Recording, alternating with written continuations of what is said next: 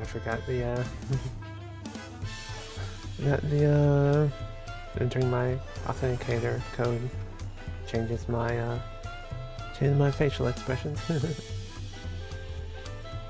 Okay, so I had lunch, went to the store. I'm good until at least I'm good till dinner time, I think. Yeah, so I'll try to go for another 4 hours. Yeah, so I know I said, I know I posted on Twitter like I'd take breaks for gym and food, but I went hard all week at the gym, so normally I take breaks. Okay, normally I take a rest day in the middle of the week, but this week I was like, let me just do 5 days straight, and then I'll rest on the weekend, but I think it caught up to me, so I'm taking my rest day today instead of taking my rest day after 4 days of straight workouts. 4 days straight of gym visits. Yeah, so normally my rest days are like 1 day during the week and then on Sunday because the gym is closed on Sunday.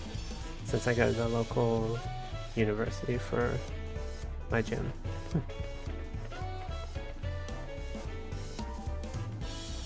Okay, anyways.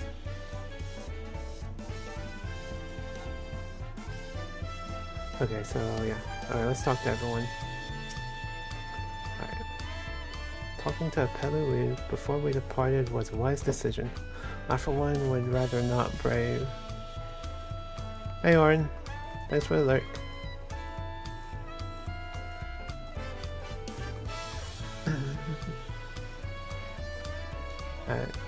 One way to part with a wise decision. I for one would rather not brave a treacherous slippery trail on foot.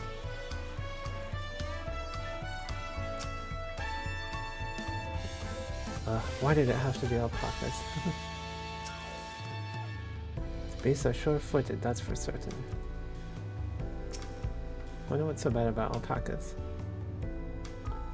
Pelu are all being small is confusing enough, but those masks make it almost impossible to tell men from women, let alone guess at their age. Oh my, are these fluffy babies our mounts?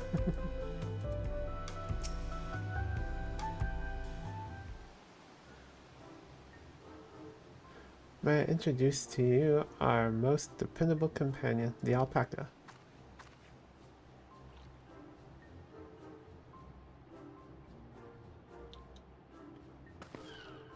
Carl like, oh baby, and the local man's like, not these things.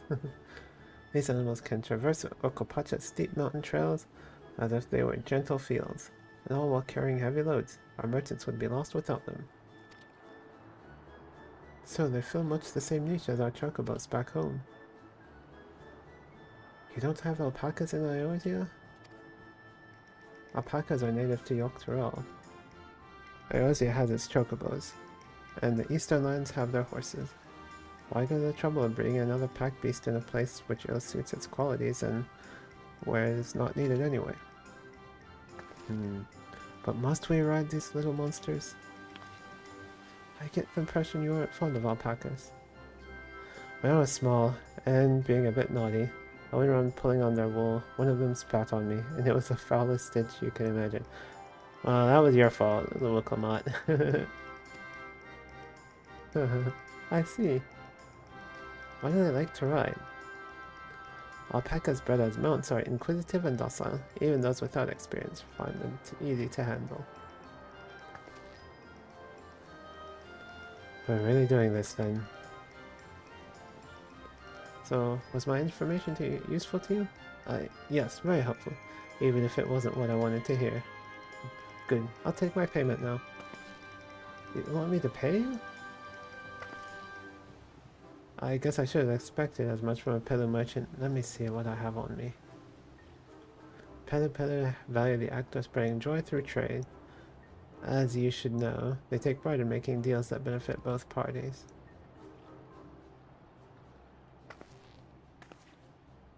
Here you go, a fair price for your fair advice.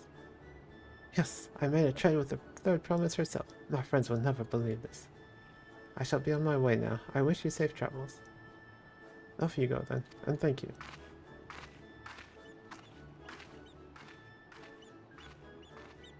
I better not get spit on again. You brought that on yourself. Remain calm and gentle, and so will they. I'm still not happy about this, but if we need to ride alpaca straight to Okopacha, then that's what we'll do.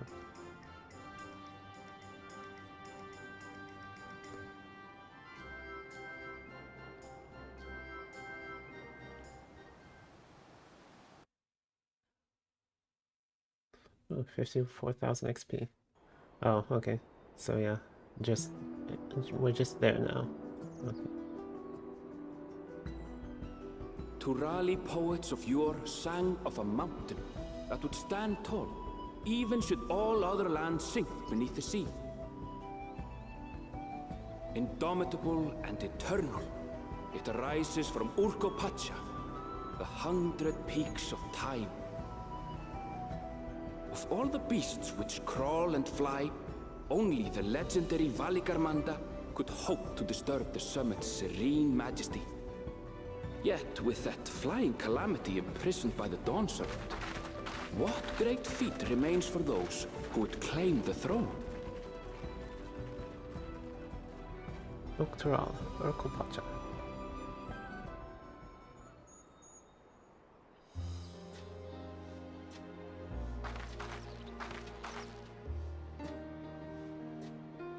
So this is Urkopacha. I've never actually been here before.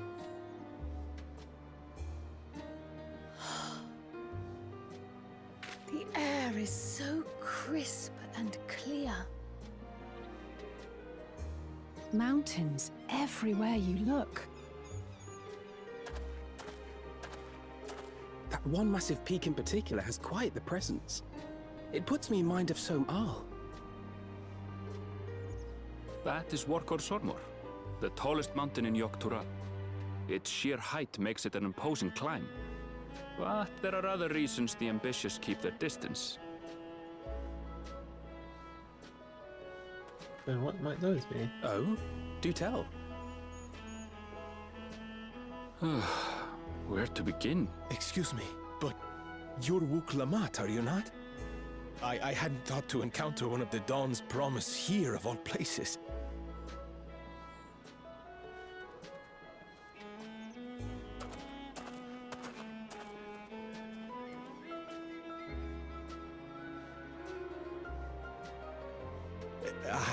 But I should introduce myself.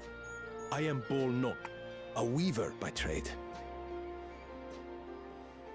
Well met, Bolnok. We're on our way to Watranpelo.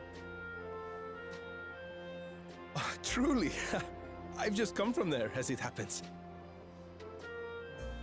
I'd asked the Pelu Pelu who sell me their wool to give me a tour of their alpaca ranch.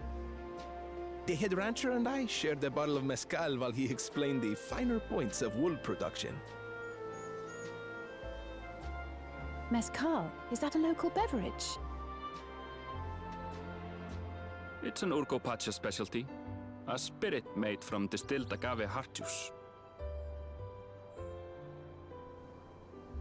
Yes, and it must have done wonders for my mood, for I tripled my usual order of alpaca wool.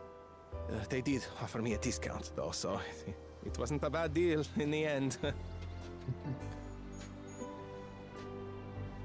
But listen to me, boring you with my tedious stories.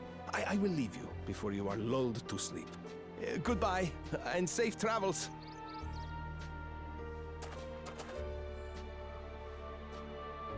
What do you need?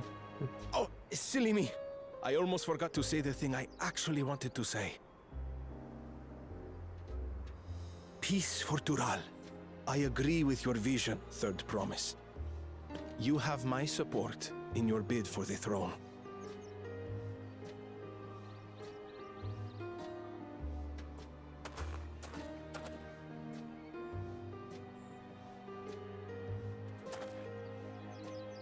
I gather from his tale we would be foolish to underestimate Pelu Pelu merchants. Yep. Yes, they do more than run the markets in Tuliyola. Pelu Pelu peddlers can be found everywhere in Tural, traveling from place to place on their sturdy alpacas. They are effusive and engaging speakers, and many's the customer who's been talked into spending more than they bargained for. They won't find this customer so easily charmed.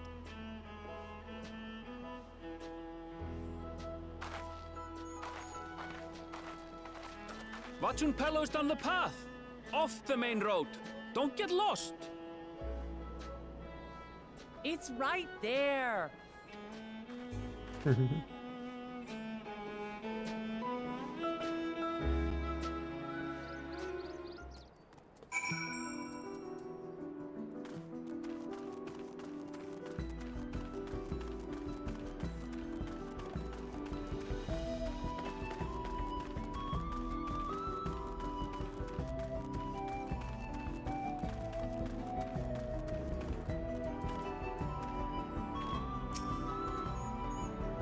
Feel the change in altitude most keenly, while mayhap not to the same degree as Sea of Clouds. The air is decidedly thin here.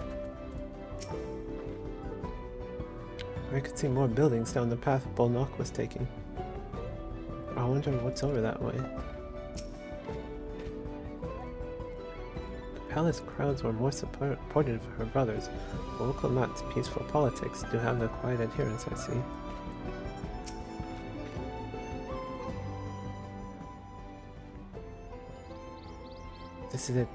This is it. Watchun Pelo, home of the Pelu Pelu. Wuklamat should have arrived before us.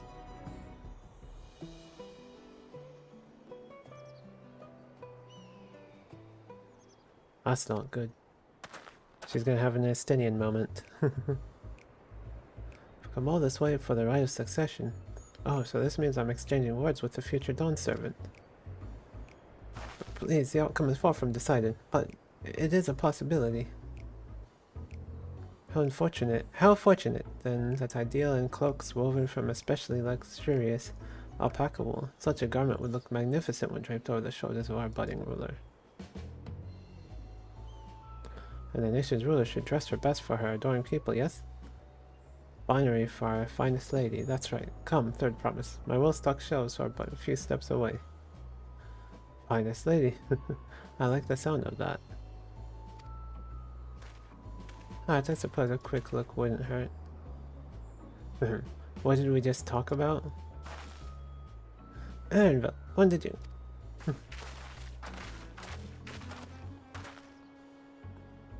Ah, a stoner from far-off Shaktoral. Northern winters are bitterly cold affairs, I'm told. I cannot imagine how you survived them without a lovely warm cloak of quality alpaca wool. No thank you. I'm not in the need of new clothes at the moment, and neither is the third promise. Perhaps another time. Of course. My shop door is always open.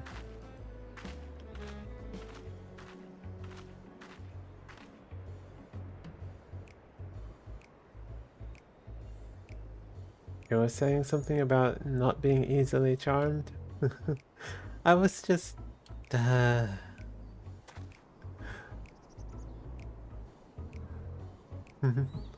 don't want to say, but like, I don't know if it's a bad term, but like, but Woklamat, she seems like I don't know. Seems like, I don't know if it's a bad thing to say girl failure. I've heard that word before, but yeah, I don't know what it means, but I mean she's I guess maybe Gatmoe would probably be better. Would probably be the better thing. Because she projects one thing and then she's the same and then she's really different another way. So maybe Gatmoe would be better than girl failure.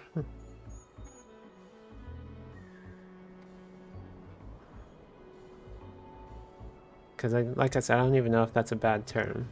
I've heard it before. That's all I know. Okay. As I mentioned previously, the Pillar people live for bringing happiness through trade. They won't cheat you or sell you defective goods. They will, however, disarm you with their deft turns of phrase. and unwitting customers like Wuklamat fall prey to this affable approach time and time again. Your only recourse is a clear and firm refusal. They won't pursue the matter should you make your disinterest plain. A valuable insight into the minds of the Pilu Pilu. Let's all take Erenvel's words of caution to heart.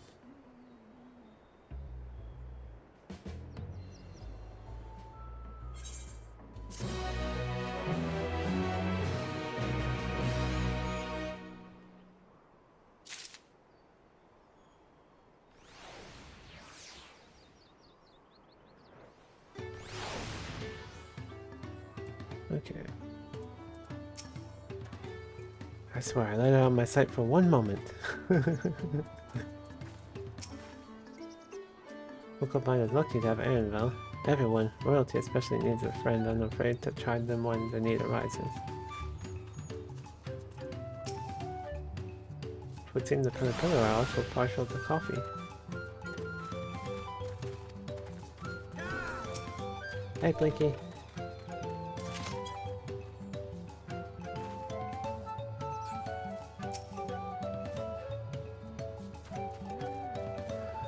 All these houses and buildings are made to Pelu size. And mine too, come to think of it.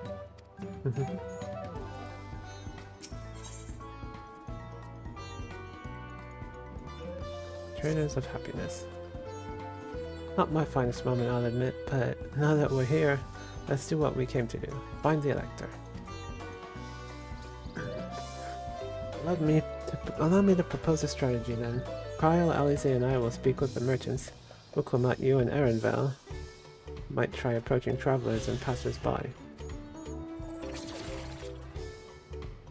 Sammy, pray investigate any of the establishments which catch your eye. Should we learn aught of use, let us relay it to the third promise.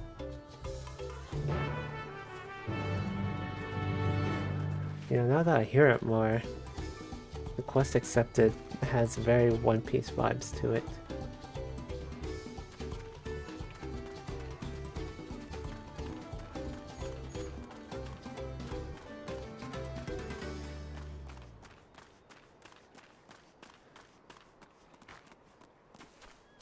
Distillery worker. Dawn Servant Selector? Ah, I thought you were a new face in town. Here for the Rite of Succession, I take it? Me, I don't much care who sits the throne as long as they keep Torral peaceful. People tend not to be in the mood to relax and sip our excellent mezcal once arrows and spears start flying, if you know what I mean. Speaking of which, would you like a cup? A joy shared is a joy doubled, I say. No thanks. Alright, yes, you were asking about that Elector business. Being but freshly returned from my trading route, I've heard there's a contest afoot, but not much else. Our head ledger, Tobli, could probably tell you more about it.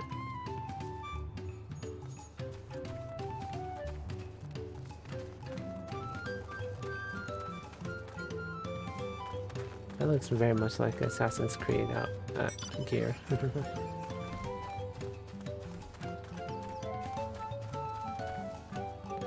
Impatient Porter. Electors? Oh yes, I've heard all about the Rite of Succession. They're all looking to put a new ruler on the throne, eh? Personally, I'm waiting for Zeralshah. The first promise wins, he'll look to expand our sphere of influence. That means access to more resources and more customers. And the thousands call them potentially. So many new trading opportunities to spread happiness far and wide. Others have been coming around to my way of thinking, so I've begun crafting goods inspired by the resilient sun. Would you care to purchase something? No, I would not. Very well, you said you wanted to know about the Elector. I could help you, but I won't. I can tell you no supporters are all child or his policy. Well, okay. I was gonna say well fuck you too then, but nah, that's rude.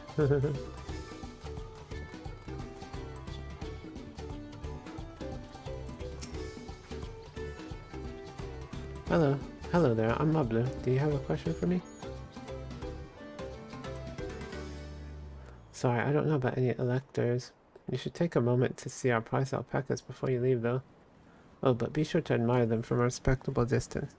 Get too close or our nervous starlings may be tempted to spit on you, and that stuff stinks.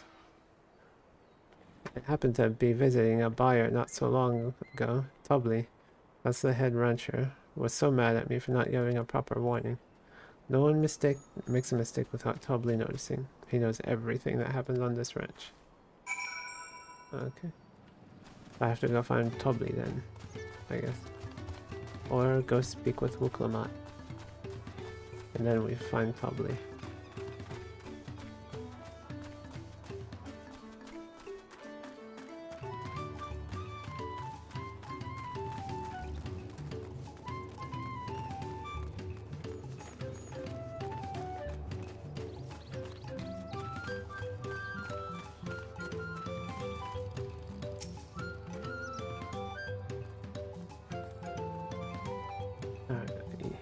You really have to watch yourself around these silver-tongued peddlers. I almost bought a bottle of mezcal and a stack of blankets, and then there was this enchanting ornament. Anyway, I did manage to learn that Tubley is the man I talked to about the contest. Now, if only they'd show where this head ledger of theirs is to be found. Really? He's also the head rancher. Well, the alpaca ranch is not far from here. I say we pay a visit before the others return.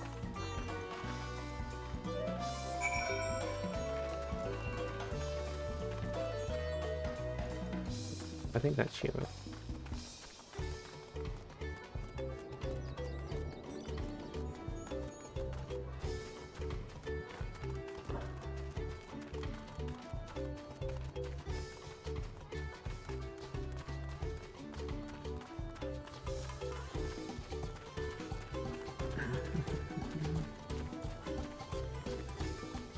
So my goal for today is to complete at least the first dungeon.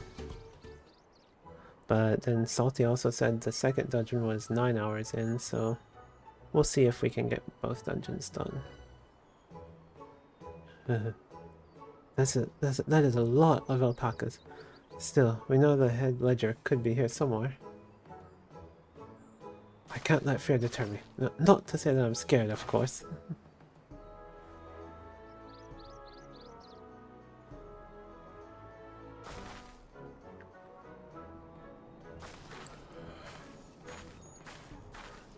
Excuse me, is one of these workers Tubley?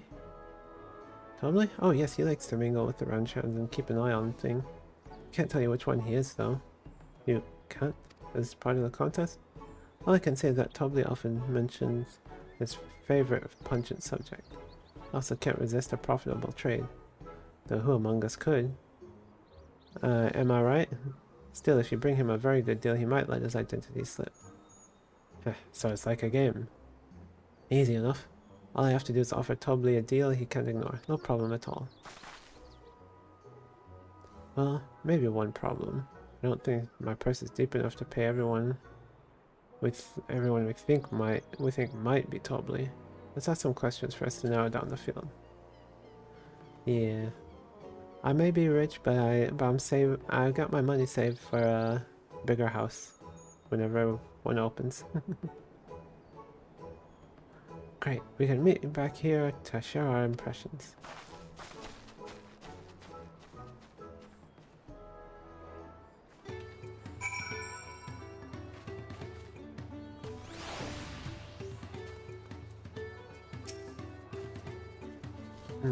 Obviously I'm not Tubley. I mean, oops, I shouldn't have said that. You're meant to find out for yourself who Tubley is, or if an elector is even in the village at all. Good luck.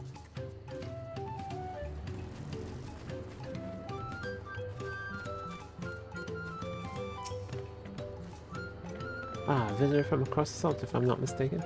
Be warned, the alpacas will split. It will spit if you startle them. I suggest you keep your movements slow and deliberate.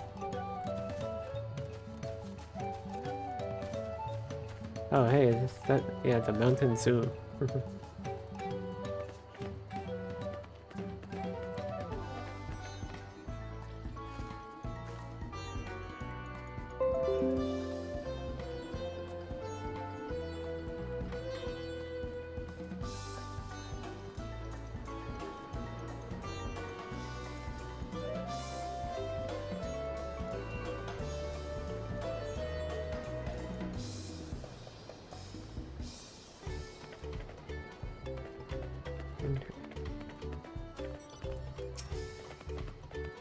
beast regards you with wary eyes and a twitching jaw.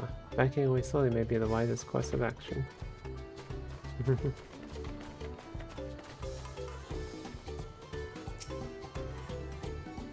I'll sniff out the head ledger in a heartbeat. You'll see.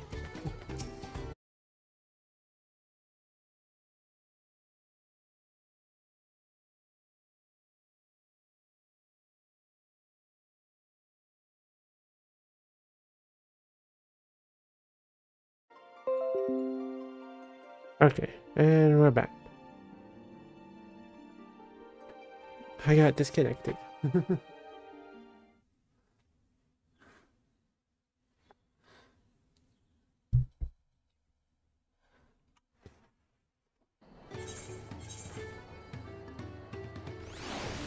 Okay.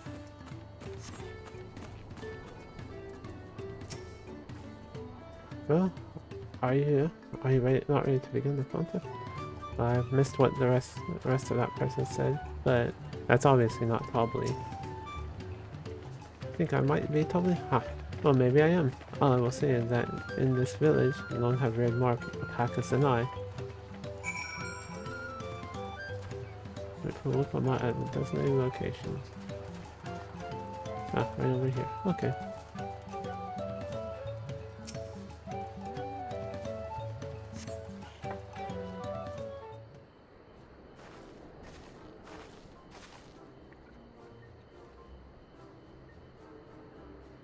I see we're both done with our interrogations. So, who do you think it is? I have my suspicions, but let's hear your pick.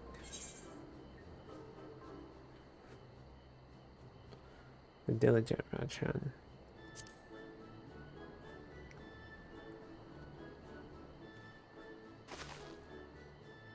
Ah, the worker is so intent on stable chores. I had my eye on that one too. Time to rip the mask off our mystery Ranchan, so to speak.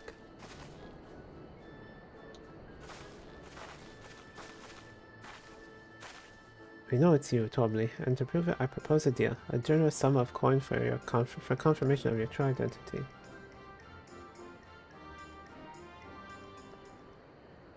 An offer I gladly accept. As you have correctly guessed, I am indeed Tobbly, head ledger of Watchman Pello, and head rancher of the family ranch. I am also one of Galula's Jaja's chosen electors. Nailed it. Aha! In a place featured in the Tuliolal saga, just as we thought. I was right to trust in your instincts, and I wager this won't be the last time.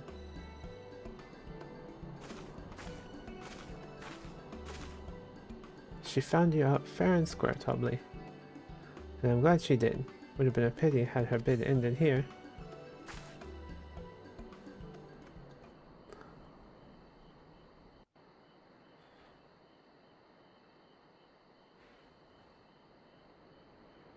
Deducing the Dawnservant's elector was the first step of the feat. Too simple a task for this aspiring ruler, eh? Right. Not hard at all.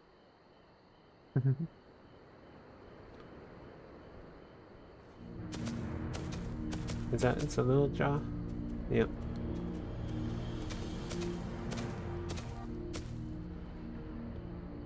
Zorolja. Zorolja, not Zorolja.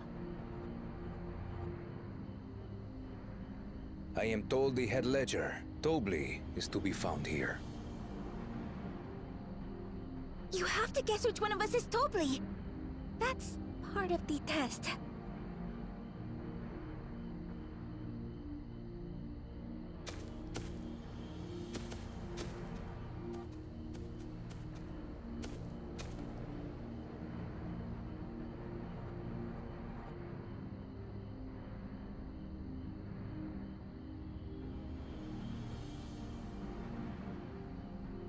He's giving it away.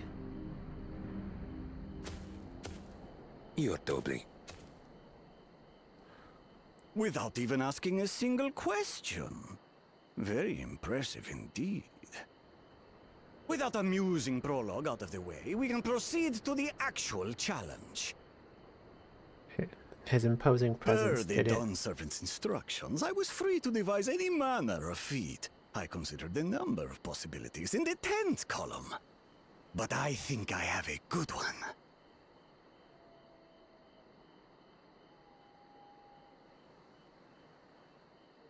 You must go forth and capture for me an alpaca.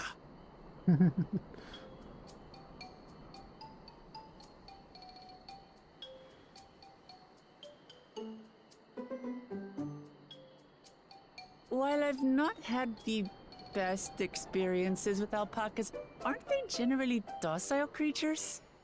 That doesn't sound like much of a challenge.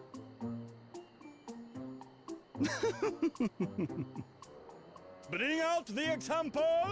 Oh no, they named it.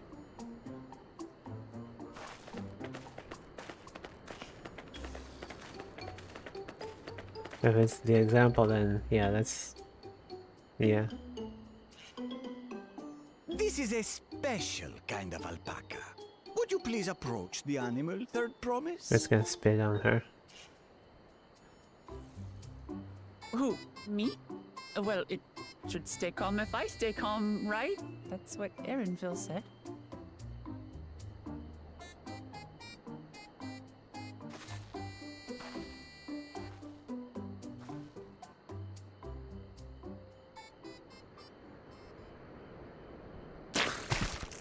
I knew it. Ah! The little monster spat on me! Ah, oh, that stinks. I can't.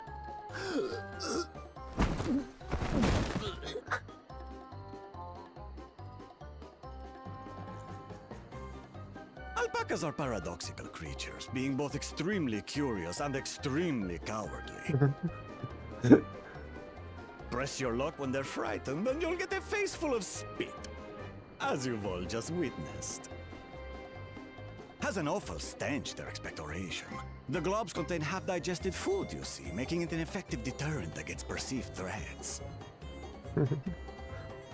Wild valley breed like this one are especially timid and can therefore be quick to lash out. They're also especially hardy. Indeed. We take the rugged wild alpacas and breed them with our gentle domesticated stock. This produces the strong but beatable pack animals prized by our traveling merchants.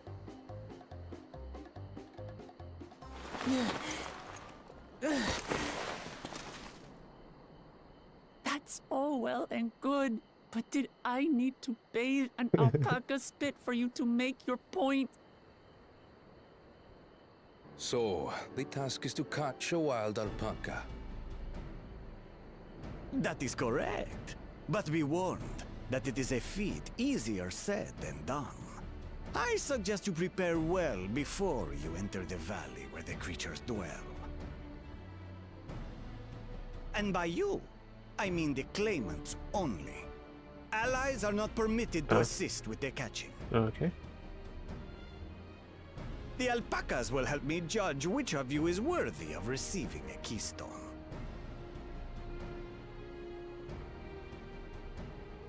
So I'm to chase down a fluffy, spitting demon, and that somehow proves I'm fit to rule? As I said, the Dawn Servant granted me the freedom to decide my challenge. And when you reach the end of the rite, I dare say you will understand why I chose what I chose.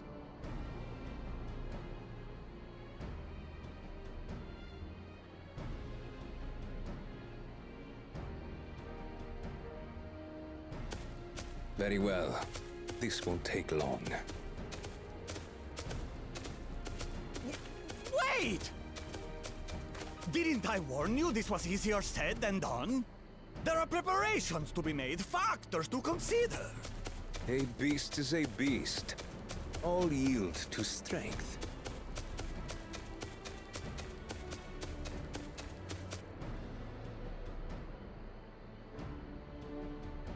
So far, this experience has done absolutely nothing to improve my opinion of alpacas.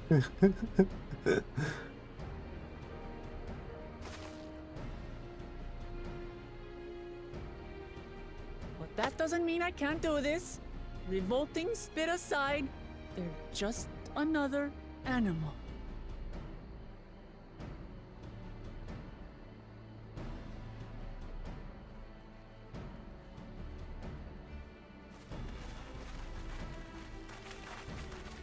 Are you alright, Uklamat? We thought we heard you scream. Oh yeah, she's fine. She's got some... The third promise does not scream.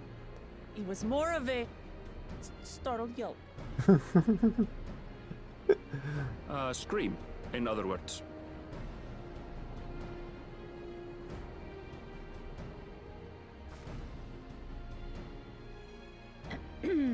Did you find the Elector?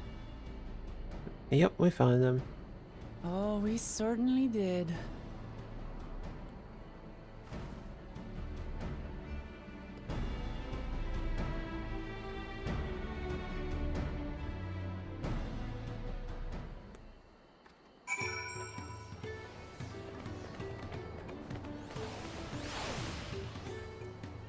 Alright. Done my duty and assigned the claimants their feet. The rest is up to them. I was impressed with how easily these are all Jaffa and Tobli, but also sort of frightened. Judging by the volume of Wuklamat's scream, alpaca expectoration must have a nasty odor. Indeed, indeed. I'm content to remain ignorant of the smell. So Roljab puts me in mind of Garlemald's own exalted son. Of the two, though, Xenos was undeniably more arrogant. But this is our sought-after Elector. I did say remaining calm was key, but the same rules don't apply to wild alpacas.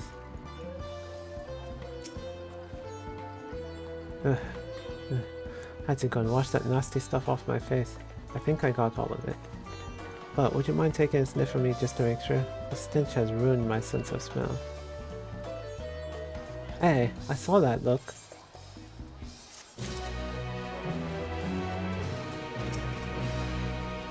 So, can you still smell it? Be honest.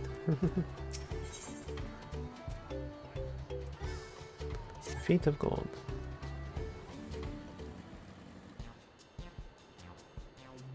As Wuklamat helped demonstrate, the valley alpaca are wary of people. Getting close enough to catch one will not be an easy task. You might have warned me about that earlier. I have enough trouble with tame alpacas. How do you expect me to wrangle a wild one? With the proper saddle, we infuse the leather with a relaxing scent that soothes the spitting beast. Wonderful. Give me one of those then. Have you perhaps forgotten we are a clan of merchants? If you want a taming saddle, then you'll need to find a saddler and make them an offer. They don't come cheap, of course. Crafting a saddle will cost you the equivalent of 10 pel in the thousands column. You mean 10,000 pel? I don't have that kind of coin. Converting the gil, that comes to around 1 million or so? Maybe if we all pitch in. No, this is my feat to accomplish. I wouldn't feel right about having others pay the cost. I'll find the money, somehow.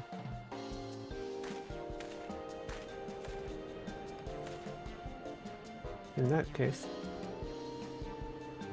giving her back the money.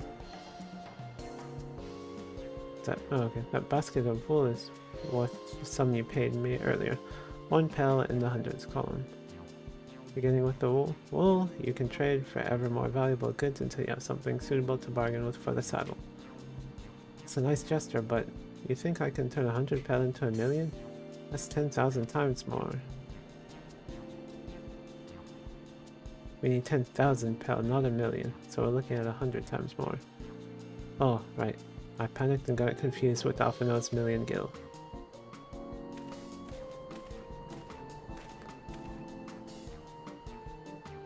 I'm not so sure about this trading idea. You were almost talked into buying a cloak you didn't need mere moments after you arrived. But I hate it when you're right. Then let me help you with your deal making. Oh, hello again, Mablu. Mablu, I work here as a ranch hand, but I've also learned a lot about the peddler profession. It's alright if I aid them now, yes? I guided the claimants towards the first step of the feat, like you asked. As long as Wuklamat goes alone to capture her alpaca, she is free to accept assistance from whoever she likes. Hooray! let's see about getting you that saddle then, third promise. I don't know why you made your offer, but if I could use an ally with a beak for bargains. Welcome aboard, Mablu. Would the rest of us stay behind, perhaps? It may be easier to haggle over prices without so many voices chiming in. Yes, stay here and pitch in and with the ranch work. With Mablu gone, I'll need extra hands to tend to the alpacas. Gladly. Although Sammy, I think you should go with Wuklamat. You've seen markets and bazaars the world over, and surely have sage advice to share. In that case, you should also hold onto the alpaca wool. If it's misplaced or soiled in some way, you'll have nothing to bargain with. As if I'd do such a thing, but I'll leave the wool with Sammy anyway. The better to keep my hands free.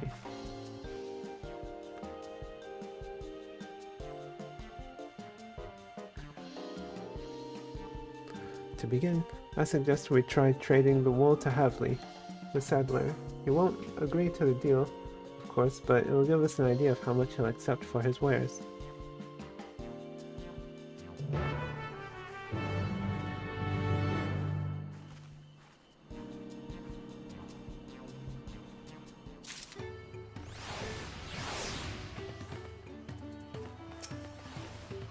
Turning 100 pel of wool into a 10,000 pel saddle is exactly how suggested I expect from the head of a merchant clan. I'd worry if it was just Wuklamat, but it sounds like Mablu knows a thing or two about trading. I have every confidence he'll come back with the saddle. Tending the alpacas, are we? I had some experience with that when I was younger.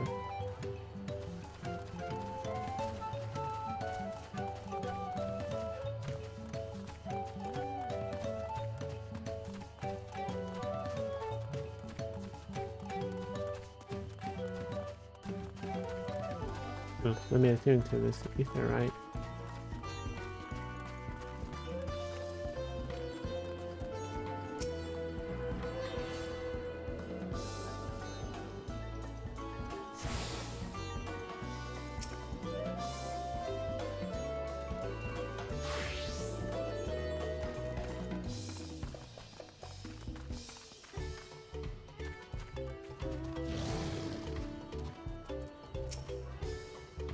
Is it really possible to make 100 times what the wool is worth just through trading?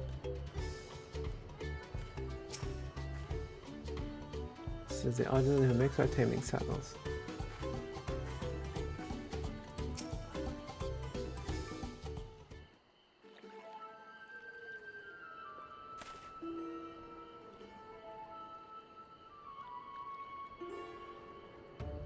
Something I can do for you? We've come to bargain. Damamu, I've come to bargain. We've come to bargain. I need one of your special taming saddles to catch a wild alpaca. Saddle, is it? And how will you be paying for it? This basket of fine alpaca wool.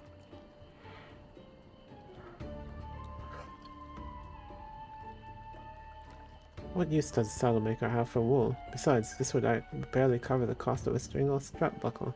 Offer me something I actually want.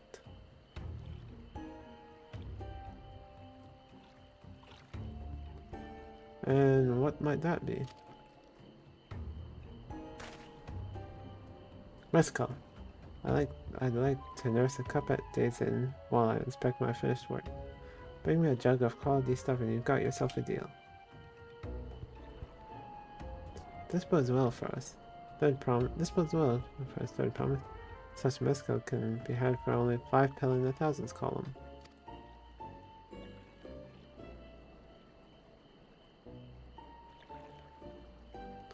Hold on, did you say third promise? Then my offer has changed. The saddle is going to cost you a jug of premium mezcal, aged 3 years at least. 3 years? That stuff is valued at 10,000 pel or more. Why have you doubled the price? Because I must support the man of ambition who will see my business prosper.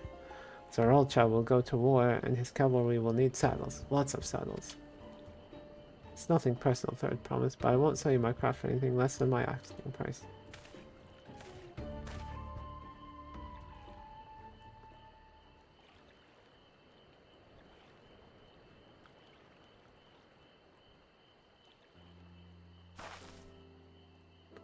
Can't say that I blame him.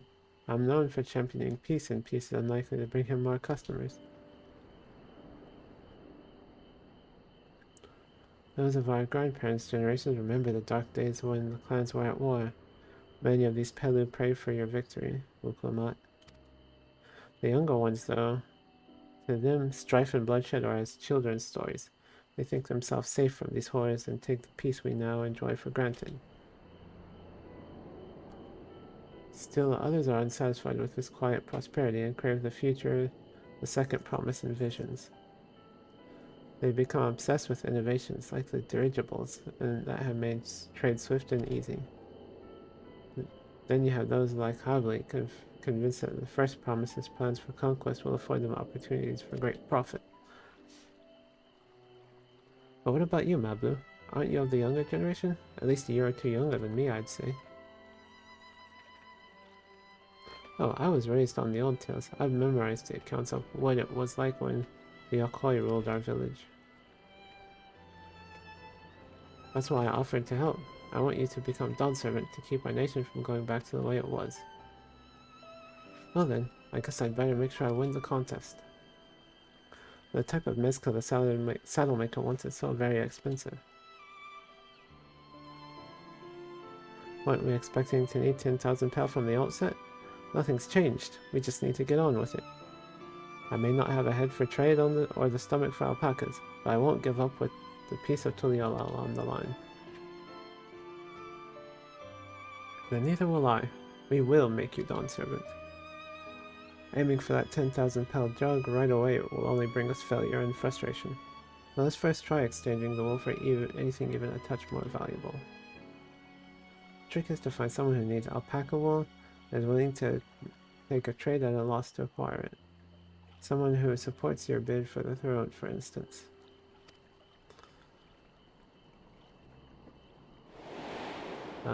Yeah. This guy. Balnock? Or was it? No, Balk.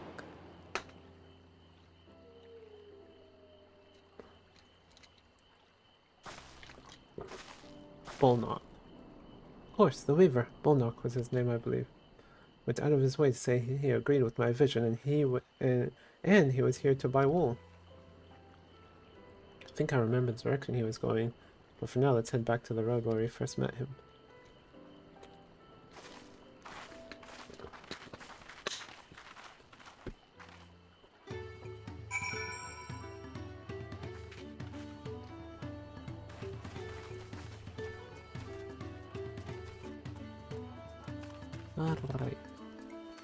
Alright. Oh wait. Well, I can. I just can't fly. See? Okay, yeah, I just can't fly. But I can use my mount. Since I'm not in the city anymore, I can use my mounts now.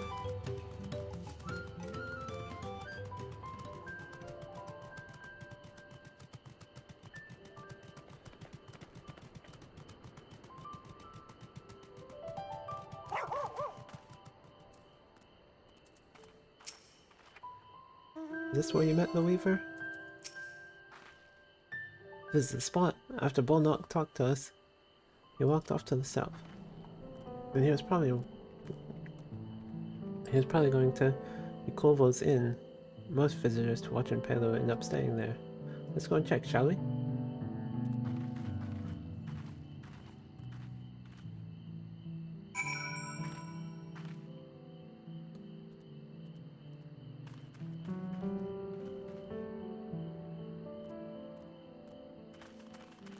Okay.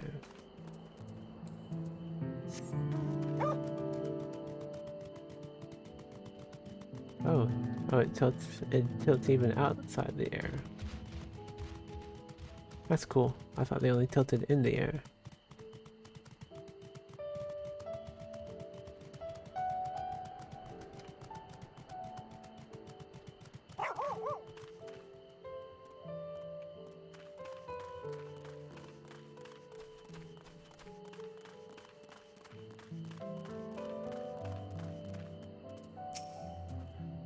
Ah, we meet again. But wait, weren't you all on your way to Watchun Pelu? Yeah, I hope he's willing to offer us something wonderful in exchange. Can I have that basket, Sammy? A basket of standard quality wool you received from Togli, with 1 pail in the hundreds column.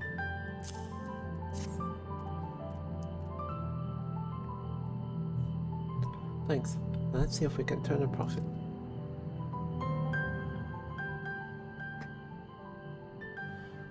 Well, knock. I'm glad we found you. Are you interested in making a trade? Very promise. You wish to do business with me. Must I ask what this is all about?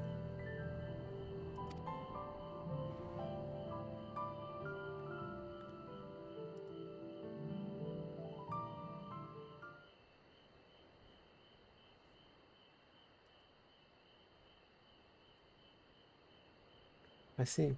So the goal is to turn that basket of wool into a jug of 3-year-old premium mezcal. Now allow me to invest in your efforts. Peace and Tural is what allows me to cross freely into the lands of my suppliers.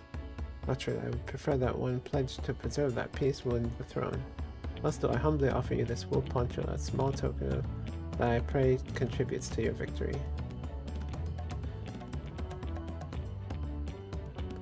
Oh, that's fine craftsmanship.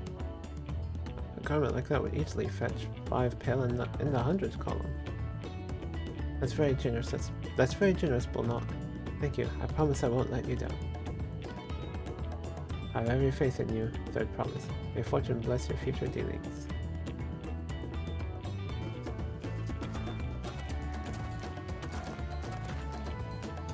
I can't believe you quintupled your investment with your first deal. We're off to a spectacular start. Only because Sammy remembered our weaver friend, all I did was hand over the wool. It's not true. The connection you build with people are vital. This is one of the most fundamental precepts of trading, one which you've instinctively mastered. Wait, instinctively or instinctively? You think so? I know so. I know so. Now let's take our 500 pel poncho and trade it for something even more valuable. Here, Sammy, you take the poncho. If I lost it somehow, Arendelle would never let me hear the end of it.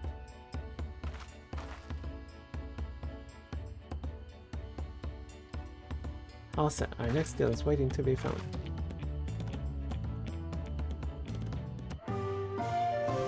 Excellent trade.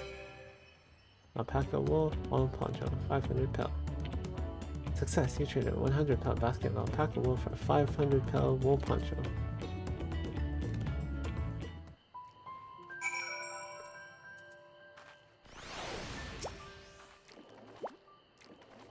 Turned 100 pel into 500.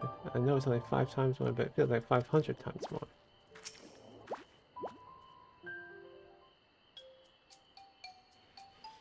Leveraging connections is a sound strategy, but we should also consider supply and demand. The individual in urgent need of a good poncho will offer more than a merchant simply looking to stock his shelves. That makes sense, but how do we know if someone needs a poncho? They aren't wearing one?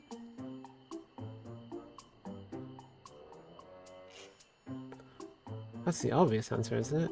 We look for a person without a poncho and hope they're eager to buy ours. Yes, there you go. We find the demand for our supply.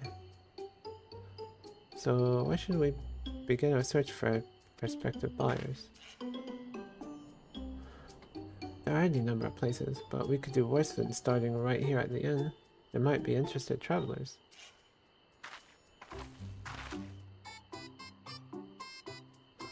Who here needs a poncho? A lot of Mamoja hardly wear anything to begin with. Those are probably Landsguard or sellswords. Mamoja who soldier for a living prefer not to wear much above the waist. It hampers their movements. But even if they have bared shoulders, Mamoja carrying arms can be struck off the list.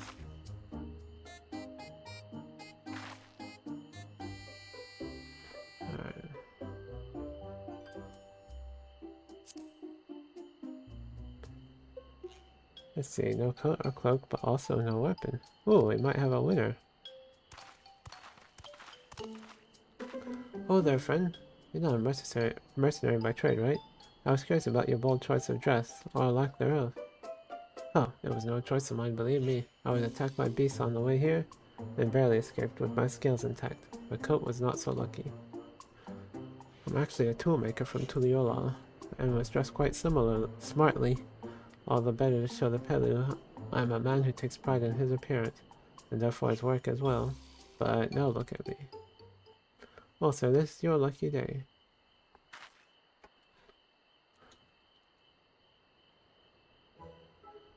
What a splendid poncho. This would be perfect replacement for the coat I lost.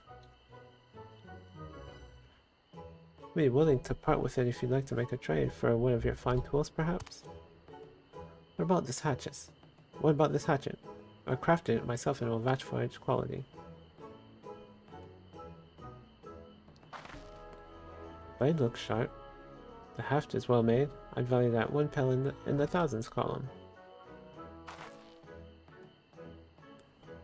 Oh, from 500 to 1,000, we have a deal. Wonderful. Fine garment such as this should put me on the even footing with any Pelu merchant. Like the eponymous owner of Miblu's mate garden, for one. Her field hands will use hatchets to harvest the mate.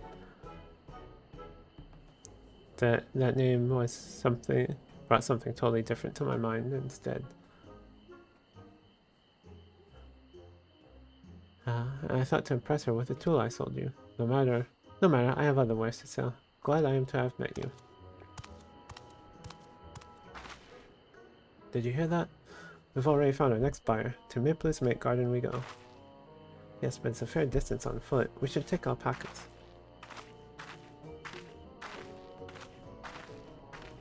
These ones would be the calm type, right? Probably. Excellent trade.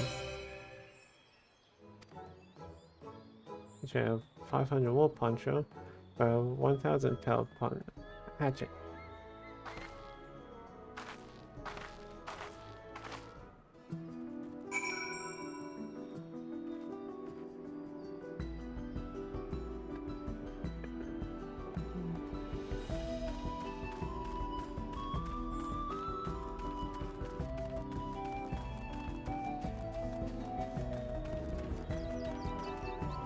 Oh, you had correct.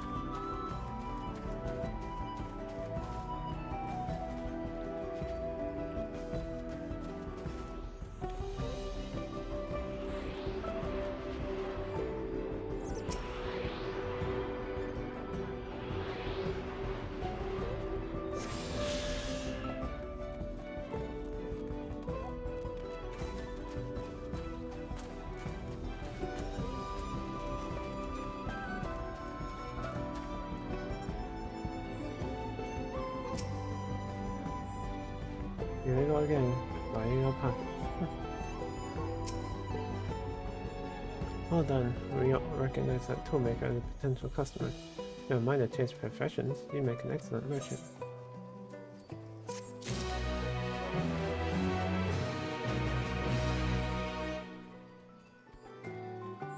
Ooh.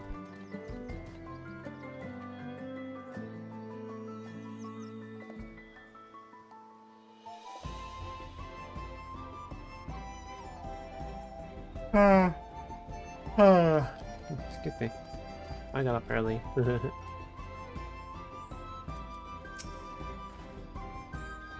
been doing so well, even Tobly would have to agree.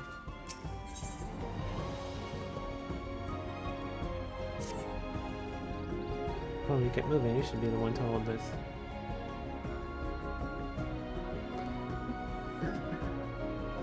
With that, I suppose we should hop on the alpacas Mablu has so kindly provided.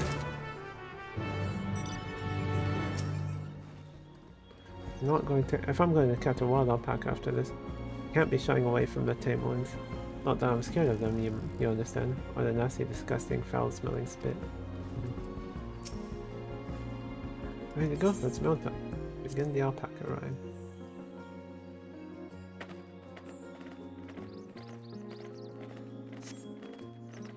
Please don't spit, please don't spit. You'll be fine, these ones are accustomed to people. Still don't trust them. You have a knack for riding, no? You have an echoing no matter what you say. Without our traveling, our alpaca friends, we probably would never have become traveling merchants. Can you imagine walking all the way across Tyrol?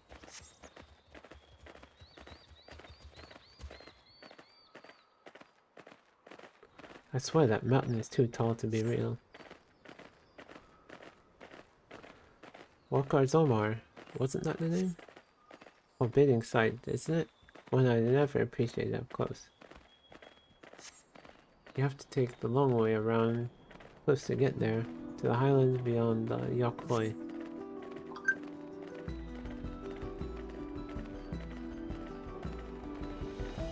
So, Mablu, you said you were learning about the peddler profession. You don't care for ranch work? No, I love it. I love working with alpacas.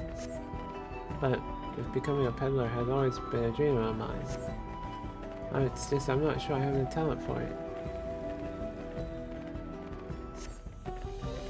If I can help you buy this taming salve, that'd be proof I can do this after all.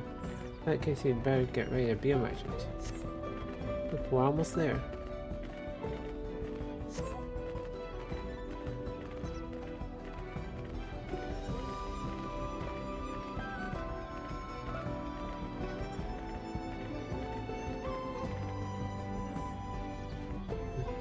I'm getting sleepy.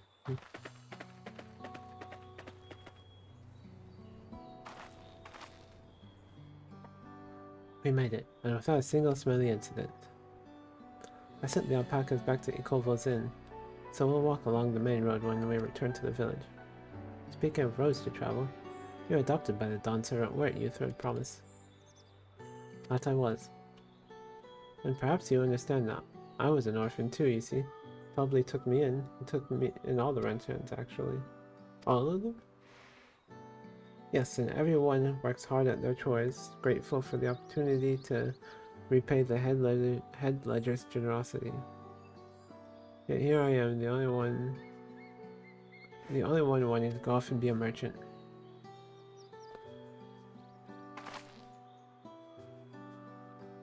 I'm sorry, I don't know why I'm telling you this. We need to keep trading things for your saddle, and if you're to prepare for this feat of gold. Ooh. It's mate harvesting season. You can't have too many quality hatchets. And add to that Okamat's way with people, and we should add to that Okamat's way with people, and we should have no trouble making a favorable deal. Mabu. It's Miplu herself. Over there. Pass the hatchet to Third Promise and let's get to the bargaining.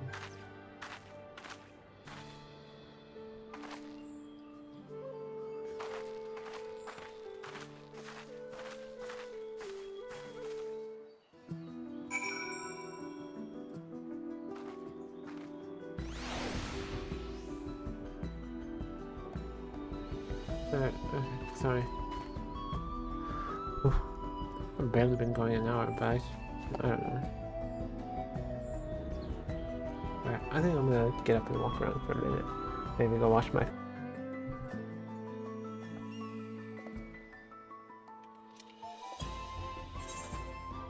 Oh yeah, I always forget I have to press enter to that.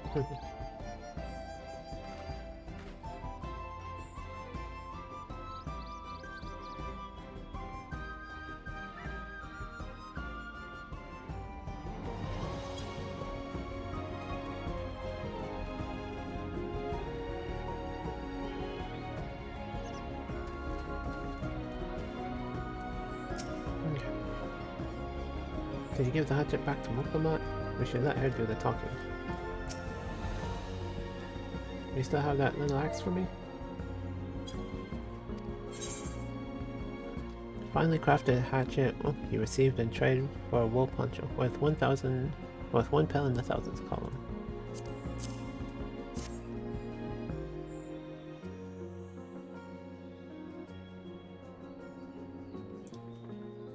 Thanks. Now I have to see what we can get for it.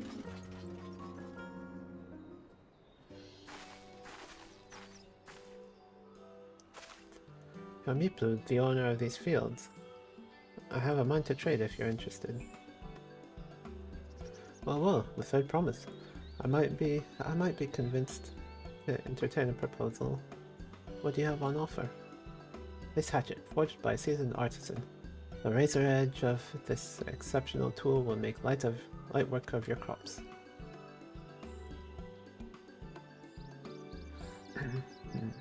Quality is acceptable, I suppose. I'll offer you a large sack of mate leaves in exchange. A sack of mate leaves is valued at 1 pel in the thousands, the same price as hatchet. That would bring us no closer to the mezcal. If I may, Mistress Miplu, it's harvesting season, is it not? Does not the demand for hatchets afford them a higher value? It is indeed the season, which is why I procured an ample batch of tools well in advance. We've missed the window for demand. In that case, we'll have to fall back on connections. Think of it this way, a generous deal here will put you in the third promise's good graces. Surely that's worthy of consideration. I do not wish to give offense, but I must tell you that I stand with the second promise. His innovations will improve every aspect of our lives.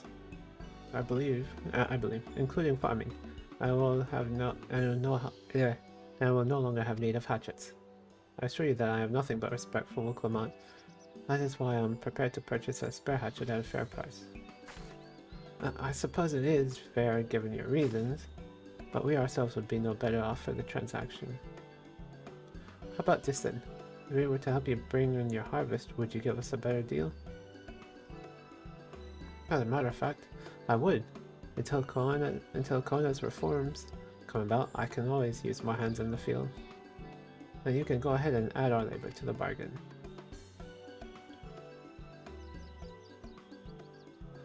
I did value to tip the scales. How could I have forgotten one of the most basic rules of trading? You can rest here if you like, Mablu. Sammy and I have mate together. Oh no, I'm helping too. Off to the fields. And mind you pick the healthy leaves. I'll take 5 good bundles from each of you.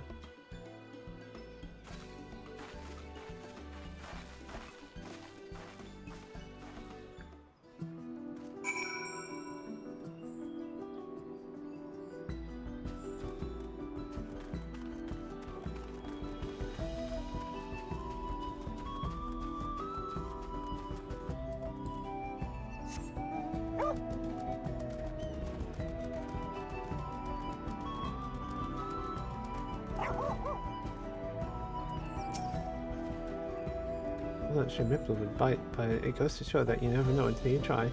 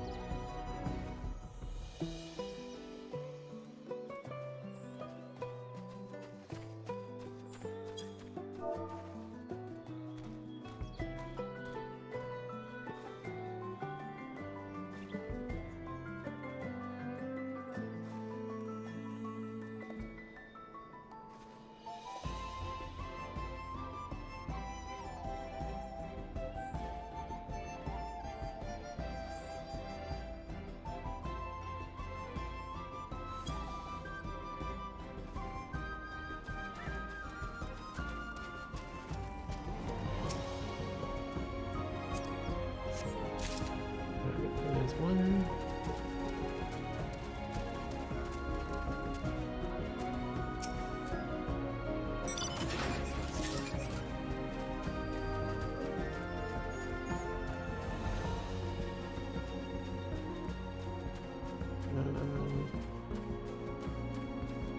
There's gotta be one more over here, otherwise it wouldn't show me. Ah, yep, there we go.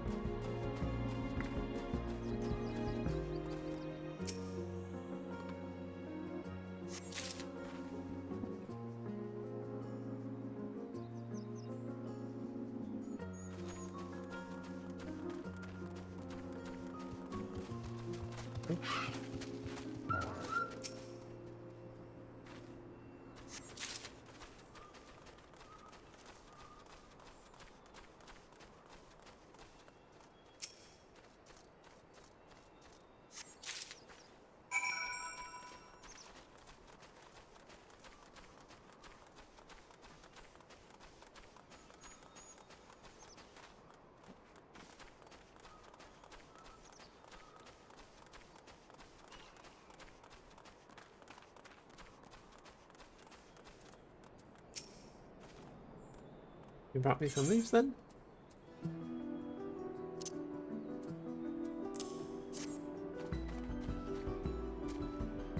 Oh shit, I forgot to get me a water. Oh well.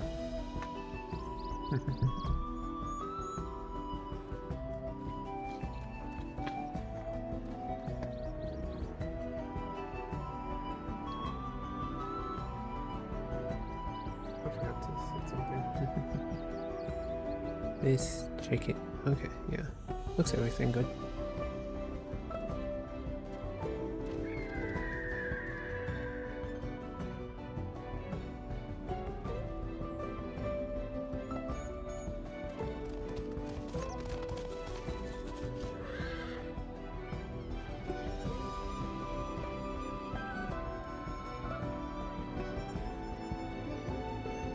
An acceptable harvest. We'll see how your companions fared before I make any decisions, though.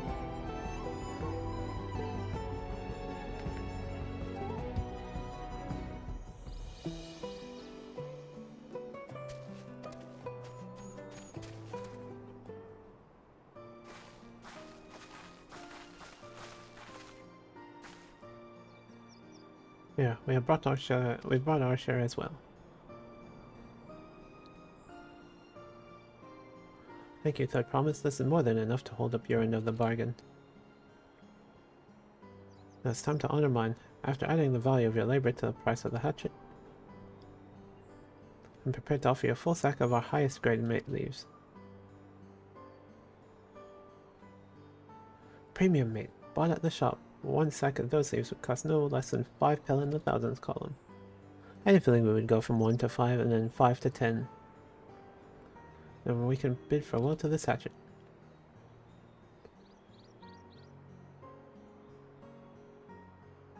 I'll give it a good hum. Talk of the contest aside, I'm glad we could come to a mutually agreeable trade. As am I. All the best with the rest of your harvest.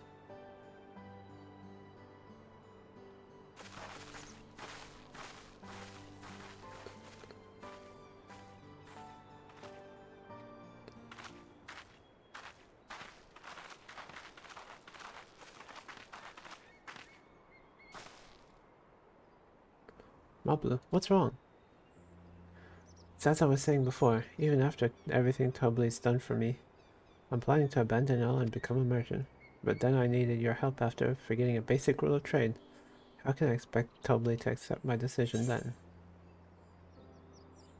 Have you mentioned your plans to leave?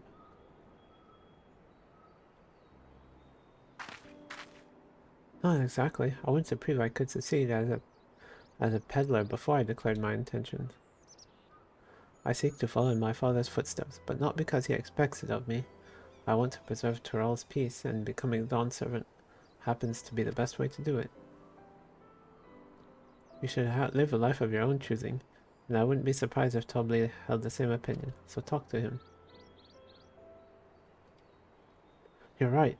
It's better to find out for sure than worry over what he might say. Thank you for the advice.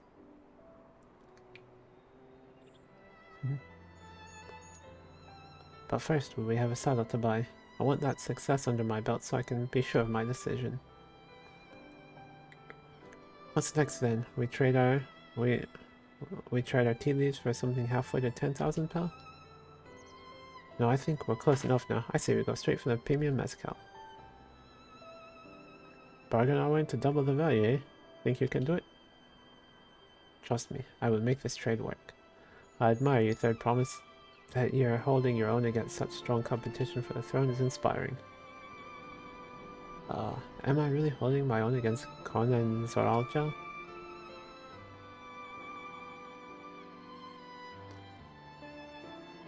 I mean, of course I am. And Wokolama of the Dawn's Promise, after all.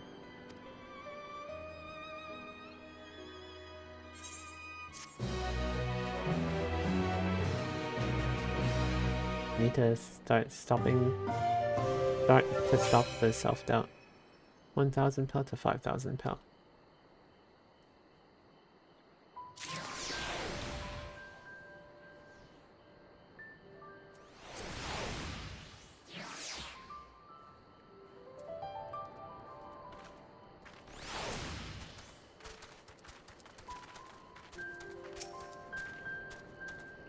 Never been one to take it slow.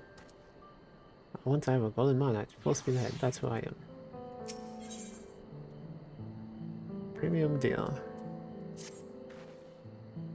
Before we go, let me give you the mate leaves. I don't need to risk proving Anvil's point.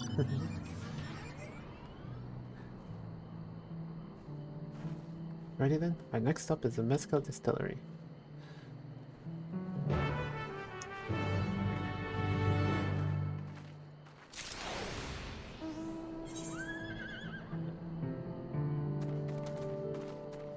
So, back to watching Pello.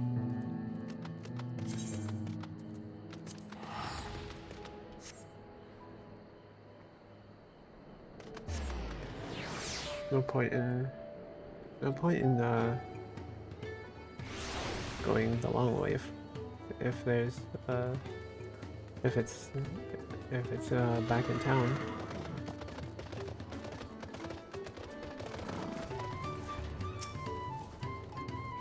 Oof, the smell of mezcal is overpowering. The fumes alone are making me dizzy. I want to speak with a man by the name of Gobley. Even among his fellow distillers, he's regarded as a master of the craft. He knows the value of his product, so if we're to convince him to trade for twice what the leaves are worth, we're going to need targeted information. That means asking around and taking in the gossip. If you could talk to people here in the distillery, Sammy, perhaps Woklamak could do the same at the village entrance. Meanwhile, I'll head to the north side and see what I can learn.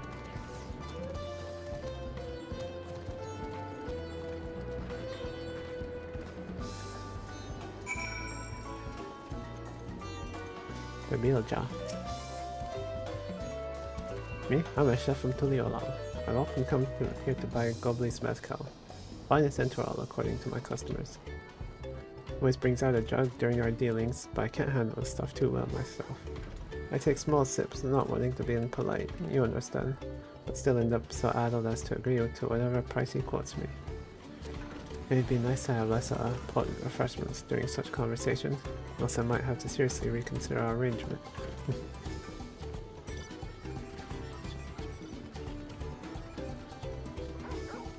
Sovli. Gobley might be a deft hand at distilling, but he's got no sense when it comes to appearances. Rumor had it he's been invited to the palace for business negotiations. If he presents himself to the court wearing his usual rumpled attire, though, he'll be left out of Sunperch.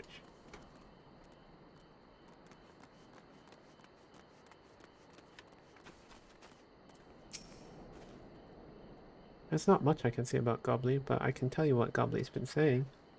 The other day he was muttering about monsters prowling around agave jaws. That's the field where they gather ingredients for mezcal. Their presence has made it hard to procure said ingredients, and thus driven up the price of his product. A boon. So I guess that's what we're going to be doing for him. A boon, some might argue, but it's hard to celebrate when it affects the work as it's done. You can't rightly bring joy to people if you can't keep making the thing they love.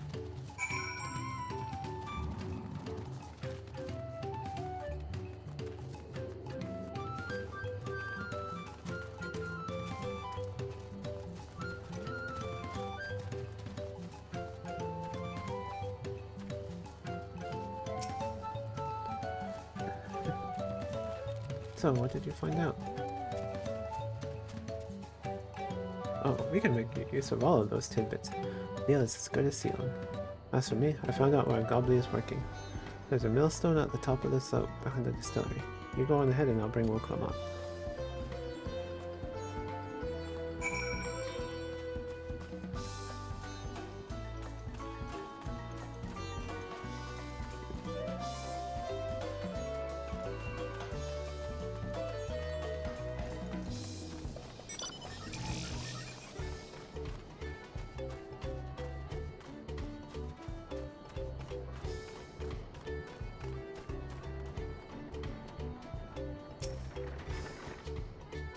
Yeah, business with me, madam. Why don't we talk down below so as not to distract the alpaca from his work? Hey, Wumba, what's going on? I'm just doing the new story for Final Fantasy. Came out today. Well, early access was today, but yeah. Okay.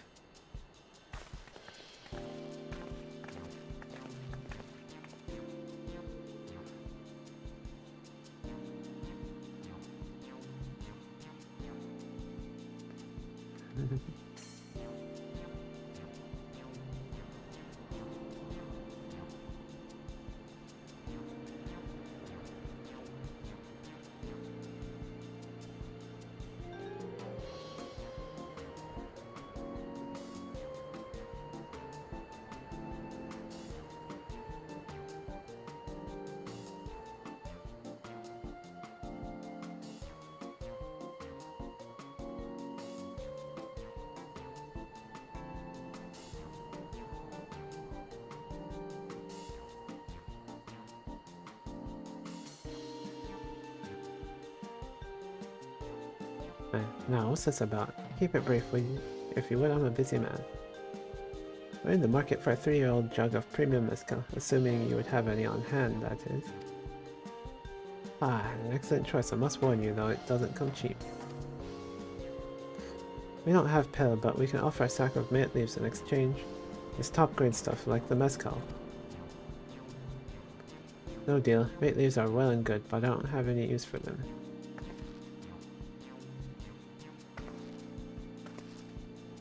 No deal, just like that. Still, I'd hate to send you away empty-handed. Why don't we sit and chat a while over a cup of mezcal? Now the real bargaining begins. Which of our cards do you want to play first?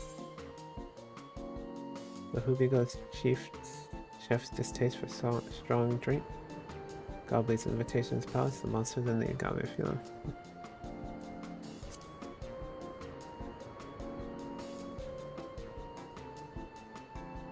Let's hold on that one. We need to consider our time. Okay. Goblin's invitation to the palace? Okay. Alright, so my first choice then was the Hubigo chef's strongest taste for strong drink.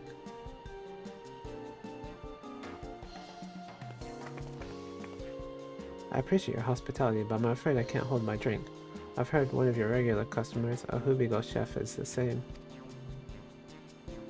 Seeing as not everyone can enjoy mezcal, I wonder if you might benefit from having other refreshments to offer. Something like mint tea, for instance, and brewed from the finest leaves, of course. Ah, you're right. Absolutely right. I had noticed a growing reluctance on the part of my Hubigo friend, but did not realize myself I was to blame. I must endeavor to be a better host. Still, even with that added value in mind, no sack of leaves is worth the mezcal you're after.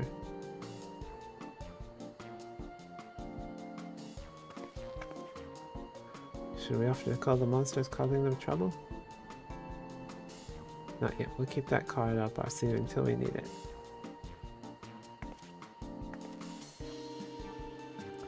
As I expect, you're aware the Rite of Succession is currently taking place. That's why the Third Promise has graced us with her presence. When the contest is decided, the subsequent Ascension ceremony and banquet will be a prestigious affair. If your mezcal were to be served there, it would bring your distillery immeasurable fame. Wait, could it be that your rumored invitation to the palace is to discuss that very possibility? As a matter of fact, yes. I must admit, I'm still reeling from the abruptness of it all. It would be a great honor and opportunity if I can secure the deal. Well, I should think your exceptional mezcal would speak for itself. That said, there's no such thing as being too prepared, and first impressions last. You'll want to be wearing your very best when you walk into Volakshunsa. It would be such a shame to miss the chance of a lifetime simply for want of proper garments.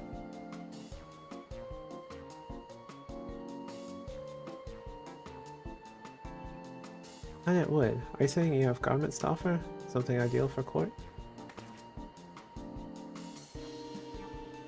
We have no garments on hand, I'm afraid, but we can provide you with the next best thing. An introduction to a weaver. His name is Bolnock, and his works are highly regarded in Tuliolal.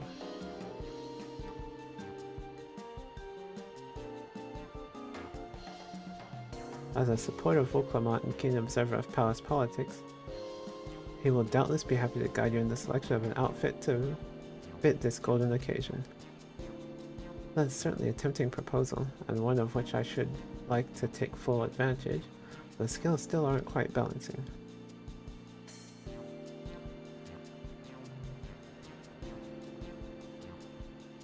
Say, weren't there monsters running amok in Agave Jaws? That's a problem we could easily solve for you. Truly, I'd be most grateful for your immediate assistance. I was resigned to hiring sellswords to clear them out. Factoring the saved expense and introduction to a trusted weaver, this is shaping up to be a sound bargain. Alright, you have a deal. Yes, I knew you'd come around. Give us a moment, and Sammy and I will take care of those prowling nuisances. In the meantime, I'll use the time to pen an introductory letter to Bolnock. Fields you're looking for are just north of Watchman Pello. Be safe.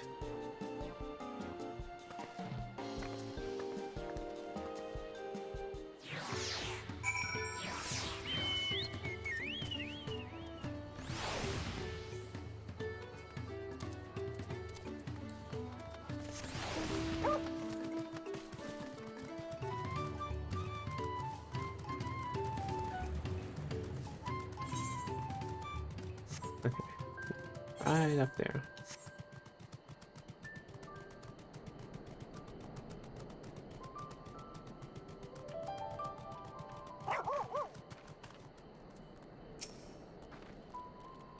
This should be Agave Jaws, just over there.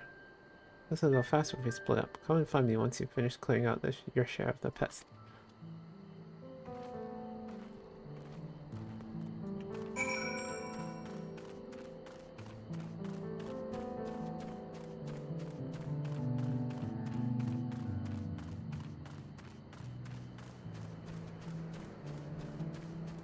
Okay, over here.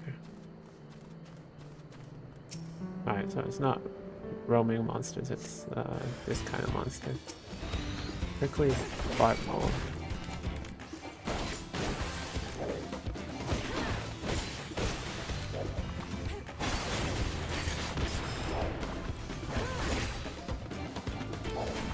Oh, I like this. I like the field battle music.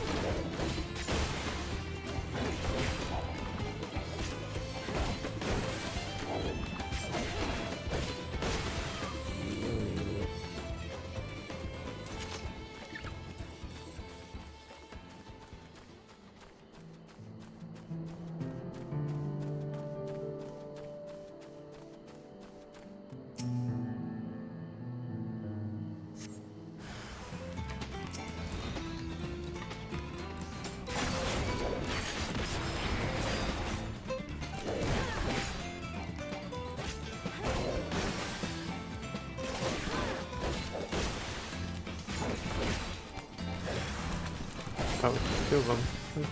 Oh wait, no. Okay, someone else came here.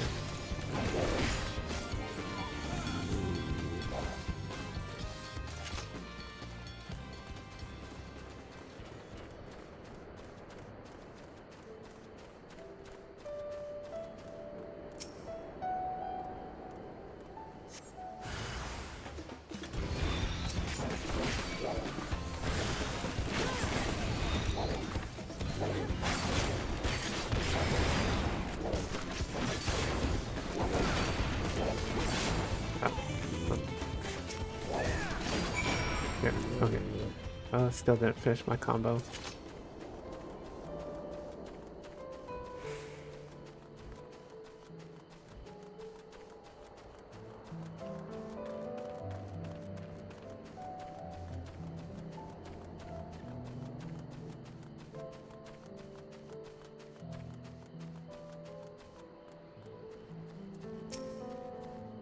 Compared to the creature that hunted Papa, this was no challenge at all. Come on, let's head back to the distillery. All that's left is to give Mablu the sack of leaves so she can seal the deal.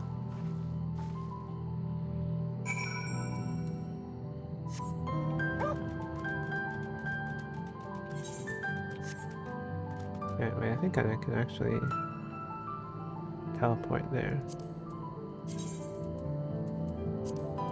Yeah, alternate pedal.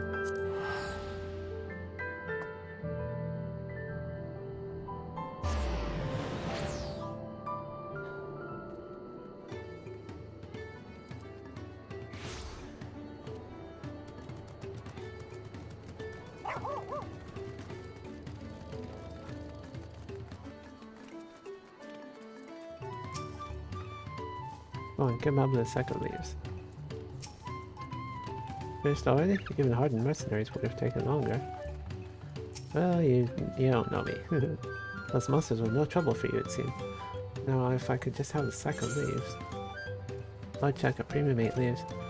You received in trade for a fine hatchet and an investment of labor with 5 pill in the 1000th column.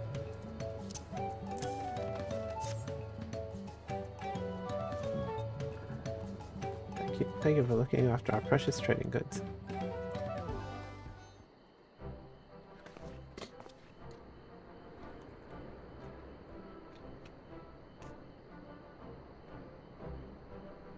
Your monster problem has been resolved, Master Gobley.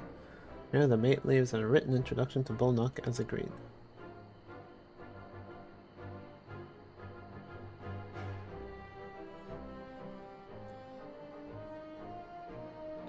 Then the deal is done. Here, your jug of premium mezcal aged 3 years. Please accept it with my compliments.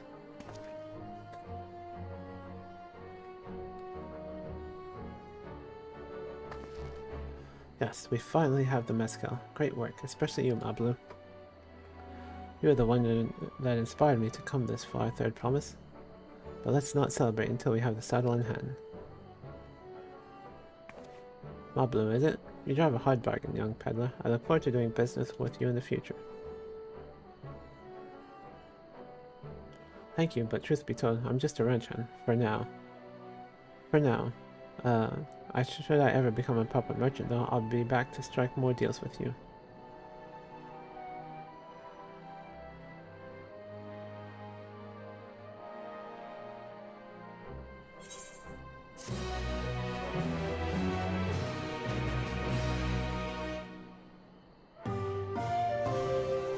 Excellent trade. Alright, now we can go get the... saddle to catch the wild alpaca and get our first gym badge. Well, keystone, but yeah. It's basically like... it's basically like gym badges. Like, go to seven regions. Yeah, so... What's... Oh yeah, you can't even hear me.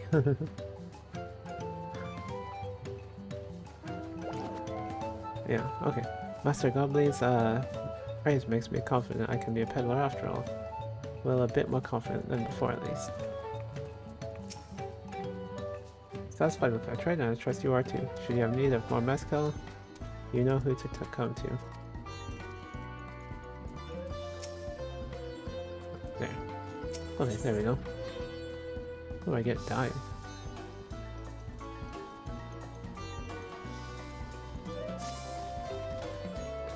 Even at the palace, I don't think I've held a 10,000 pedal jug of anything before. My hands won't stop shaking. Here, you better hold on to it till we get to the saddle maker.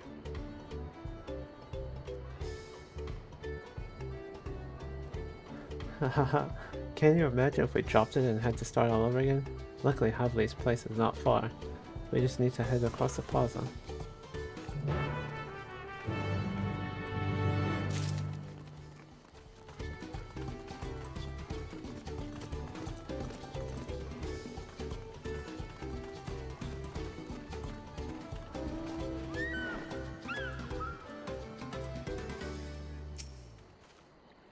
Third Promise looks ready to trade the mezcal now.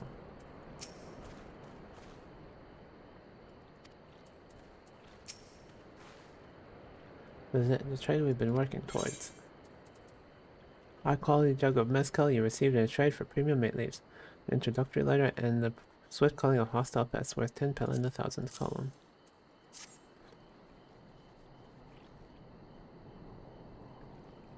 Phew, still in one piece. Right, time to make our deal.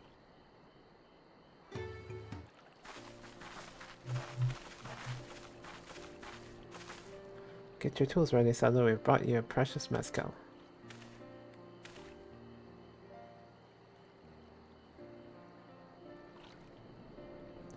Wait, you actually got your hands on it, John? But you had nothing, a few measly clumps of wool. What we had was an aspiring trader with a gift for negotiation.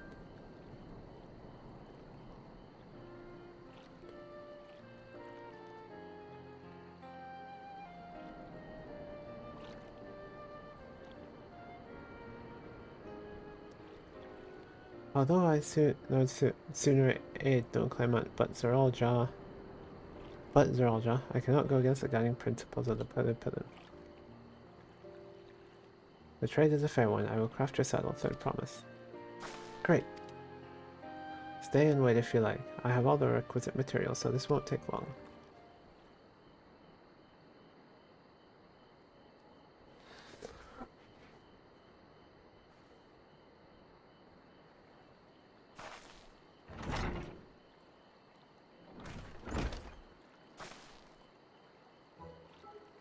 Your commission is ready. Catching a wild alpaca is never a simple affair, but you'll have an easier time of it with one of my saddles. Now if you don't mind, I have other work that needs finishing. I can taste that smooth mezcal already.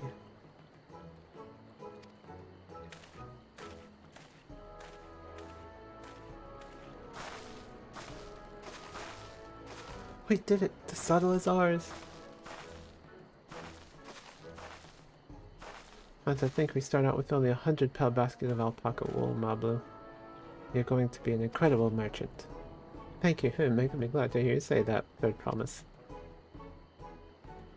We got what we came for. Let's return to the ranch. The others will be waiting. Feat accomplished. It says you traded 10,000 pel of jug of premium mezcal for a taming saddle.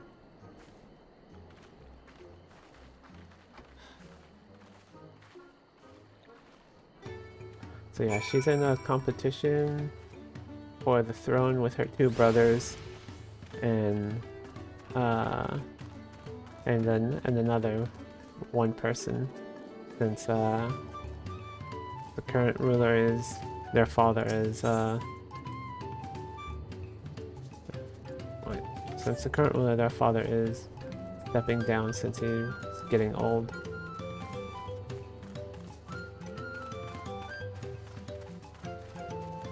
So yeah, that's what all this was for. And we have to do 7 different tasks.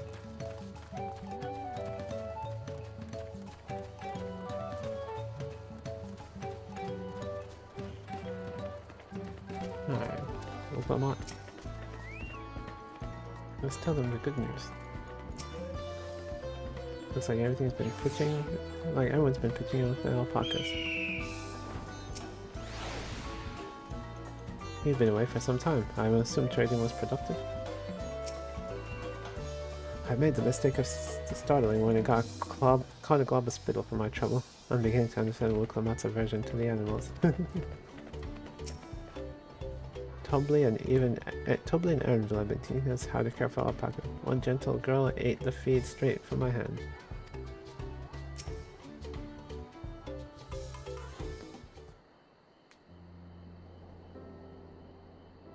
You've acquired the saddle then? Yes, and thanks in no small part to Mablu. Before you rush off to catch an alpaca though, let me teach you how to saddle one. I'll bring out one of our wild-born friends so you can practice.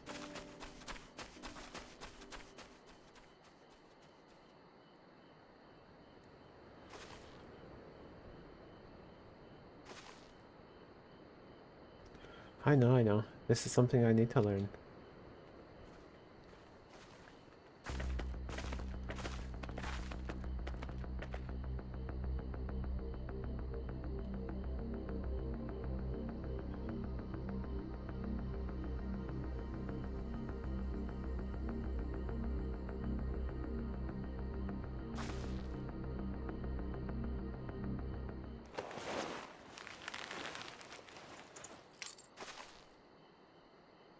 great sunken gods, I did it.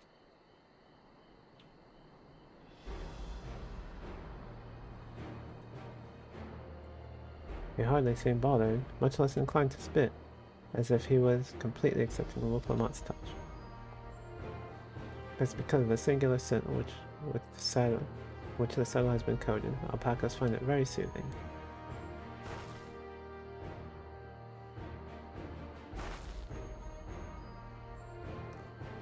You know, I've never taken a good long look at one of you before, but you're actually kind of cute.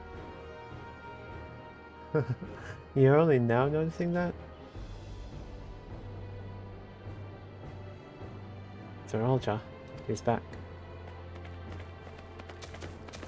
Oh, he didn't just catch an alpaca, he caught a golden alpaca. And that's exactly what he set out to do. Alpaca he's bought. Is it just me or is it glowing? I've heard tales of such a beast. They say the golden alpaca lives a solitary existence deep in the valley, where it shuns the company of both man and its own kind.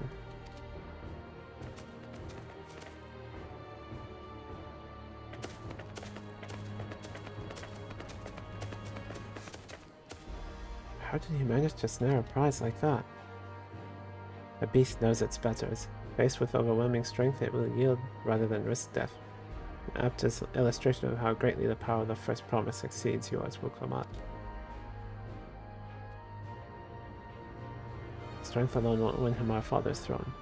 I'll be the one to find the Golden City, and then Tyrell can remain at peace. An everlasting desire for peace can only be forged in the fires of war. To unite as one, the people must be taught. They must suffer the horror and the hopelessness firsthand. Yeah, he's just like the Garleans. Exhaustion from prolonged conflict, the wages of war's merciless nature. These are what moved the clans to join in the founding of Tuliolal all those years ago. Consider the younger generation of this village. Since birth they have basked in unbroken harmony, and behold, they regard war not as tragedy, but opportunity. Thus does the resilient son seek to provide education. He offers much needed lessons in the realities of conquest, and a renewed appreciation for peacetime. It is true that war's misery breeds a longing for peace. But I have seen with my own eyes what becomes of an empire forged through the violence you propose, the rebellions it spawned, and the ruins it left behind. Garlean Empire with a congregation of simpletons.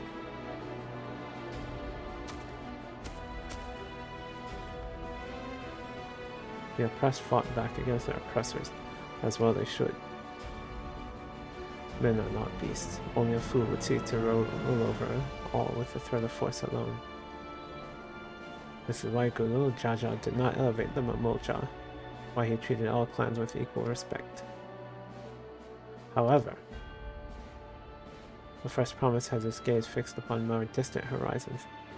He would unite not only Tuliolal, but the star in its entirety. What? Why? I need not explain myself to you.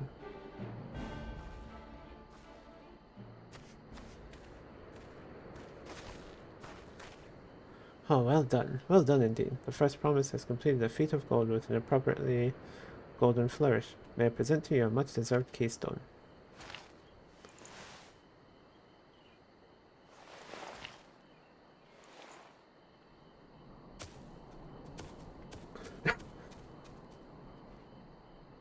He's definitely, I don't know.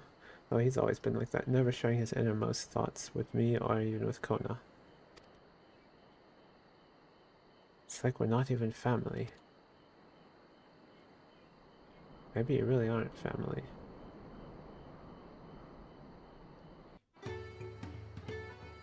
I mean, he has hollow eyes, so something's up with him.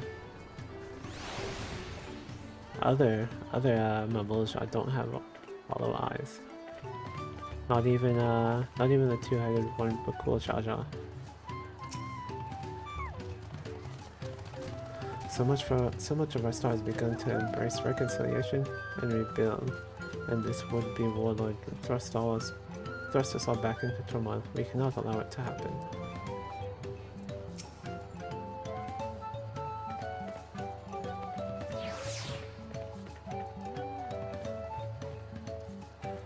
Sir Al-Shah is willing to go to war for his twisted vision of peace. But should he achieve this peace, then what?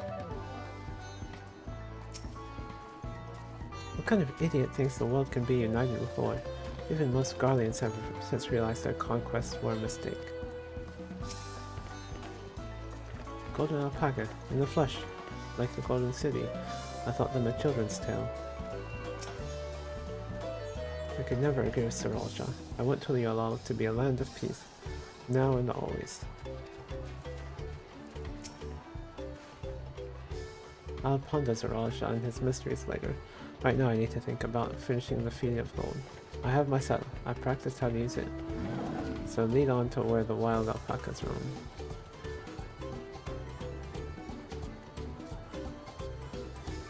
The valley of Orunkanka is northwest of here. Come on everyone, even if we can't enter ourselves, we can see the Wuplama off on her hunt.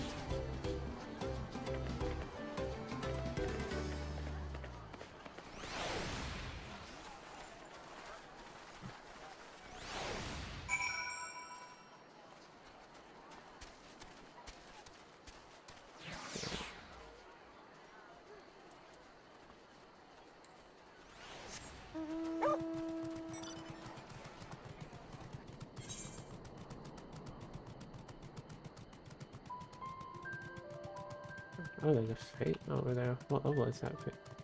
Oh, coffee farm. Okay, so that's a gather fate, I think.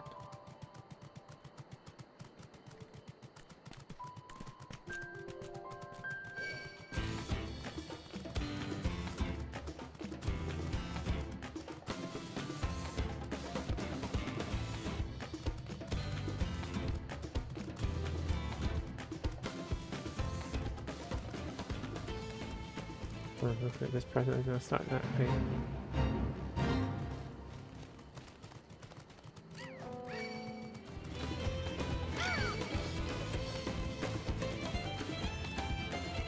Okay, I'll wait on that.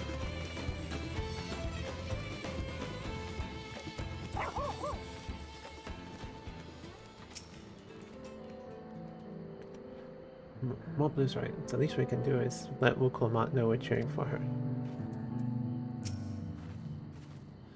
Sir Al-Shah may have caught his alpaca first, but that doesn't mean Wukulmat is out of the running. She can do this. Orunkanka is a steep and treacherous place, so only those with the head ledger's blessing are permitted to go there.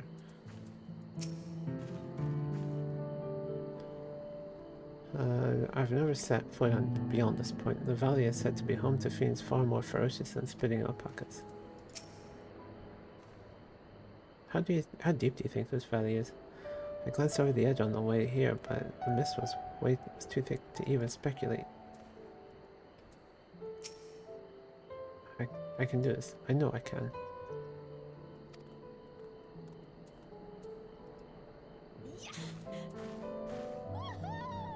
Okay, I like that shortcut. You don't have to type the emote anymore. You can just click on the. You can just click on it now. That promise! Thanks. I'll need it. Truth be told, still not sure about alpacas. I'd rather not go near one if I can help it. But if I'm to rule this nation, then I'll need to learn how to live with them. Tural is their home too.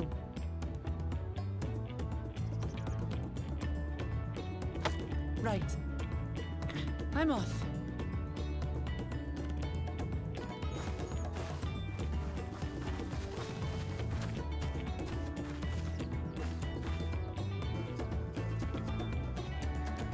So, shall we head back to the ranch, or...? I'm staying here. As will I.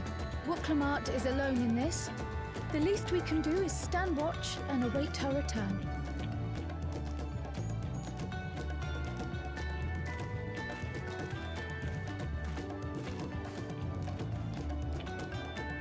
may be a while yet. Help me pitch the tent. Okay.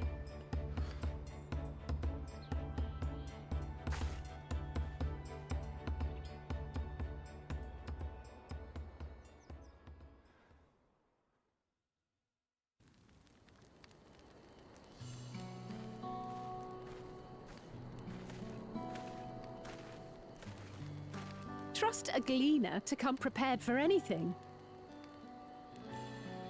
What's a gleaner? Someone whose job it is to travel the world and procure uncommon things for their employers. Erenville specializes in finding animals, I believe.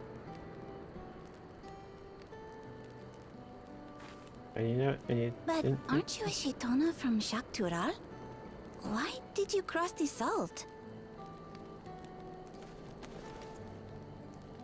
Cross the salt is cross the ocean. When I was much younger, the thought of leaving Tural never even occurred to me. But then, some years ago, my mentor tasked me with a difficult hunt. Something I could never find, she said, so long as I clung to the familiar. She suggested that I leave home, leave Tural, and join the Gleaners of Sharlian. As one of their number, I could experience the world, immerse myself in myriad cultures and customs, see the many faces of nature. And once I had learned what is truly important, I would find that which I seek. My younger self took those words to heart, and off I went to become a gleaner. Her words alone moved you to leave behind everything you'd ever known? You must have great respect for your mentor. As it happens, gleaner work was much to my liking. And I all but forgot why I had pursued it in the first place. Yet, events conspired to put me back on the trail I'd abandoned. Wait, are you saying you were tasked with finding the City of Gold? Oh, wow. I was. And though my hunt is now entangled with the Rite of Succession, I mean to see it through. Well then, I understand completely. We all have our reasons for seeking the Golden City. Which is all the more reason for us to work together. Just so.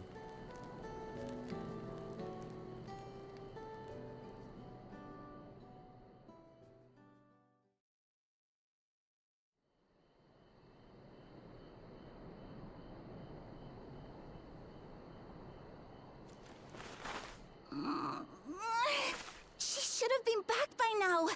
What if something's happened to her? We need to tell Tobli and arrange a search party. Wait. Do you hear that? And she's back.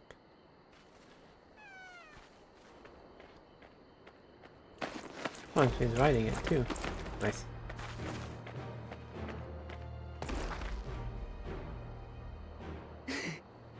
I did it.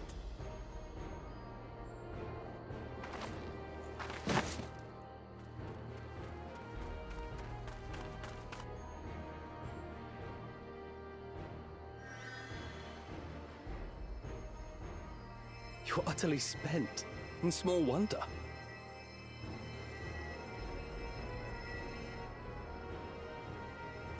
Well done, Third Promise. The ranch isn't going anywhere. Take a rest in the tent.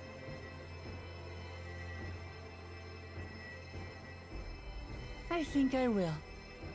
Thank you all for believing in me.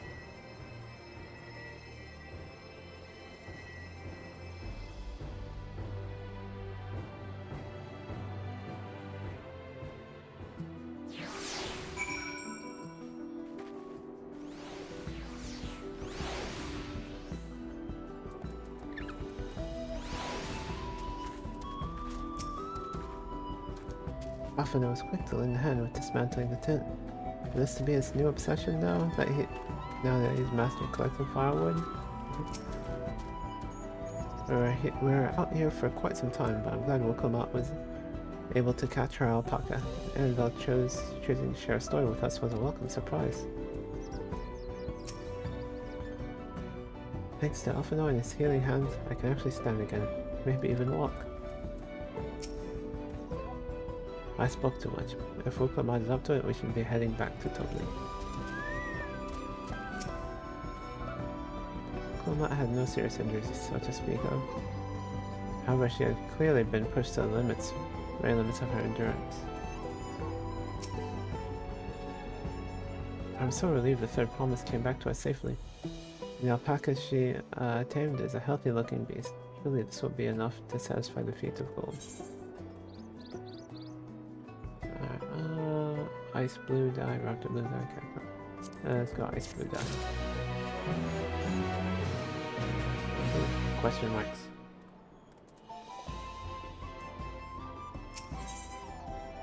Knowing the Pelu Pelu.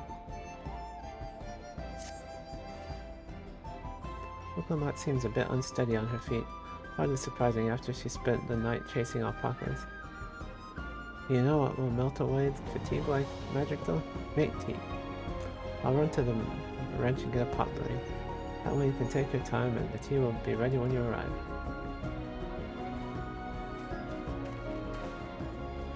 As Mablu so wisely suggested, we shall set the solar pace for our exhausted third promise.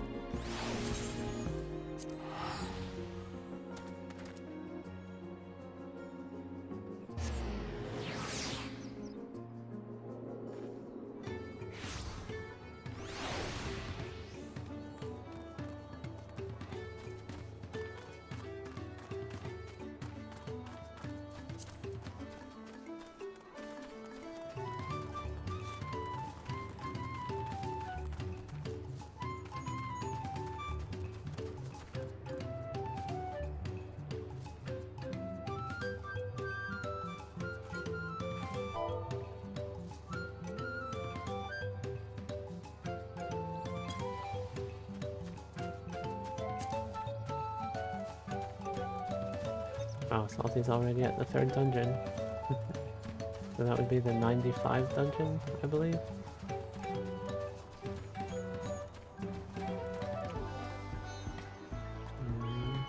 No one... Okay. Okay.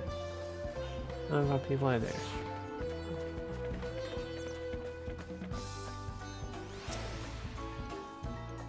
Getting back ahead of the others, did you? I should hurry along with the tea then. Wokomat can't be that far behind.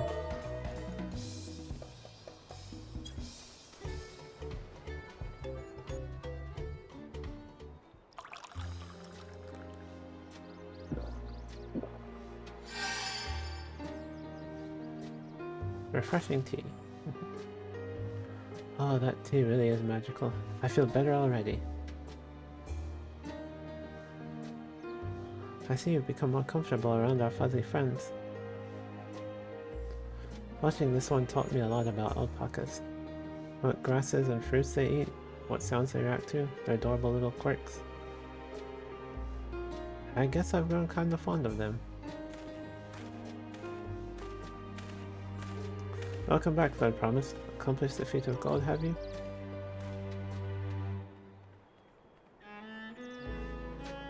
Yes, there's no mistaking a Valley alpaca.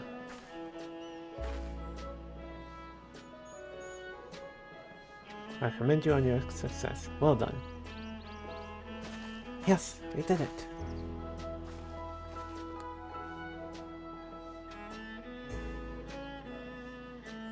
Although I couldn't find a shiny one like Sorolja did. I'd be surprised if you had. Golden alpacas are born but once every few decades. They're elusive solitary creatures that are rarely seen, much less captured, thanks to their innate physical and magical gifts. Only a single other person is known to have caught one before, that being Galul Jaja himself. Papa was chasing alpacas too? So my grandfather's stories say. It was before the founding of Tuliolal, in a time where the mountain giants, the Yokoi, held our people in thrall. Compelled by their overlords, our forebears would ride their alpaca mounts to the highlands to deliver gifts of food and other tribute. Those were wretched days, to hear grandfather tell it. When along came the young Galul Jaja, unburdened by the mantle of Dawn servant.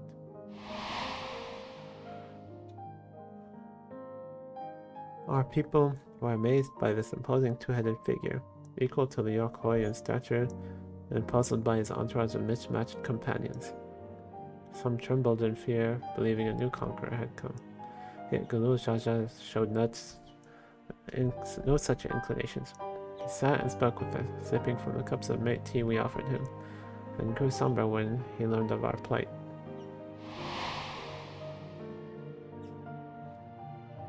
No one could have anticipated what their visitor decided to do next. Galul Jaja ascended the cliffs to face the giants and freed the Pele Pele from the Yokoi's subjugation. He then turned an apprising eye upon our riders and proposed we take to the road to peddle our beverages. The suggestion seemed obvious for one who traveled as he did, intent on fostering amity between the clans.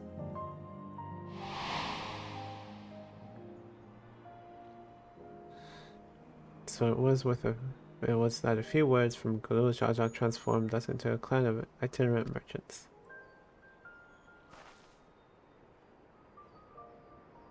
I've never heard the bond Papa forged with Pelu Pelu spoken of it in that way before. The saga is not so detailed. Then you may not know that Galul Jaja sought a sure-footed guide for his trek up into the highlands. Thus did he capture a golden alpaca. So both my brother and my father caught the rarest of creatures. An ordinary one was the best I could manage. The feat required no more than that, Third promised. You brought back a perfectly wonderful beast. Mablu's right. You're a perfectly wonderful beast. If anyone's ordinary, it's me.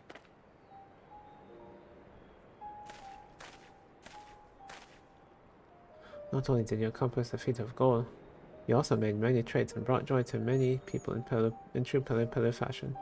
I sorely doubt your sibling could have achieved the same result. You should be proud of the accomplishments which earned you your keystone.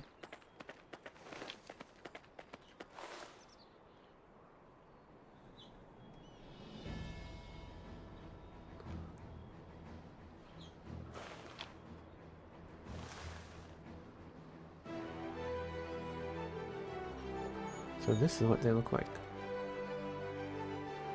Go on, set it in the tablet. Yeah, let's see what they do when they're united.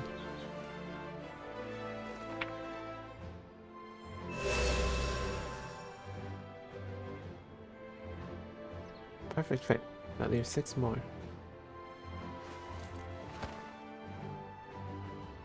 You're well on your way, Third promise. We have been lost without you, Mabu. Thanks to you, I learned so much about the Pelu people and your customs. It might seem obvious, but I've come to realize the importance of properly knowing something. It was because I didn't understand alpacas that I was uncomfortable around them. I'm thankful to you as well, Wuklamat. You've given me the courage to say what I wasn't sure I could ever say.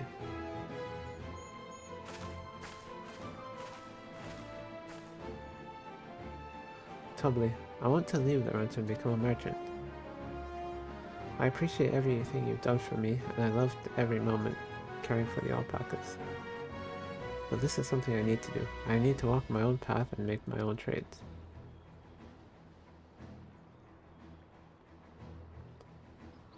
As your parent, allow me to say one thing. I've always tried to give my wards lives filled with as much happiness as I could provide. Yet never once have I wanted to be the only happiness you knew. You have my blessings to walk any path you choose, Mablu. It gladdens me to hear that you found a calling you wish to pursue with such passion. You will make an exceptional peddler, I'm sure of it.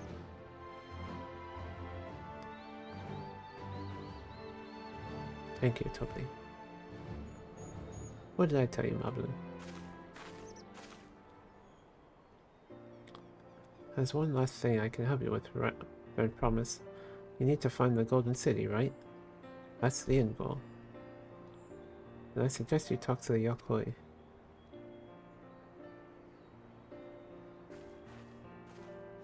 They once ruled over far more than just Okopacha and the Pelu Pelu. 1,000 years ago, they were the overlords of Yoktrol and all its peoples. During that era, the Pelu Pelu were commanded to search for a city of gold. They scoured every corner of the continent, but never found any trace of that fabled place. But if they didn't find anything, what could the Yokoi have to tell us? They may not have found it, but the fact they thought to look for it at all makes me curious. Perhaps there's value in delving into how that legend originated. We lose nothing from asking the question. Besides, if we're determined to follow the path of the saga, we'll be visiting the giants eventually.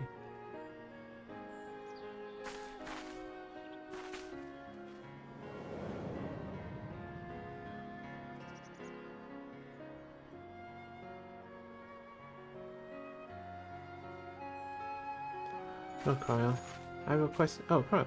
I have a question I've been meaning to ask, and since we finished with the feat, where did you acquire that earring? Oh, she known about it? My earring. Do you recognize it? Yes, pieces just like it first became fashionable in Yoktrol around 20 years ago. Since then, it's become common to wear one as a charm for safe travel.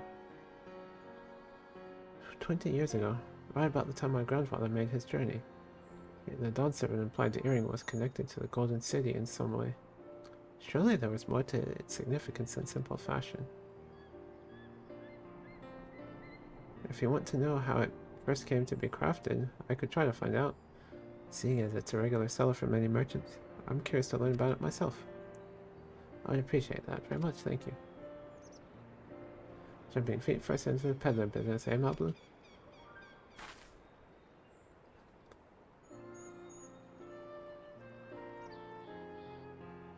Right then, let's head back to Tuliolal and get ready to search for the next elector.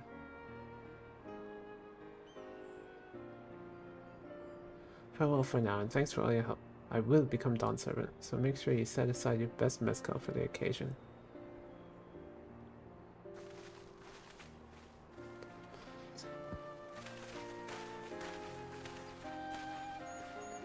She has a fearsome opponent in that brother of hers. Even brought a golden alpaca to heal. But you've heard Zeroljaw's supporters talk.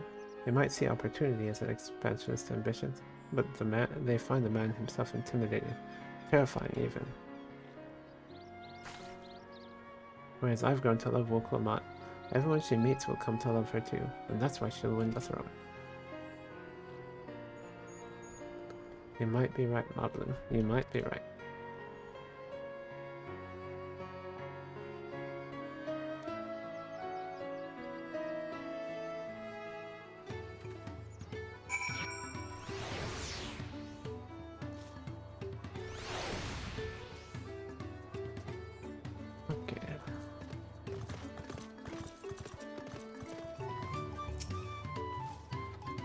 I expected not as much from the moment I saw him, but winning the contest against Rolja will not be easy.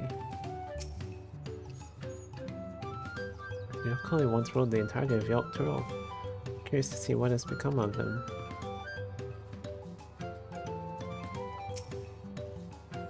Four-legged trouble aside, Wuklamat completed the feat and earned the keystone. That's all that matters.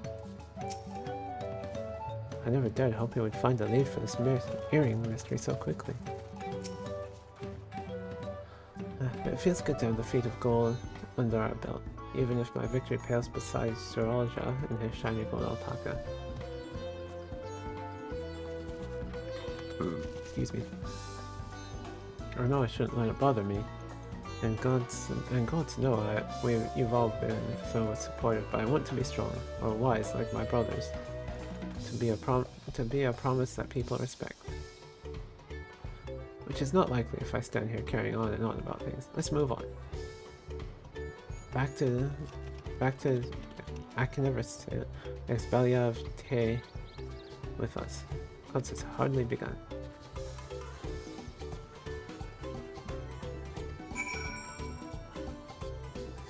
Speak with Diplomat outside the restaurant.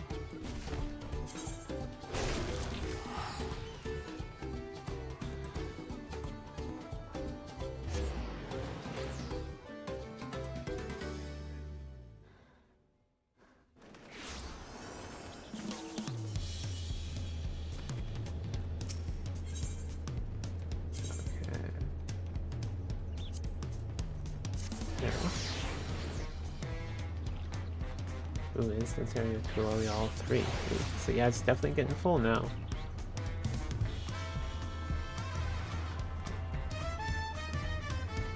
There might be a little bit of a queue when I log back in, or if I get kicked out. If I get kicked out when I go AFK to make dinner.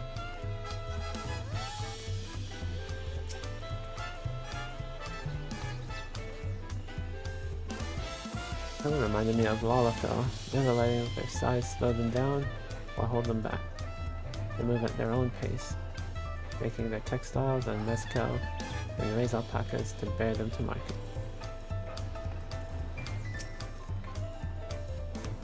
I've heard they're hot spring alpacas, mayhap time permitting. Okay, well, where's Arendelle? Okay, there he is, next to Wuklamot. Neither Kona nor Bakula Shaja appeared to be in a watching fellow. I imagine they're around somewhere making progress even as we are. Yeah, I bet if we I bet when we do the Hanu, we'll see them. The golden alpaca, alone I may have tried to track the beast myself.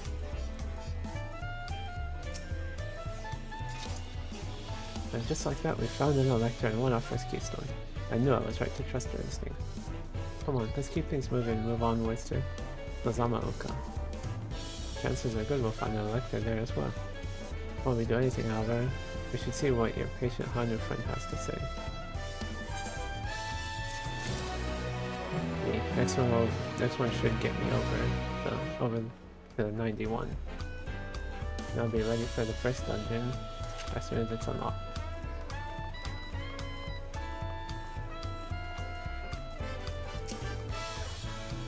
Come on, Simon, let's see what's waiting for us in the next village. To Kozama-oka.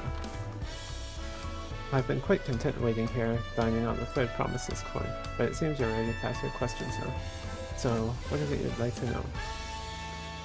The route to Okanu. We go south through the Arch of the Dawn, and then follow the road which runs alongside the Kozama-oka River. Is that right? It is. Be warned, however, my brethren tell me the recent storm has rendered the path even muddier than usual. The footing is quite poor in some parts. Far worse was the destruction visited upon our home. Upon our homes, though, houses were torn apart and several people injured, if not killed. Even our beloved festival is in danger of being called off this year. If you do still plan on going, I must urge you to proceed with caution. Well, be sure to watch our footing. Thank you.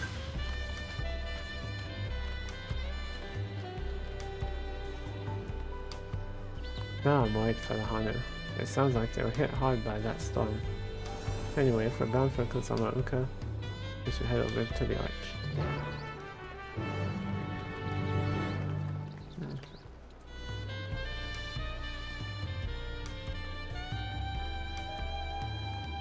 Oh, that person's...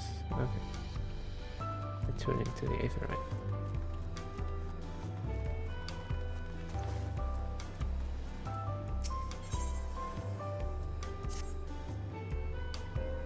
Hey there, you are Sunny Kemasam, are you not? An adventurer from across the water who has been lending the third promise for strength?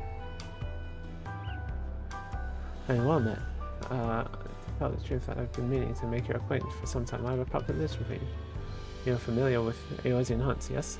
We have something very similar here in Tuliolo, and having heard much of your philanthropic spirit, not to mention your capacity for violence, we should very much like to recruit you to our cause.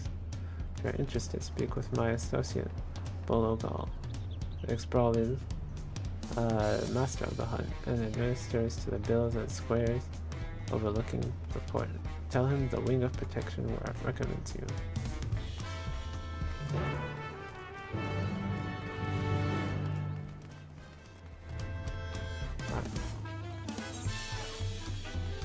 So you're not too far away. So let's go ahead and get Hunt unlocked and then I'll... yeah. And then I'll head on to what do we have here? Your posture could use some work, but you've got good eyes. Eyes that have seen a few things. You here to sign up? Wing of Protection recommended you. Eh, the Wing of Protection recommend you, do they? Well, we're always on the lookout for new hunters. If you're good enough for Wukamot, you're good enough for us. Pleasure to have you with us, Sammy. Suppose I better get down to the introductions. Or maybe I don't need to. The whole idea came from your side of the sea, after all. It was Kona who showed us your ways.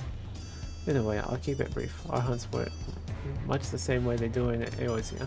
We put a bounty on those beasts that prove themselves an enemy of the people. You kill them and bring us back the proof, you get real reward. While your reputation may precede you, rules are rules. And the rule is I have to test every hopeful out on beginner bills. You can't have every youngling with nothing to her name but a plowshare and a dream of glory, skipping merrily away to her doom. Prove yourself in Terrell if you need some bigger, bitier fish to fry.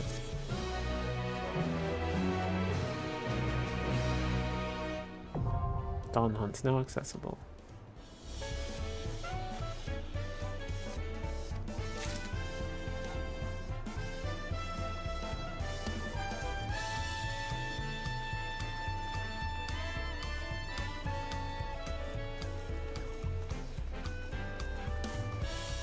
What is that? Okay.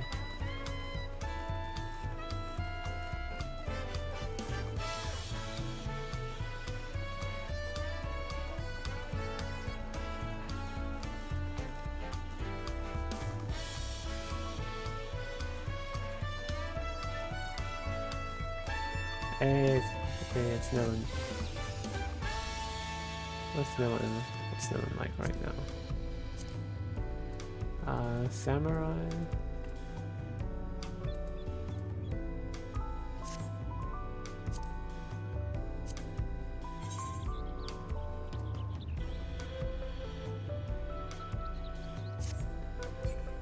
Okay.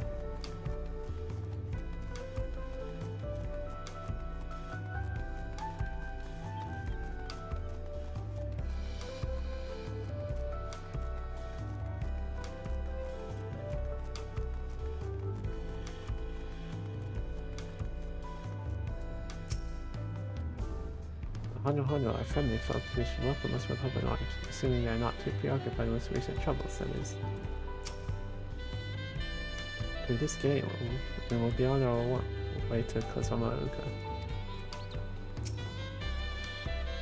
I swear that gate gets bigger every time I see it. Considering the size of Kalul's Jaja though, I suppose it's better than having it be too small.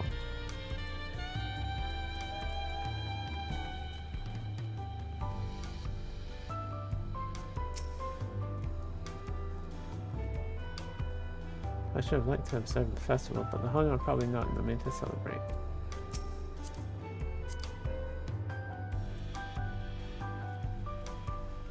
Yeah, okay, I thought so.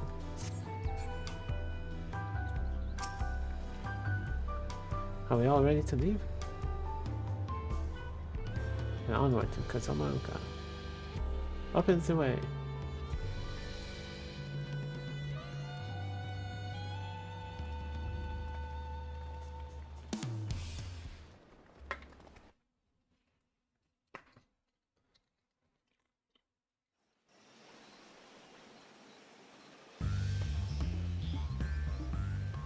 Kozomauka, the land of rainbow terraces. It commands the gaze of all who visit without fail. the many-colored marvel. An endless torrent of water cascades over sheer cliffs to shape the wetlands below. To its relentless flow, all life must yield.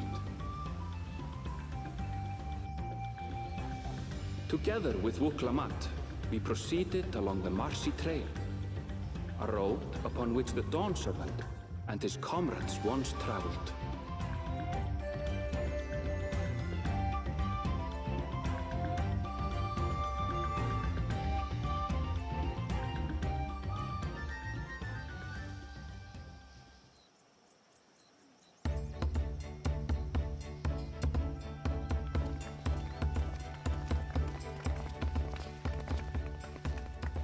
Look at those falls. Even from this distance, you can feel the weight of that water.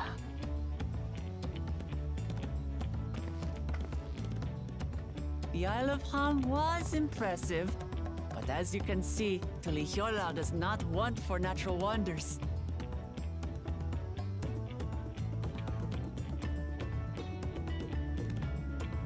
The ground is swampy, so watch your step. You wouldn't want to fall into a bog. I won't. I told you I've been here before. Come on. Okanu isn't much farther.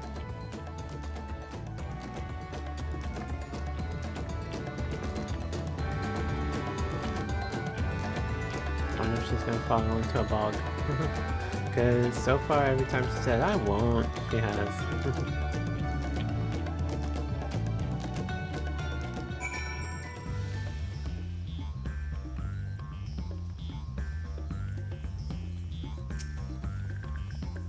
Wetlands is an apt name. Much of the ground here is positively saturated. I'd love to stand up at the bottom of this huge waterfall and bask in the majesty of it all. Pity they're so far away. There's no stopping the third promise, is there? A good thing she has Ironville to keep her from getting lost. For all his grumbling, he's certainly there for her. Everyone should be so lucky to have such a loyal childhood friend. Right, let's get moving. If we continue along this road, we should find ourselves in the village before long.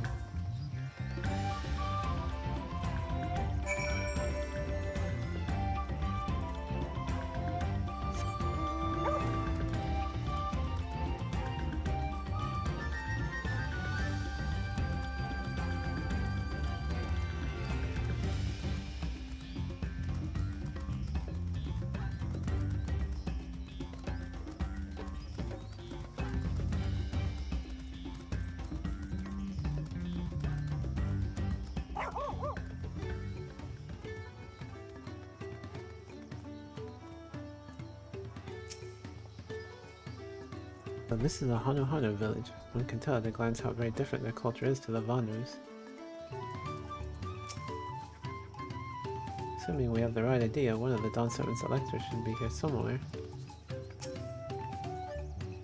The water from the falls must flood the wetlands and flow into all these streams and rivers. Oh, stupid distracting waterfalls. She fell into a bog. Everyone arrived, and none the worse for wear except for a certain third promise who slipped in the mud despite my explicit warning. Hey, I asked you not to say anything! Anyway, this is the Hanu village I was telling you about, Okanu. Level 91, let's go! Okay.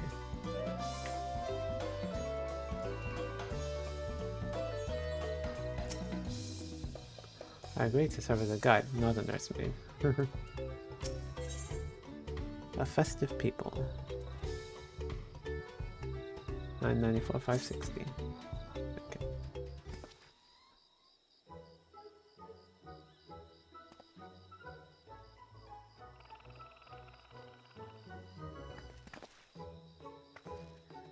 It's like our friend said, the people are in no mood for festivities. I can only assume they're still recovering from the damage wrought by the storm. Indeed. Well, let's do what we came to do and find the selector.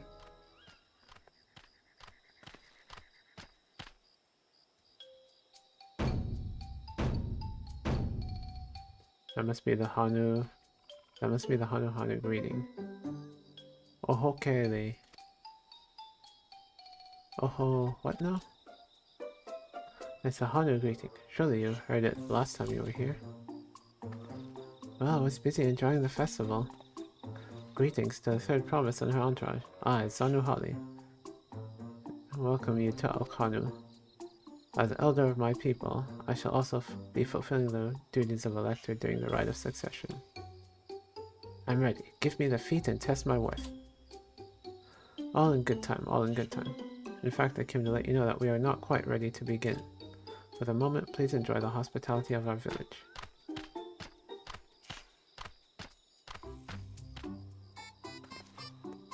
Right then, it helped to do some investigating at Wachimpello, so let's take a look around here as well. Might I suggest a division of forces? For instance, Erinville, Alice, and Croyle could concentrate on the southern half of the settlement, and I'm with Alpha now this time. Meanwhile, Wukomat, Sammy, and myself will handle the northern half. Sounds good to me.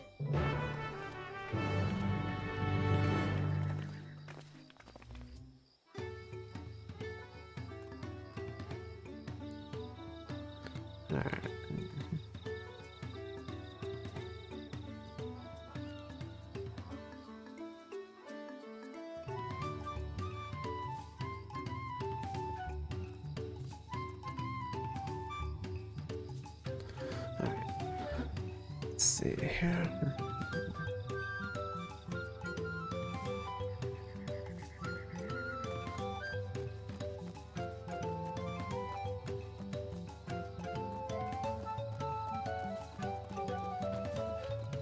Alright, before I do anything, let's return to the Aetheryte. Ooh, gemstone trader. Nice. Welcome. Welcome. I'm glad to say that the damage to the storm has been repaired and our stores are open for business. If you have any blacklight gemstones prepared, I'd love to take a look. Oh yes, I actually do. Salt monk pie, hammerhead crocodile skin, poison frog secretion. That's a Apollyon shield. Okay. Oh yeah, let's see.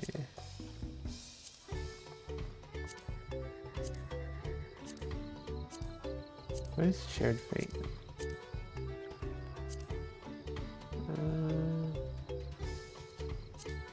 Okay, there. Alright, well, that was actually pretty quick.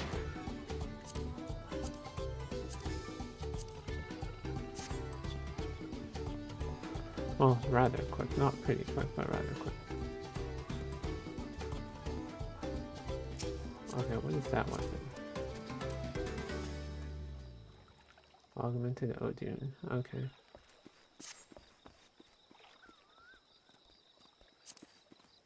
Oh, hold on. Yeah.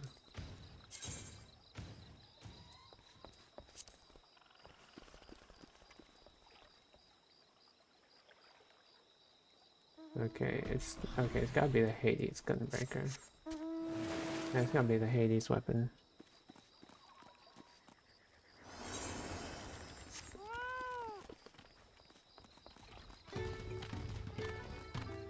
Vantage point.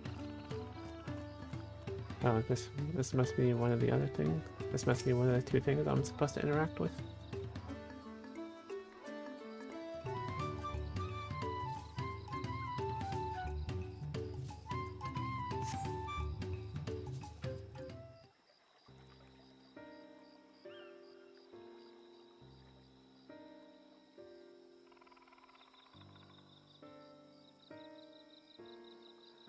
A gaping hole in the wall and missing portion of the roof are clearly the work of the storm's powerful wind. Repairs appear to be ongoing.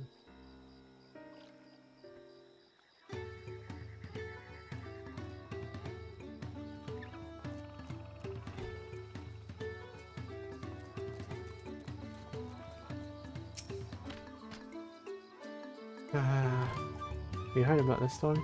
I've never seen the likes of it before. With the supplies and help the Dawn Servant sent, we're making progress repairing and rebuilding our home. But while roofs and walls can be patched, there's so much else that was lost for good.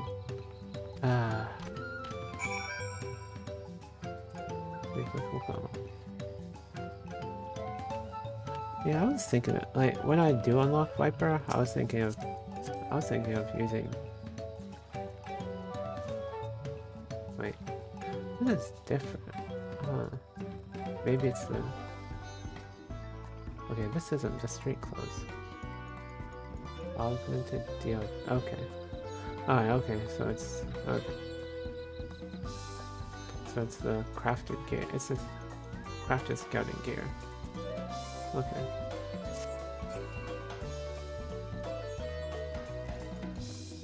So that's definitely an idea for when I get Viper.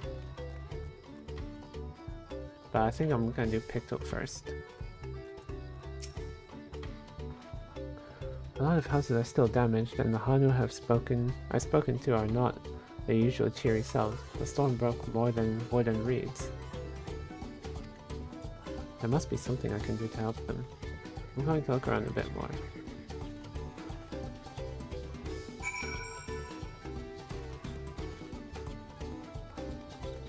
Continue looking around Okano.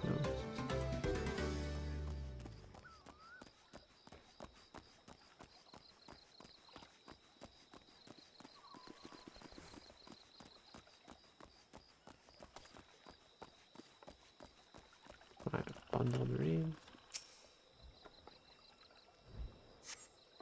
The drawing shrunken bundles suggest the reeds were harvested some time ago.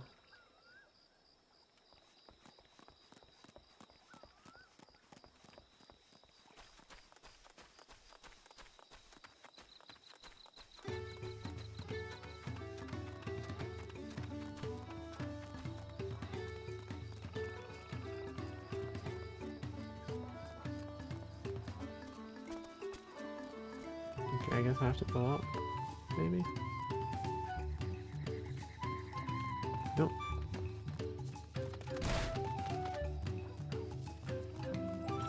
Okay. Oh, woven reeds.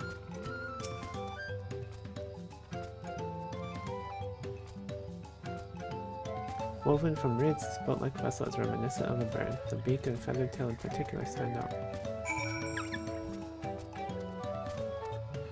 Let's take with the Alphino and only Alphino. Okay. So this boat must be woven from the same reeds I've seen gathered onto bundles here and there. Plaids hold both practical and cultural significance to the Hanu then. Oh, got calls. Hello, can you all hear me? I'm told they're ready to receive us now. Come to the large building in the south of the village. On my way. We ought to hurry over too.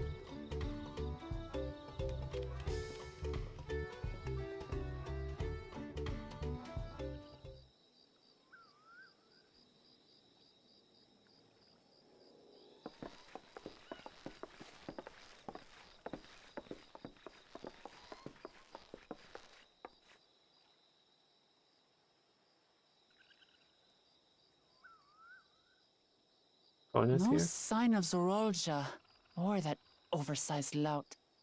So just Kona. How much easier it would be if Soralja were to fail here. But that isn't likely to happen.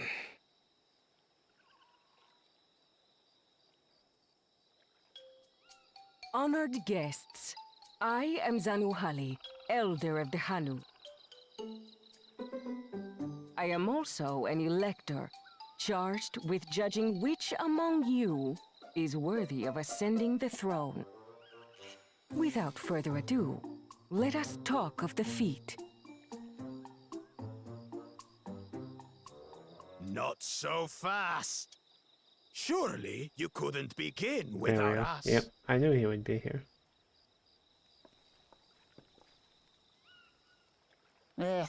You made it after all.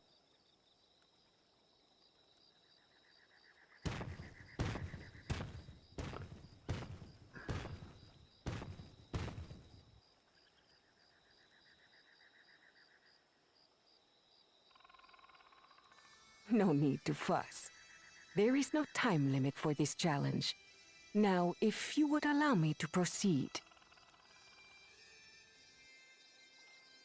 It is here, Inokanu, where my people forged a bond with the Dawn Servant during our own chapter of the Tuli Yolal saga. In homage to those events, I have prepared for you the Feat of Reeds. Reeds seem to be of great importance to the Hanu. I wonder what this feat entails. Well, let's find out. We use reeds in every part of our lives, be it as food or weaving material. But look around the nearby paddies, and you will see that this season, our crops are failing. How fortunate, then, that my appointment to Elector coincided with this predicament. So we gotta help her crops. Or their crops. For surely, those who aspire to be Dawn Servant would find the matter of an ailing harvest a mere trifle to resolve. No, the cool Jaja's not exactly Aye, smart. well, it is indeed the duty of a ruler to address the people's woes. Exactly, exactly. Do well in this, and you will earn my keystone.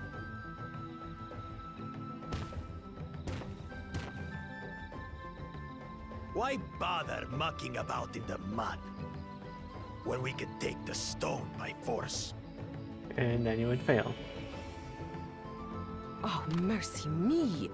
You are a hot-headed fellow, Bakul Jaja.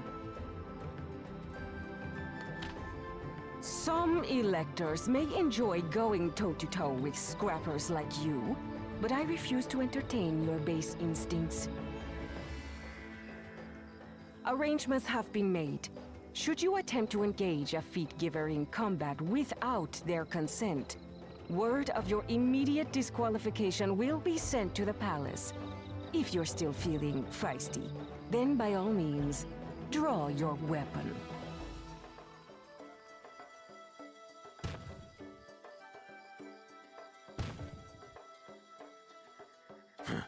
This contest is presided over by cowards. There's no sport in fighting you. Then we can return to the business of earning my keystone. The Feat of Reeds is begun. Claimants, I wish you the best of luck.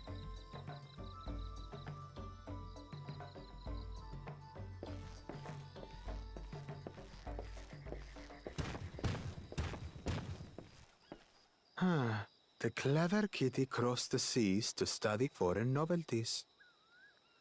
He might know tricks we don't.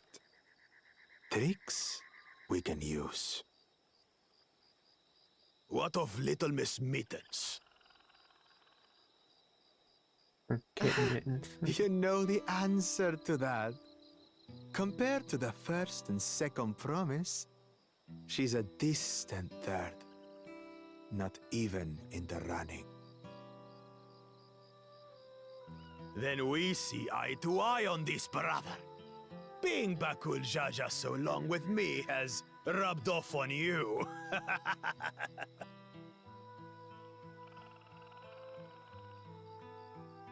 These allies of hers, though, they might be a problem. I can't wait till I get to knock him down.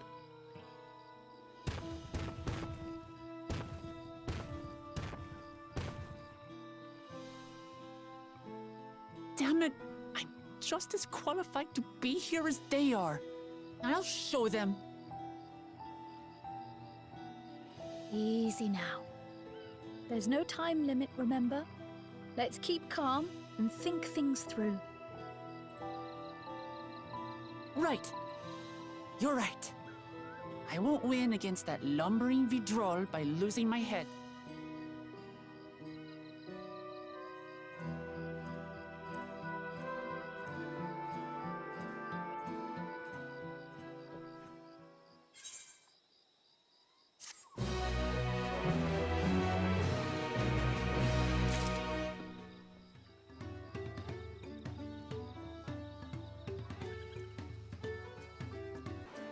Let's get back to it.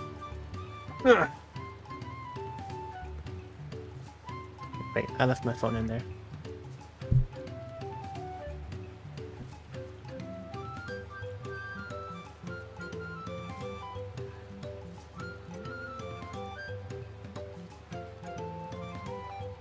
Never mind, it was in my pocket.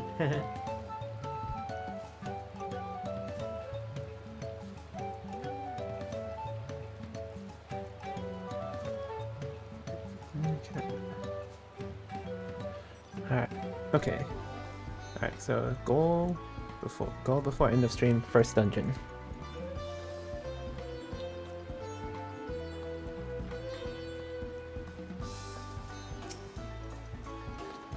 Well, I intend to gratify him with a response, but of course Jaja's provocations are hard to ignore.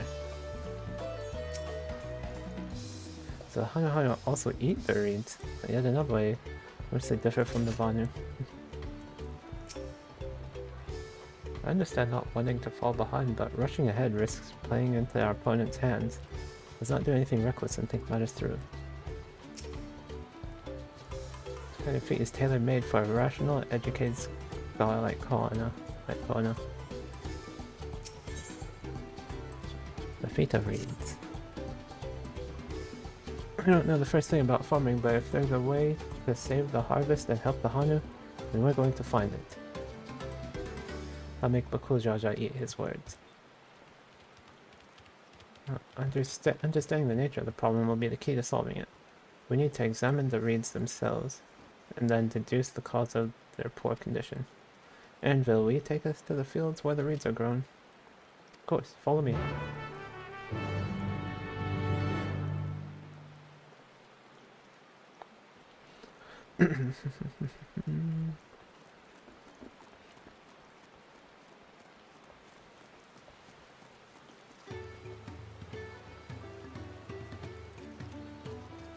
Yeah. Got my got my umbrella. This is funky music.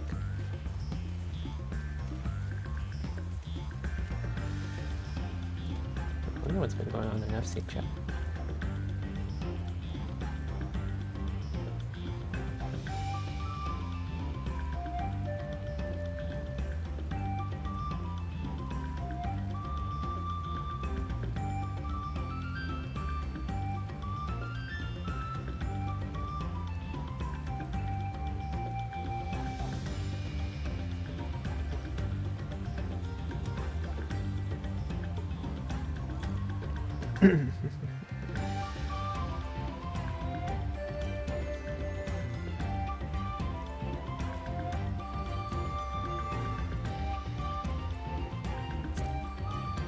Alright. I like this music, it's nice. I know she wants to do her best, but she should be careful not to make promises she cannot keep. Look at these fields. Could this be why, this could be a painting. Yeah, it really could. I see. They irrigate the fields by diverting water from the neighboring river.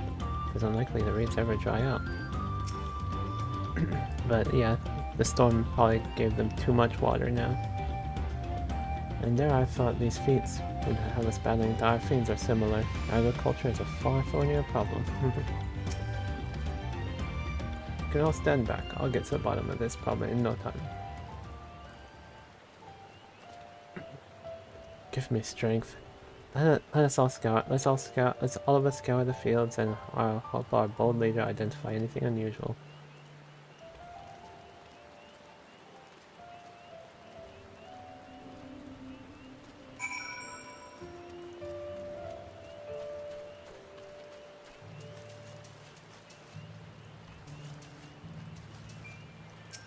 Wilted reeds. As Zanuhali described, the reeds appear wilted and unhealthy.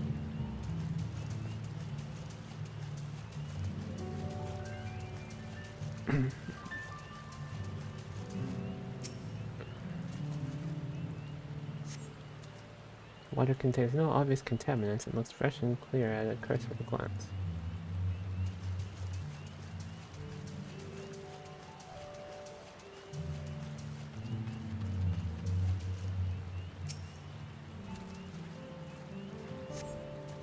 Soil on the patio is as one would expect, rich in color and suitably moist, nor dry, not dry nor flaky.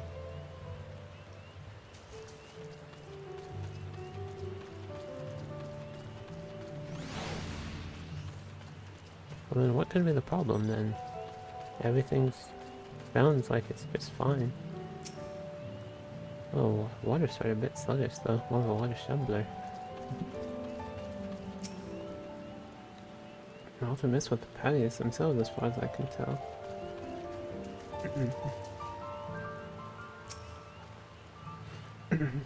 I'll find a call of this any moment now.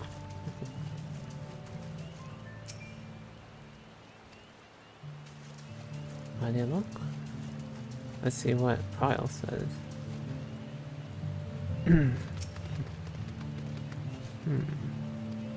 Okay.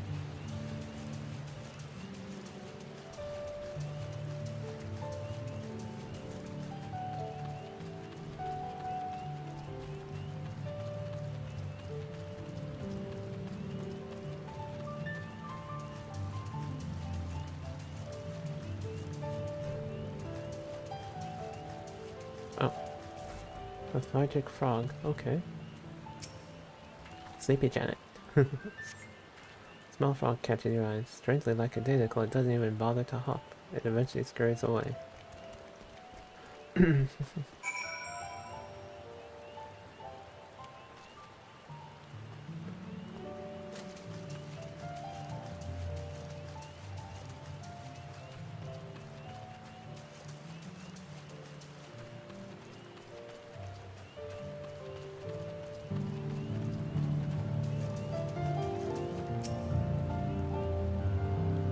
Enough? I'll call everyone together and we can share our discoveries.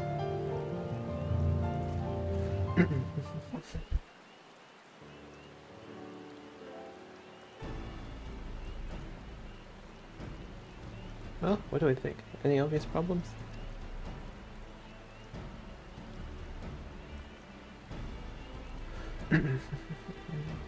I agree. The waters look to be of good quality, as does the mud in which the reeds have been planted. Frogs and insects are unusually torpid. This suggests the problem is affecting not only the reeds, but also the creatures which live among them. Oh yeah, Alice saw the same thing. Water shambler. Could something invisible to the naked eye be polluting the water? We'd need an alchemist to know for certain. I don't have much to add about the fields, but something else occurs to me. When you were describing how the creatures seemed lifeless, I couldn't help but reminded of all the listless villagers. They've suffered a terrible tragedy, I know, but there's another reason for their flagging spirits, I believe. Go on.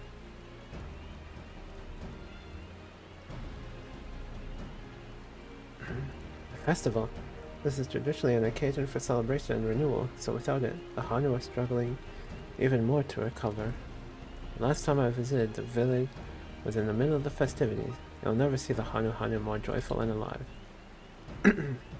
It's an indispensable part of their culture, and its absence will only compound their woes. So I say we help them put on their festival.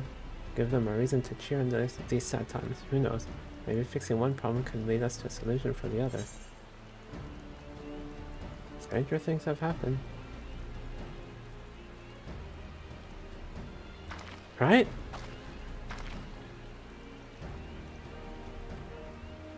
I fail to see the relation between festivals and fields. Let's not be too hasty in dismissing the idea. Things which seem unrelated can later prove to be connected in surprising ways.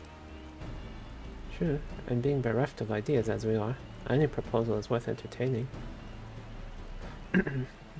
I suppose.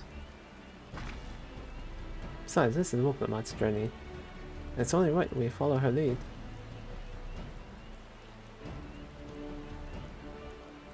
Thanks, everyone. By the way, does anyone know where the festival float is? It's like a boat woven from reeds that looks like a bird. Oh yeah, I saw that in the village. And that big building to the north. Let's go and see it.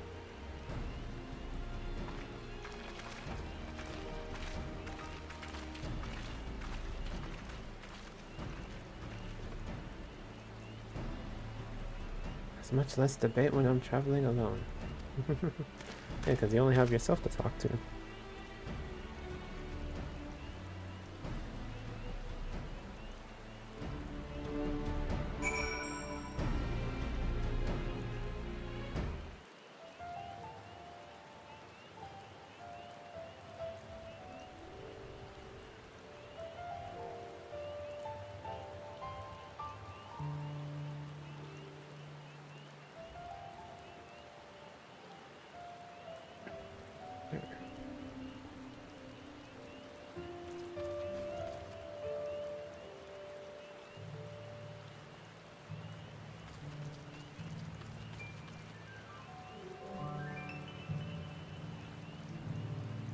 Speak with Wukamat again. Okay, I'm not going that way.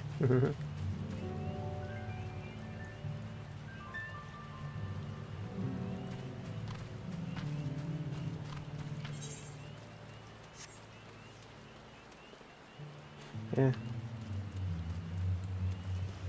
I'll just sprint to it.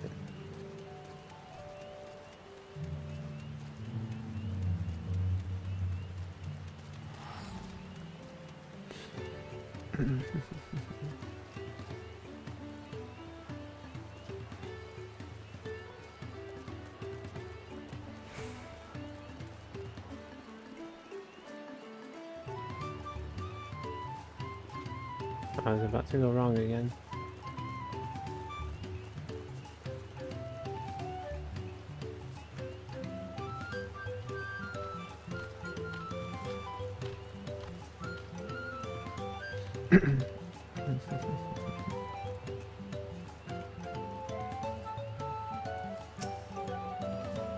Look at the size of that thing. I hope they don't expect me to help carry it.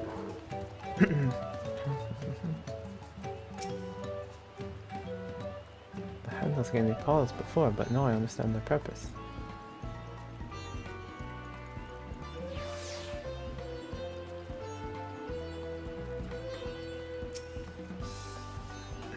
I've never been here during festival season, so this is all new to me too. What a charming float. I wonder what bird was the inspiration for its design. Yes, this is the float I remember. Does it not appear somewhat damaged to you? I should take a closer look.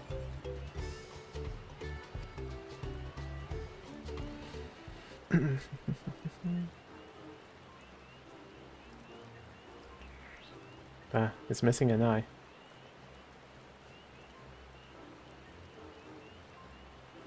Alright, so at first glance I can tell it's missing an eye.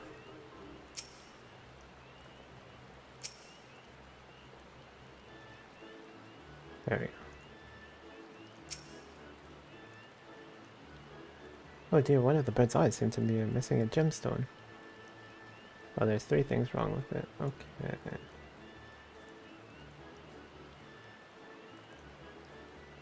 Broken handle, okay. Oh, that's definitely broken. How they lift the great big vessel without all the carrying poles intact?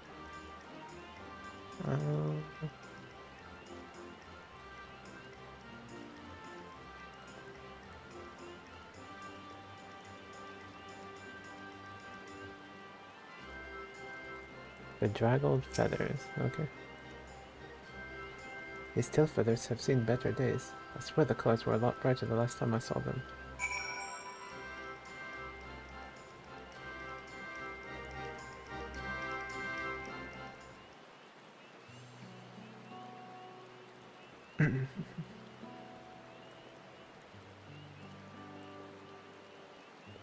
Well, I think we can all agree this bird boat is in dire need of repairs. Now, how do we go about fixing it? What's going on here? You're admiring your festival float. It is a shame it's in such a poor state due to the recent storm, I gather? Bruce Connor. Oh. Yes, we had to leave it exposed while we ushered our people to safety. But in this condition, there can be no lifting of wings, no Ilhana. Oh, not Ilhana. Ihana. That's what the festival is called. I want to help you hold it. Have you not seen our village? Homes are ruined. We're struggling to make repairs, and you want us to hold a harvest festival? I know how it sounds, but giving in to misery never improved anyone's situation. A celebration of life and growth may help give you the strength to work through this tragedy. The role of festival leader is mine this year, and there's nothing I would like more than to lift everyone's spirits. We don't have enough materials to repair the float. We need a bakisa for the missing eye, Uyopa wood for the poles, and feathers from the winds chosen to adorn the tail. Two of these I know. Abakisa is a type of precious stone used in arcane equipment, and Uyopa wood is essential for crafting ceremonial instruments. These chosen feathers, however. The winds chosen is the victor of a competition in which contestants see who can blow a feather the furthest using wind magics. And that's something of a problem right now. We Hanu are gifted at employing such airy sorceries, but expend a great deal of mana when doing so. We are soon exhausted by the effort, and having no reeds to eat will only make it harder. I think I understand. Your vibrant reeds grow quickly and vigorously, so much that they stifle the development of the nearby plants. It must be a potent source of the energies you naturally lack. They are indeed. Owing to the poor harvest this year, we have been left innervated. And if we cannot gather the correct materials as dictated by custom, we cannot repair the festival float. Oddly enough, we may have just stumbled upon our solution. The winds chosen would by necessity have a natural gift for manipulating magical energies, which means any feathers taken from the victor should be high in ethereal conductivity. The float's construction also requires a stone used in arcane equipment, as well as timber favored for ceremonial tools. Demand for such specific materials must have an underlying reason.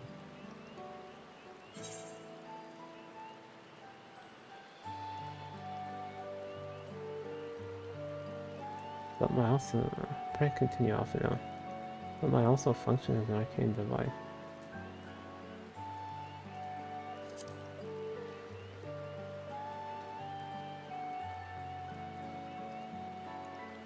Precisely what I was thinking. This boat of reeds is in fact an arcane focus of some kind.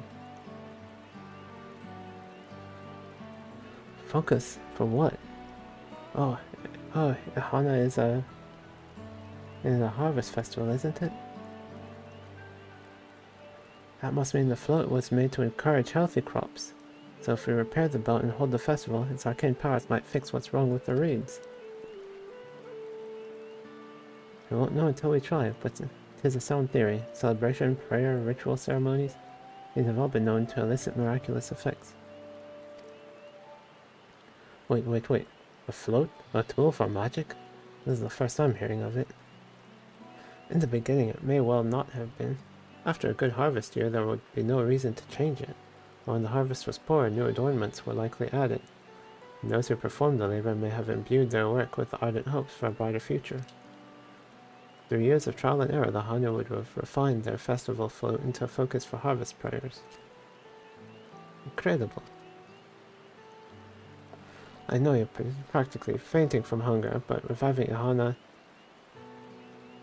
it really does sound like the solution to all your woes, and I promise we'll do everything in our power to help you. I'm still not convinced about this focus business, but I accept your aid nonetheless. I will introduce you to the shipwright who's been maintaining the float these last few years. He's replaced both the eyes and poles before, so he should know where and how to procure what we need. And allow Alize and I to acquire the feathers. We will encourage the people of Okhonu to gather and vie for the title of Winds Chosen by sharing with them our own reserves of mana. I'll go with you. I carry some alchemical brews that may afford the same effect. What don't you have in that bag, Erinvel?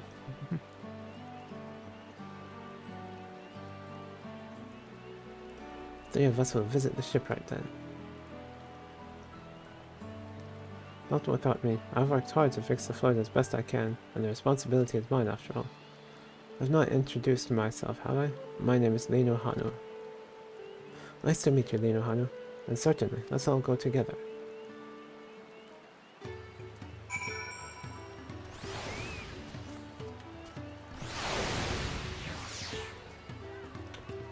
Where? Okay. To find myself working alongside the third promise herself is unexpected, to say the least. We're making progress now. The solution to Akhanu's woes is as good as found. Thanks to Wuklamat, we found ourselves a promising way forward. Experience and knowledge are valuable assets, but there is something to be said for following one's instincts.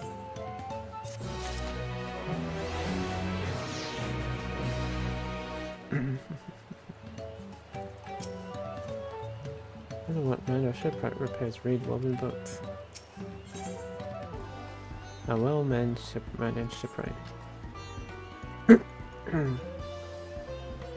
Shipwright's name is Wook-Evo. He is an ex-brawl who only moved to Kamazauka a few years ago, but has since mastered our customs to an almost frightening degree. He is especially strict when it comes to manners, so make sure to offer him a proper Hanu greeting. They wouldn't want to offend him right before asking a favor. Proper Hanu greeting. Oh, that one. Don't worry, I remember how it goes. And we shouldn't have any problems.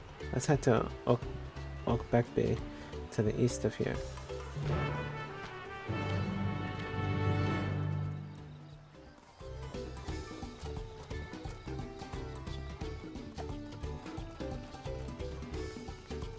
Okay, no longer raining. Oh, did I accidentally move?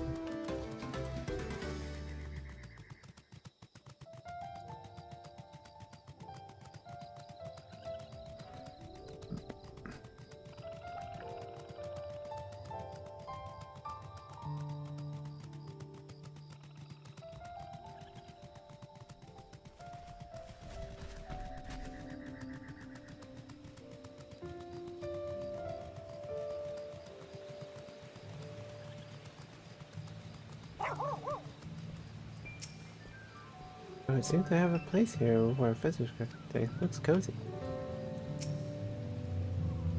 Look over there. Do you see that big winding staircase? This is the Okbek Bay, the village of all. Those who drift into Kozamauka from Tuliolala and elsewhere are welcome to live here alongside the Hanu. As for Wook-Evo, he lives and works in the House of Waters, high at the top of the large tree nearby. Follow me, but I should warn you, climb up the stairs can be challenging.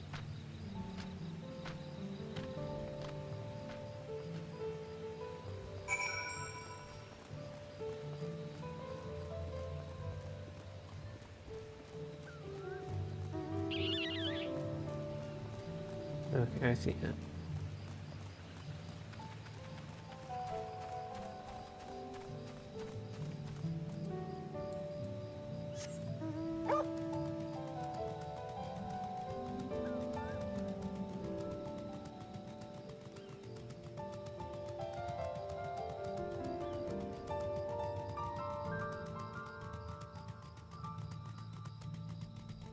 Oh, this is big stairs.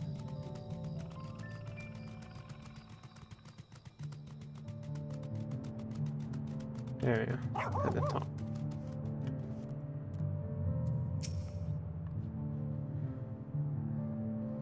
We are hoping to enlist the man's aid, so it pays not to be rude in any case.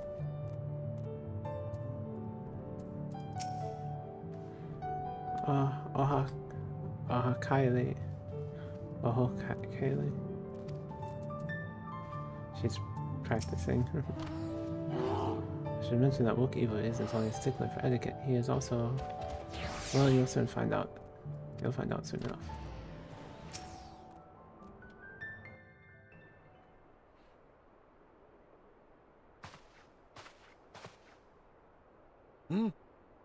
What do you want with me?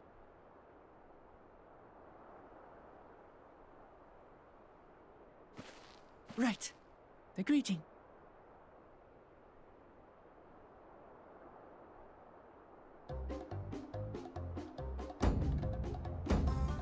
Ohok Kali!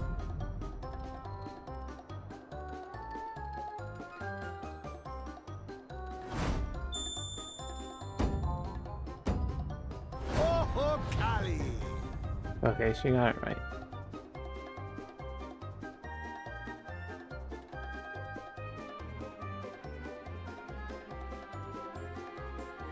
Good. You brought your manners with you.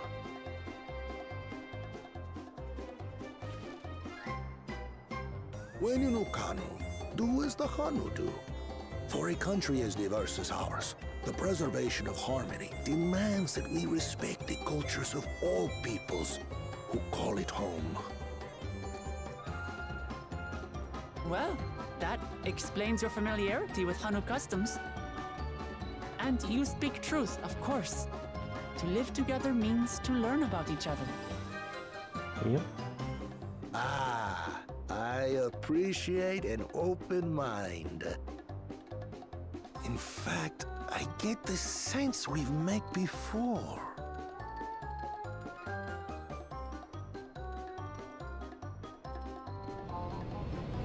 You're Wook Lamont. Oh, what an unexpected honor for old Wook Evo. Well, Here I not am even. prattling on about manners, and I've gone and insulted the third promise herself. There is no excuse for this betrayal of etiquette. Please, take up your axe and claim my impudent head. I will not. Keep your head. I hate formalities anyway, so forget about it, all right? All right then, consider it forgotten. How prompt. This is kind of like a this guy looks. We're This guy's like actually he here about the belongs in a Ijana float. Hildebrand quest. It's in bad shape, and we need you to craft new carrying poles and a new eye. I'm told you worked with Uyuipo wood and a certain kind of stone? Abokisha? Abakisha, not Abakik. That I not do. Abakisa. But Kiksa. while I would like nothing more than to offer my services, I just used the last I had of both those materials. My lumber in particular went to fixing homes damaged by the recent storm. I'll need 10 days or so to restock. We don't have 10 days. Let's go get it for you. I can't wait that long. If you tell me where to go, I'll gather them myself.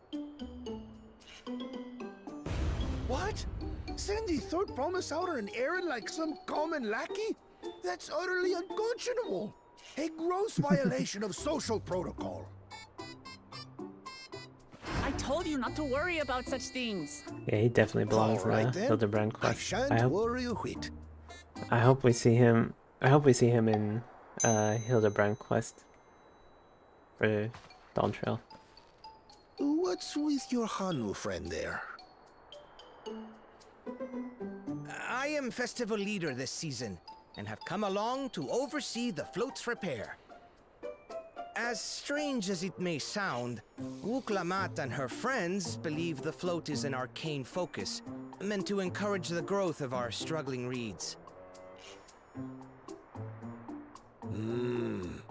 Too many Hanu have forgotten, it seems.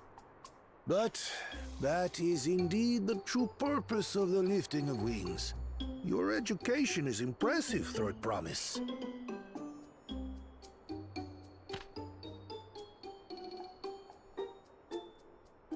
Well, maybe a little.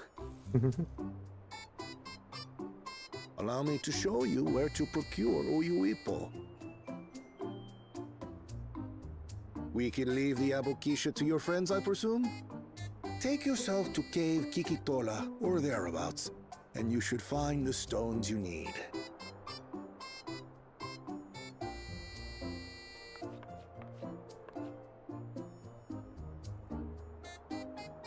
I've been there once or twice.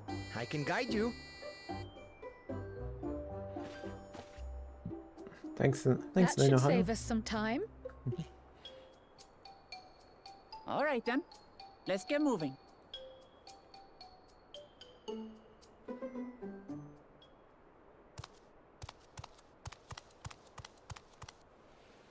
And there goes Bakul Jaja's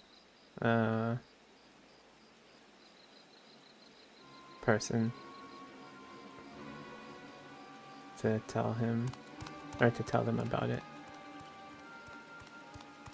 Chosen one of your rivals is making progress.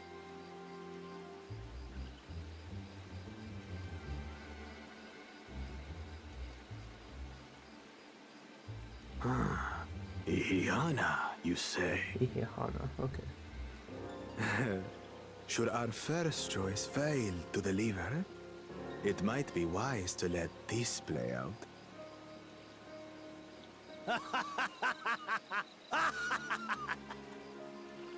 The third-rate promise is making herself useful after all.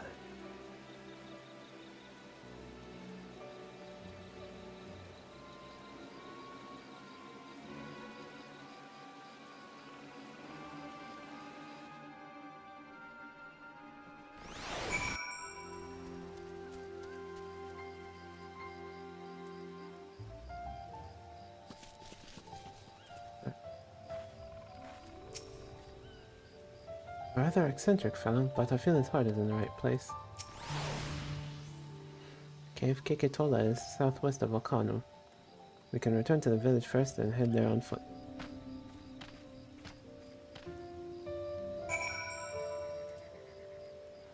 Alright. Return to the village. Oh. I haven't communed with their Aetheryte here yet. Or attuned, not communed.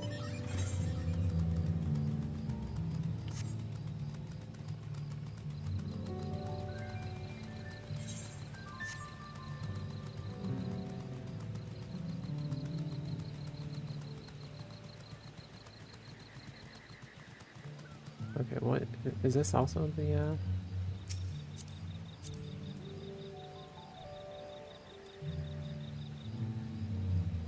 Model C1 tech? Okay. Oh no, that's a PvP gear.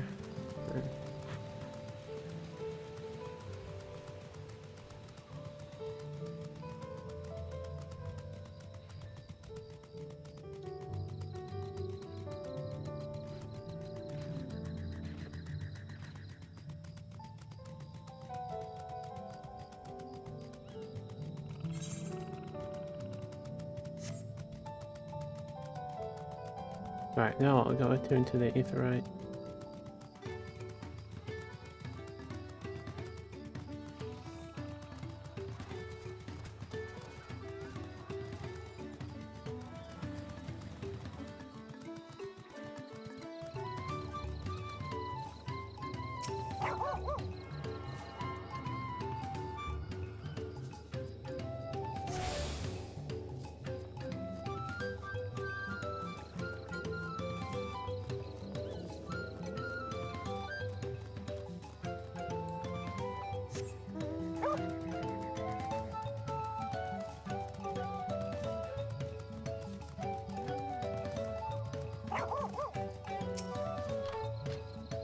Almost envy how effortlessly he can shift from one mood to its polar opposite. At least I presume he does so by choice.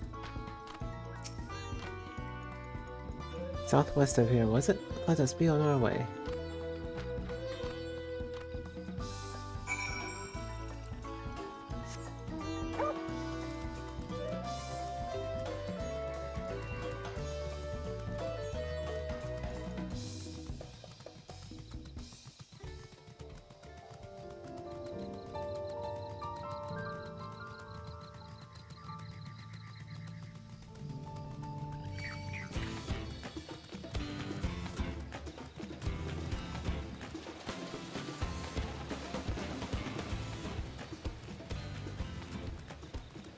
Okay, there they are.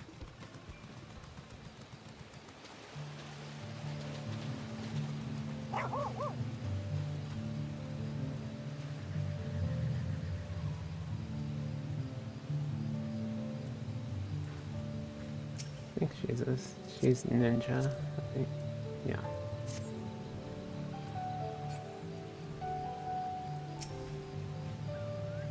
Look, you can see the falls at the back of the cave. These hollows must have been carved out by the constant deluge of water from above. Cave Kikitola has promised. Haunted many deadly creatures. Venture inside if you feel confident, but I will conduct my own search out here. You can spot the raw abakisha by its green-hued glimmer. Bring anything matching that description to me. I shall help scour inside the inside of the cave then. You take the west half and I'll take the east.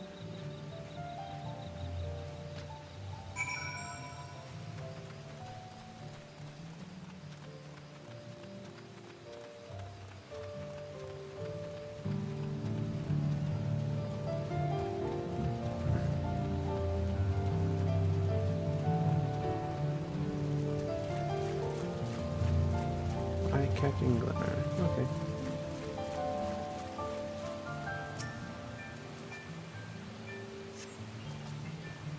You find that glimmer what you spied was just light reflecting off the water.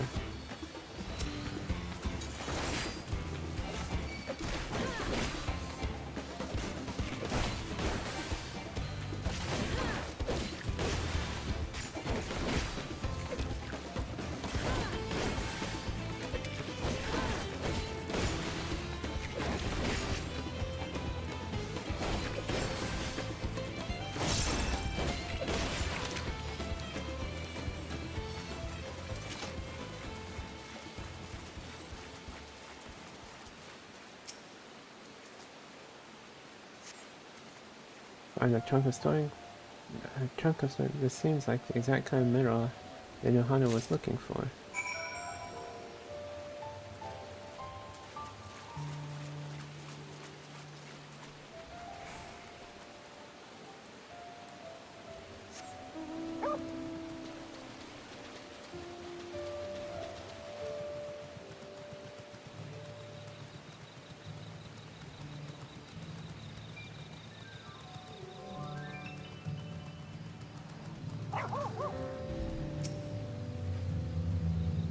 One of the cave's inhabitants took umbrage at my presence, but it was nothing a few swishes of my brush couldn't handle.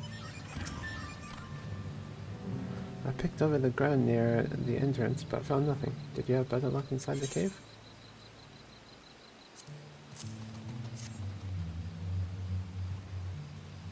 Yes, this is Abakisha. Along with Kral's contribution, we have more than enough for our needs. The stones you brought shine very brightly. I thank you both.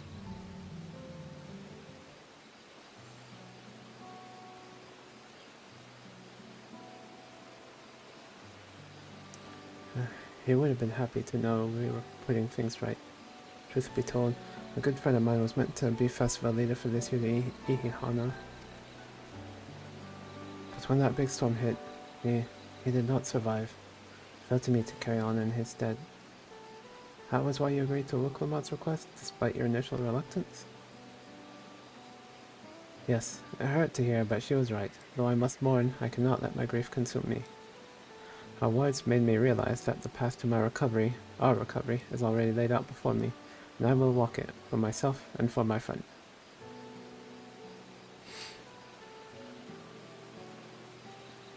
Thank you for sharing your story with us. Please rest assured that we've taken your plight to heart. I'm certain our companions are procuring the other materials as we speak. Everything will come together, and the Hanu shall host a splendid, uplifting festival. That we shall. With that, let us return and deliver the Abakisha to Wukevu's waiting hands.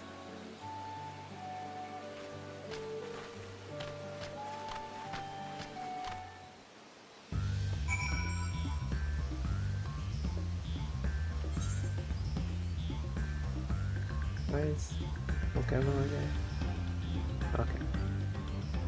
Alright, so go ahead and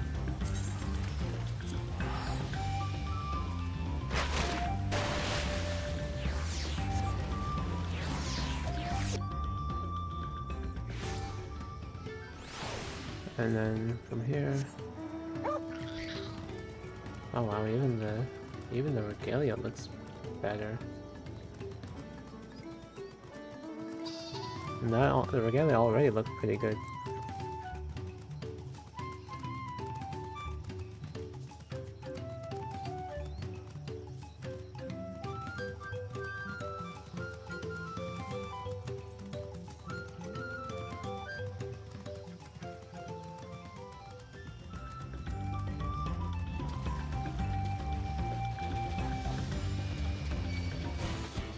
Okay.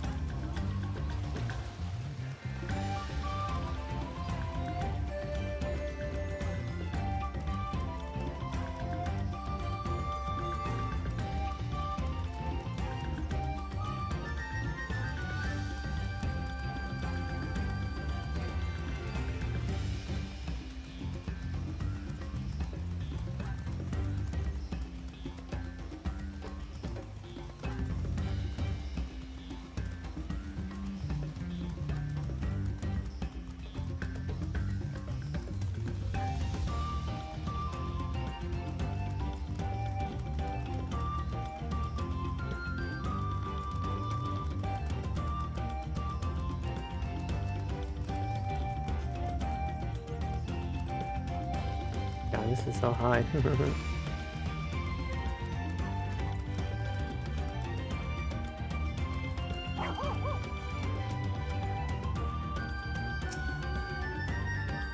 Oh, Coconut's fire was as productive as ours. We just come back ourselves. Did you find the stone we needed? We've come too far to stop now. The lifting of wings must go on.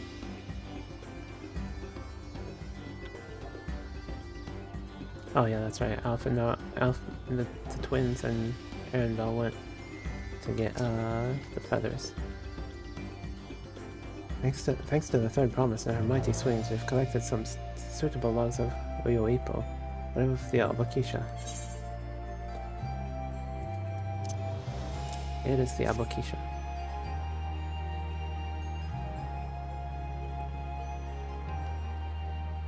Yes, these are excellent samples. A goodly quantity too. At this stage you've likely surmised that the lifting of wings encourages the crops to grow, but not exactly how, eh? Well, you're in for a treat. If all goes to plan, the result should be spectacular. Now, to get to work crafting these pieces for the float, I could use an assistant versed in the arcane arts to enhance the Uyoipo's conductivity. That would be Kryl.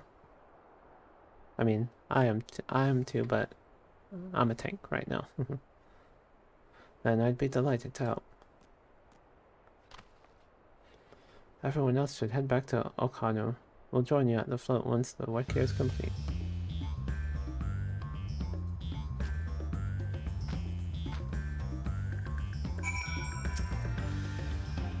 Final touches are fairly routine. It shouldn't take long. Go on ahead and wait by the float.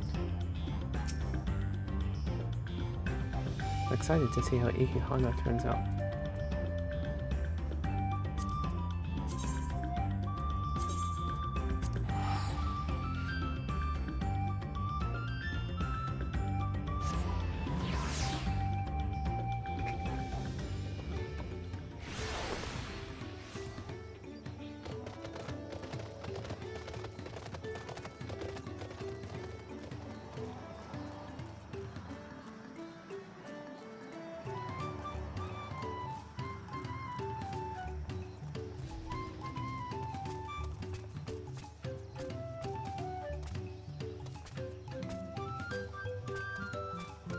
Alright, just you know how one will come out. Okay.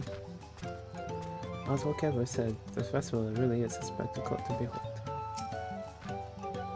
Getting the Uyoipo was a trial in and of itself. At first, Wokeva criticized everything I did. Then he suddenly yelled, I've spoken ill of the third promise and must punish myself, and proceeded to slam his head into an Uyoipo tree. I told him not to worry about it again, and it was like snuffing out a candle. He's an old one, that's for sure. He's perfect for Hildebrand quest. And at least we've seen to the poles and the new eye. Now we just have to wait for the feathers from the twins.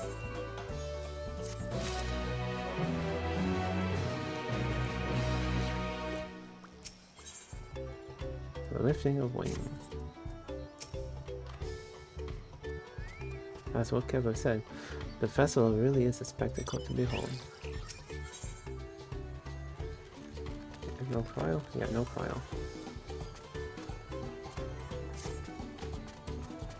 We should get some rest before the excitement begins. So I guess this one was the shorter one.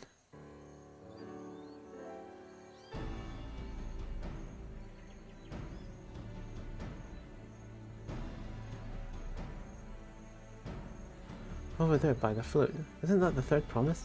When the rumors are true, she's trying to complete the feat of reeds by reviving Ihihana. Festival is a prayer for healthy crops, but does she honestly believe that will be enough to save our harvest? Second promise, meanwhile, barely glanced at the fields before leaving Okano together. Maybe we asked too much of our young claimants.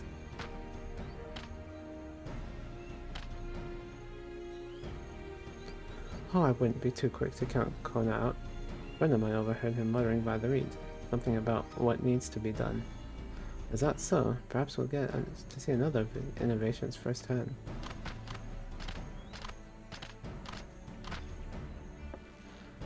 That sounds like our Kona. One look at the reeds was all he needed to think up a solution. Be that as it may, our own solution is nearly ready. Indeed, as soon as the others get back, our long-awaited festival can begin.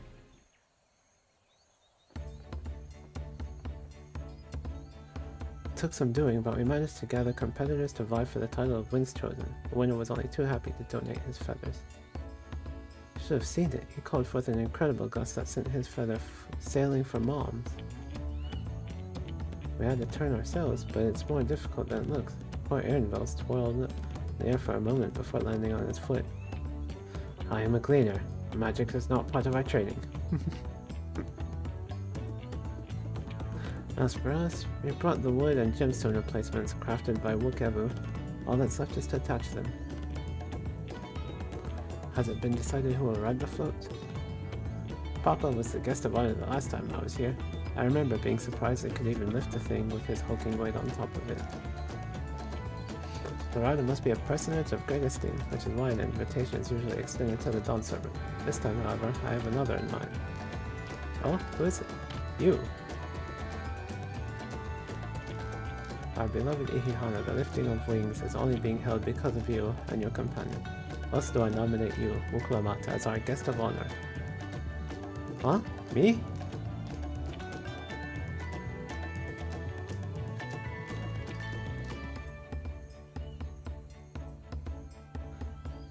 This boat won't make me seasick, will it? I don't think so. Then why anchor? I can hardly refuse a request from one even more enthusiastic about the festival than me. I'd be delighted to ride your float. Thank you, Wuklamat. I have roles for the rest of you as well. We'll be carrying the festival float in a slow procession towards Kozanuki, where the sacred likeness of Kisaihi is ensconced. What I'd like to do is clear the path of dangerous wildlife so that the procession can move along unimpeded. Consider it done. You expect me to sit still until Wukevu has finished with the float? Let me come along and help with the clearing. As you know, I'm not much for fighting. I'll stay behind and assess Wukevu with the repairs. If you aren't sure where you need to go, the path I spoke of begins at the south of the village and branches off to the east. That will lead you across the bridges to the stride of the sun. And we shall see to clearing it to the end to end.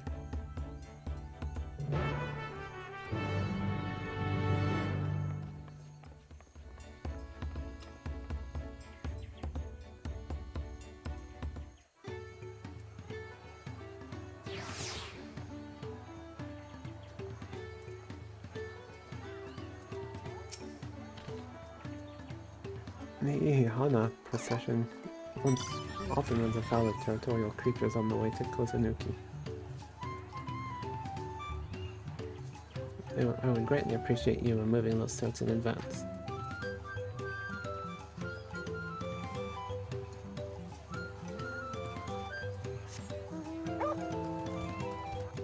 Huh.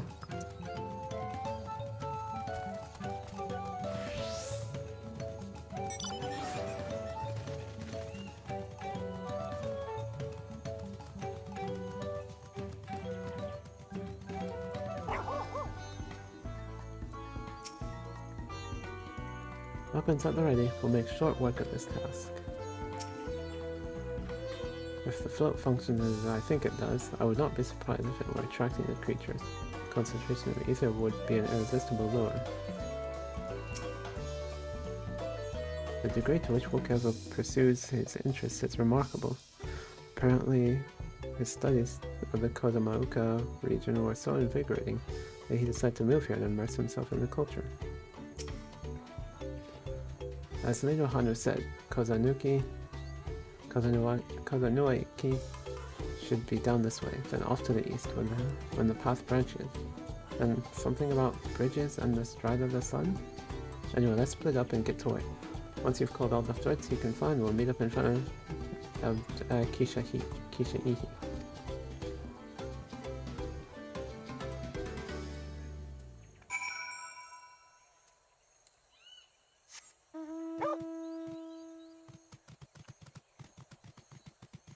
Is that a shiny colibri? Two colibri, okay.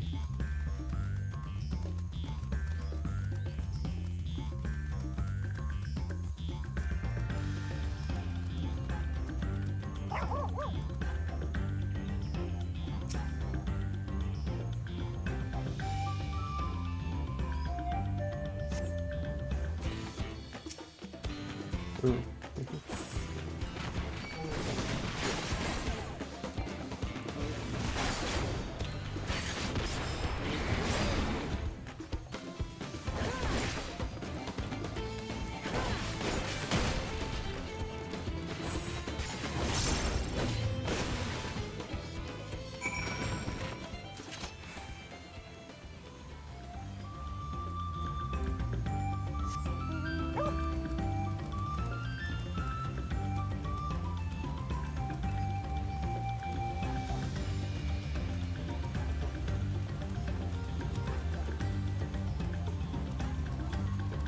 Okay.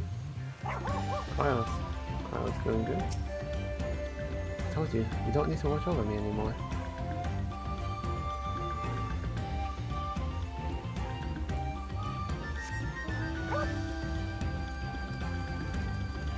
Yeah, Carl can all hold her own now.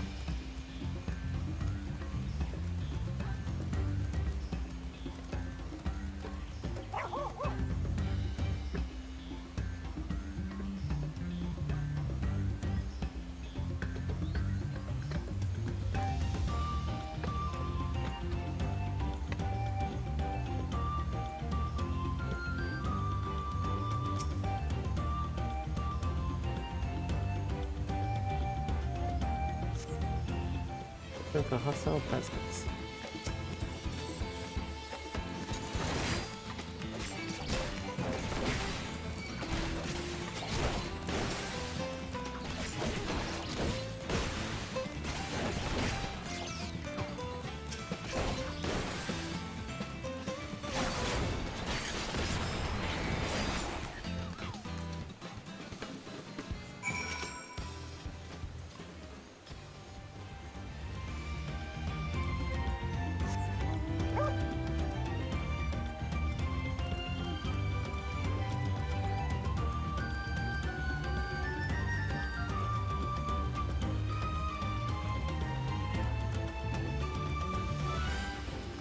Good location. Oh, it's Wilclamot.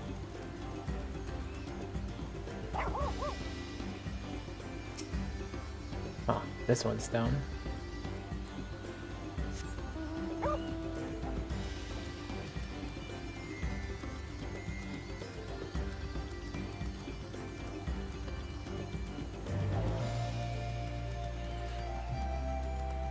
There's Alfie.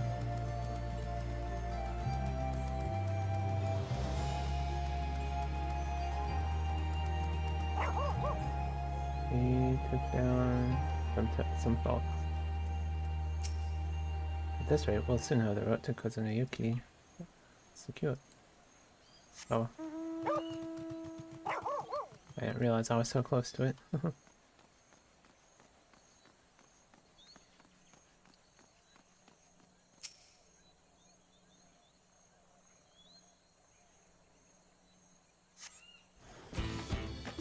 Oh, also one.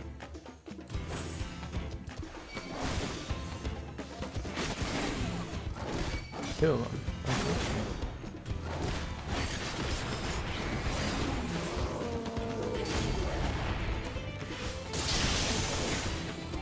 Dang it, they got me.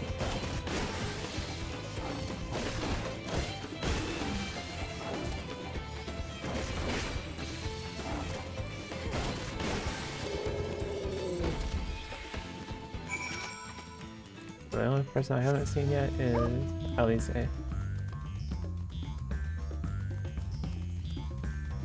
There she is.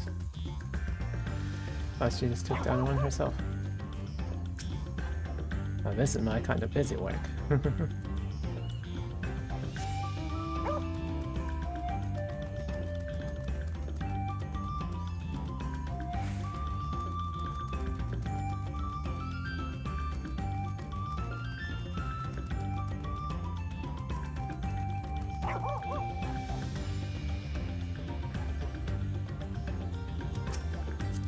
Where is she? Out then. Okay.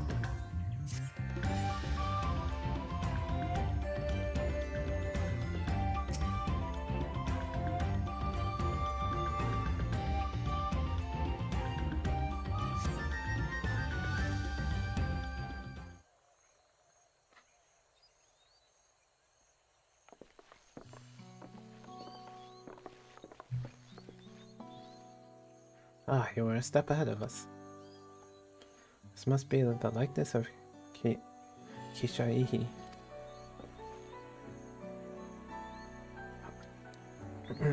The Hanu Hanu deity of the harvest. Even their sacred images are woven with reeds. It reminds me of something I saw in the Academia Editor. I was half expecting a flying whale.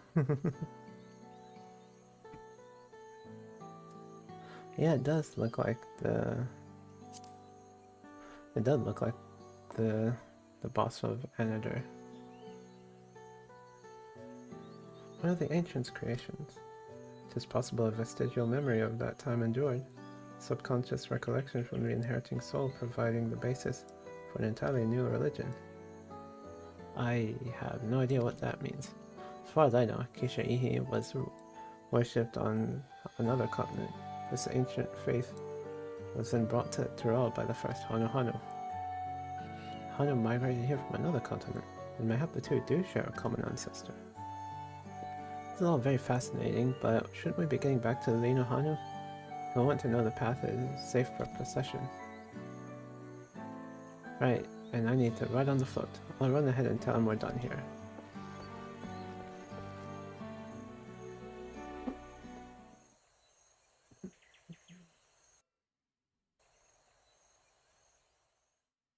Meanwhile, in Okhanu.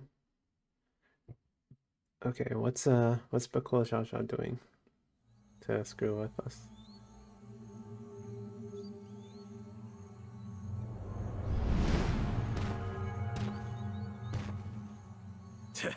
Not sure we heard you right, old man.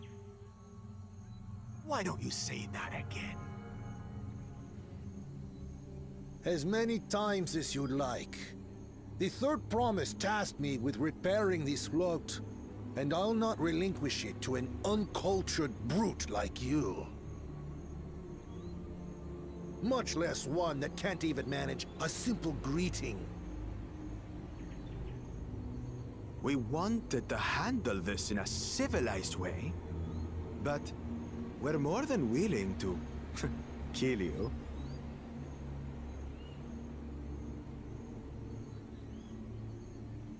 We have a two-headed problem.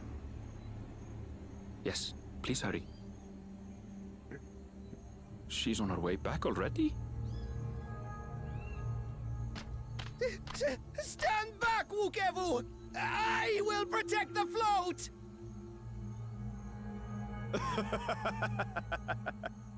Are you trying to be brave, little bird? I could never have repaired the float alone.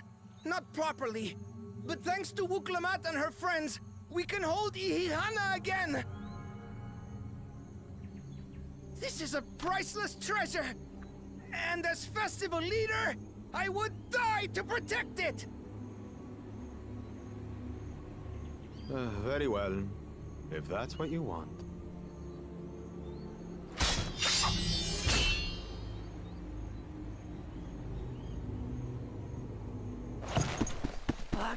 Cha-cha!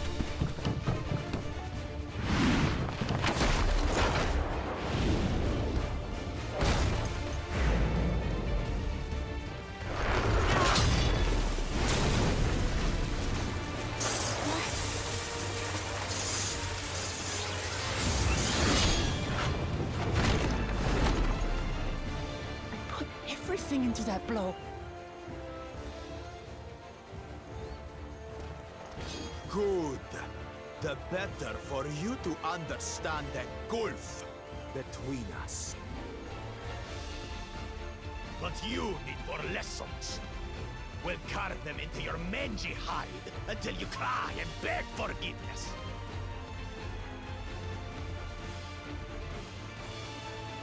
Alright, okay.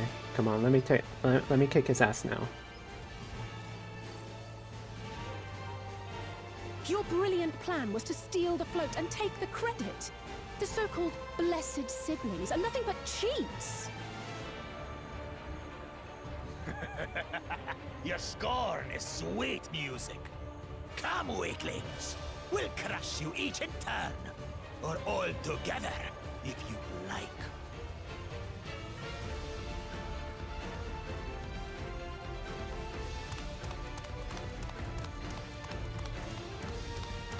Calm yourself, Chosen One.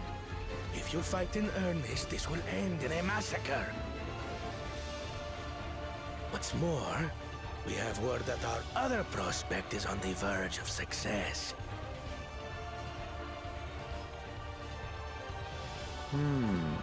Then it would be foolish to expand the effort, sweating nuts. Okay, so I'm not gonna kick his ass yet.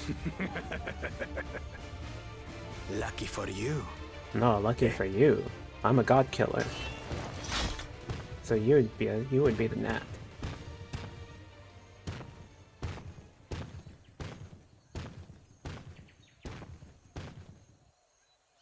Ugh, two heads. I see Mamuk still clings to that loathsome hope.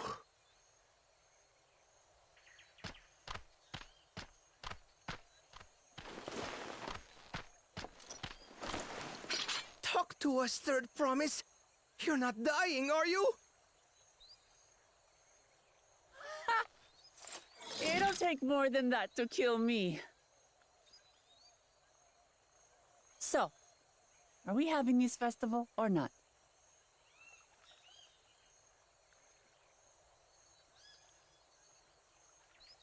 Yes! Yes, we are!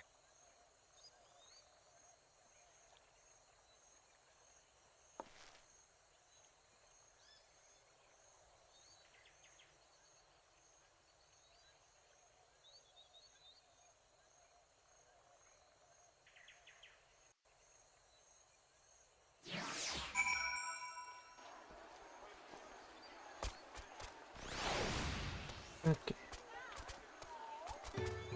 Alright.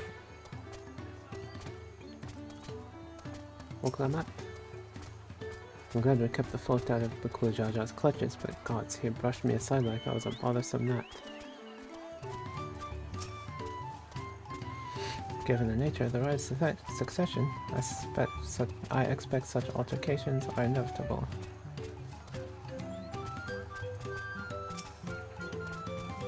He waited for us to leave so he could steal the float. Coward and a thief. Yeah, I can't wait till we kick his ass and show him he's not all that. If I've learned one thing in my life, it's that poor manners often betray poor character. A tense encounter. I'm thankful Alphino thought to share those link pearls. Thank you for coming to our rescue. Oh shoot, I didn't talk to Kryl. Darn it. Tried to protect the float, but against that two-head, I may as well not have been here at all. Nonsense. You stood your ground and you're brave, and you bought us the time we needed to make it back. You are incredibly brave. Okay. Okay, Kryl. Thankfully you made it back before anyone was seriously injured. Okay, there. Now everyone, okay.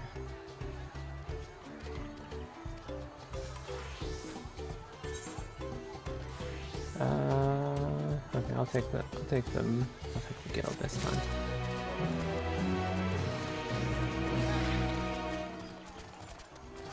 Alright. Okay. I was so afraid Wuka might come to harm. Wakano has seen enough death. Knowing the Hanu Hanu. Okay. So yeah, this was definitely the short route. So this was the right choice to do for number 2. Because yeah, the long one was the Pelu Pelu. The short one is the Hanu Hanu. So yeah, this was the right choice for number 2. Alright, with that exciting interlude over, Yuli, please know that my repairs are finished as well. Before we commence the festival, however, It would be courtesy to inform the villagers that Ihihana will be held after all. Go forth, but do not forget your greetings. At this stage I should hope the reminder is unnecessary. Ohokairi, I see. Ohokairi, see? I remember.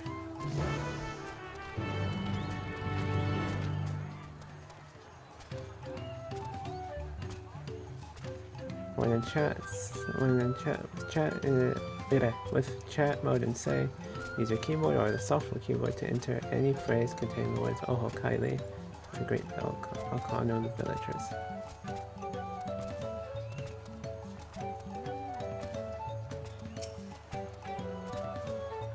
Don't tell me you forgot the reading font. Watch closely. Ohokairi.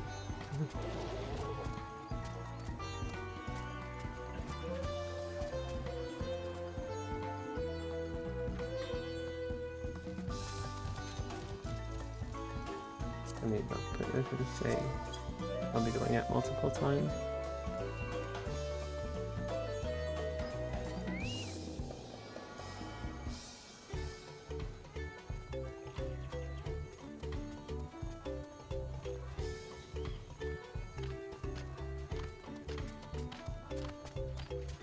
The spirited hunter.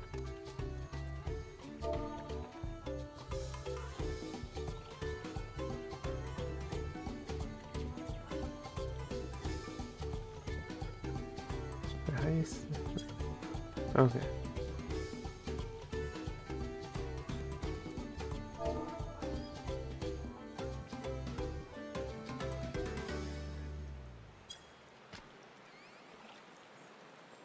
Oh, okay.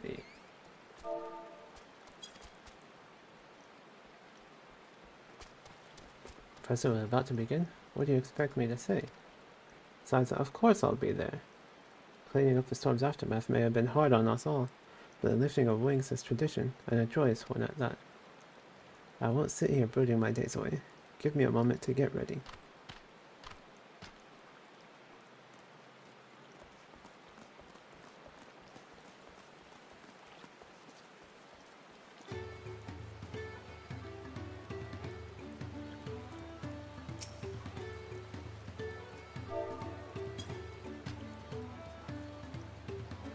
Oh, okay.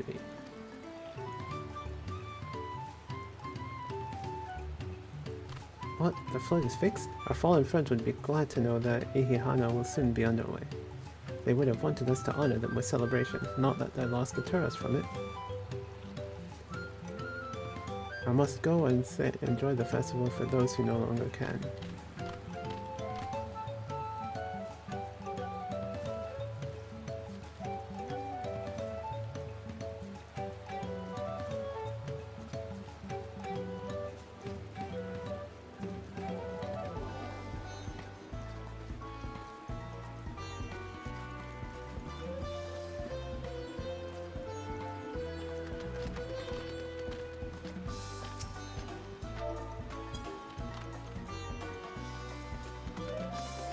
Okay. Thank you for letting me know. I'd very much like to attend the festival, but the repairs should be finished as soon as possible. What to do, what to do.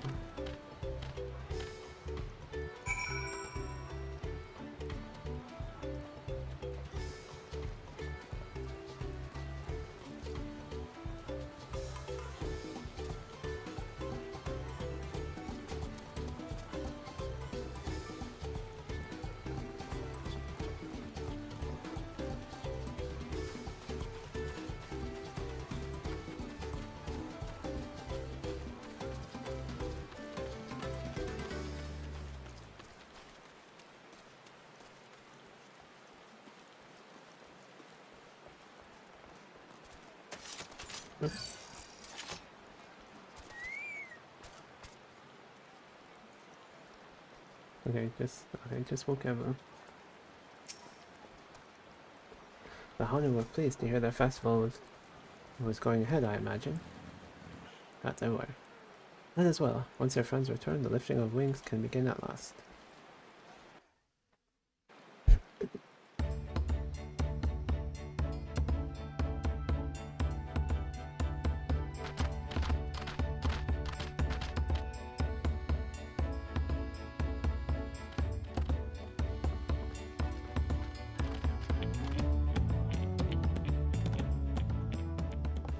so few have come. Patience. Once Ihihana gets underway, no Hanu will be able to resist joining in. Just so. Ukewu knows well the heart of the Hanu. Have faith, Third Promise, and climb aboard the float. It is time for the lifting of wings. Right. Off we go.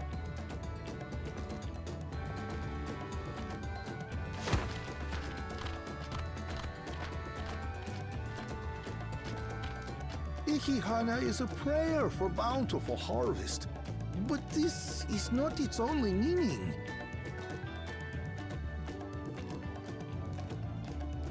It is also an exchange of pledges between rider and bearers, a commitment to a long and fruitful friendship. Listen well, friends! The personage we bear today is Wuklamat, the savior of our beloved festival! Let your shoulders burn, or your feathers fall out, but do not even think of dropping her!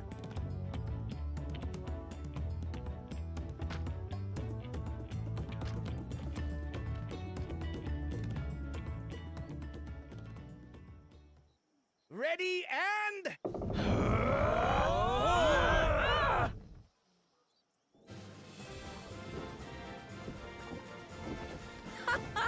I could get used to this.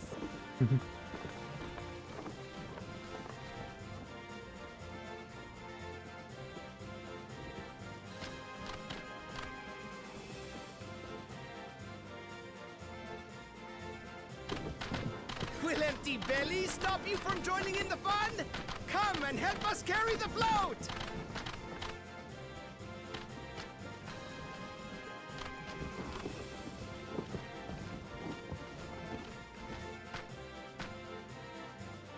Well, well, well. To see the day that Dawn's promise would ride our boat again. We've not had the honor since you were here, Gulul Jaja.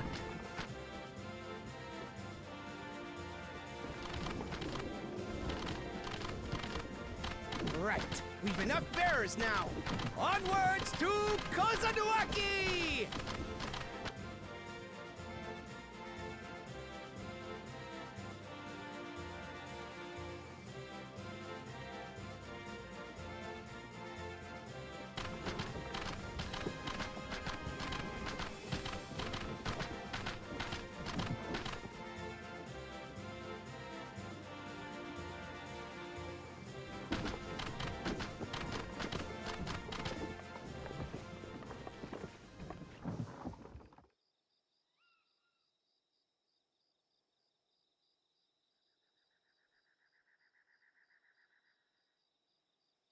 Watch well, for you are about to bear witness to the true glory of Ihihana.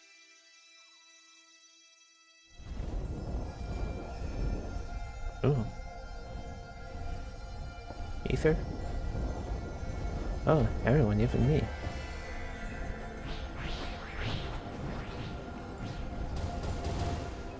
The float draws upon our life force, concentrating and amplifying the energy.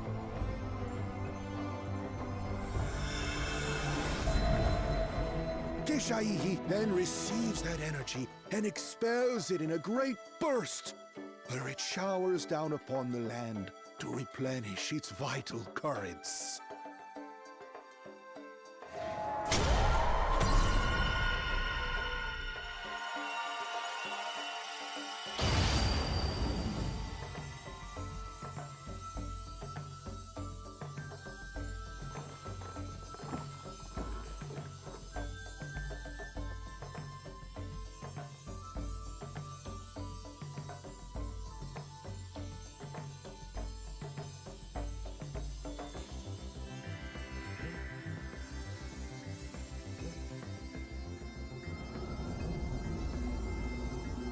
Oh, nice.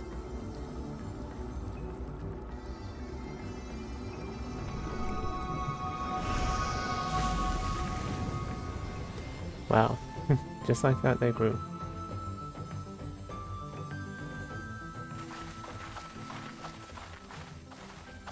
It worked.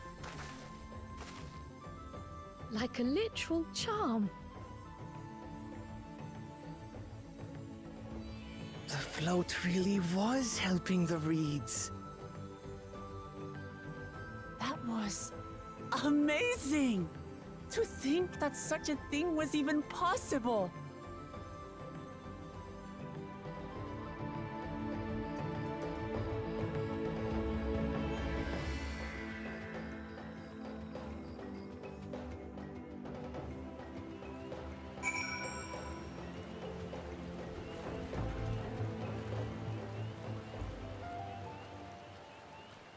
With Woklamat. Okay. Alright, Aaronville. I wasn't sure what to expect, but the festival was admittedly impressive. Cryle? No, I said Cryle. I told you, didn't I? Spectacular. Even deprived of their usual sustenance, the Hanu seemed invigorated the moment the festival began. Ihihana truly is magical.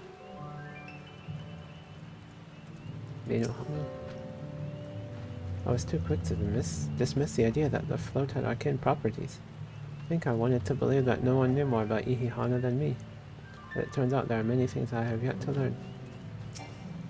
Oh, I have to go over there to talk to Alice. I'd like to take a turn riding the float. What? It looked like fun. Don't pretend that thought didn't cross your mind. Okay, yeah, you're right. It did look fun. With their fields rejuvenated, the Hanu too might finally replace their flagging reserves of ether. Should I have left the float behind like that? I was so excited to see the reeds. Nothing to worry yourself over. My brethren have been swept up by festival fever. Last I saw, they were taking turns at the carrying poles on the way back to the village. Please feel free to look over the fields and enjoy the sight of what you've accomplished.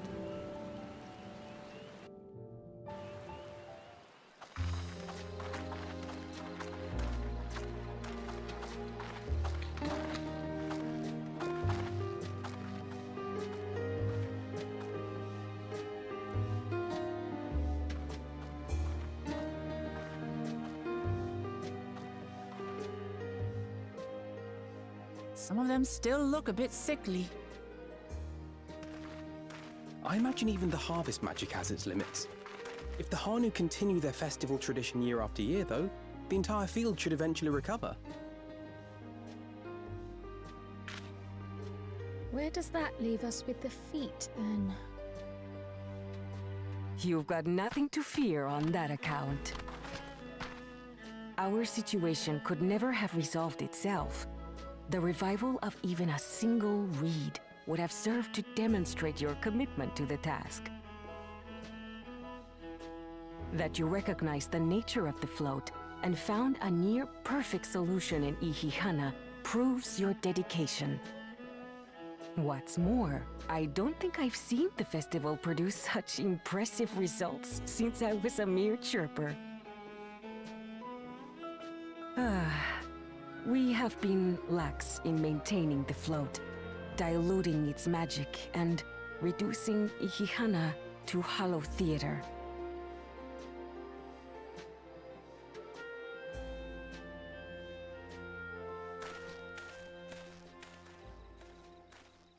Connor! I was delayed by an unpleasant encounter, but it seems I arrived at a good time.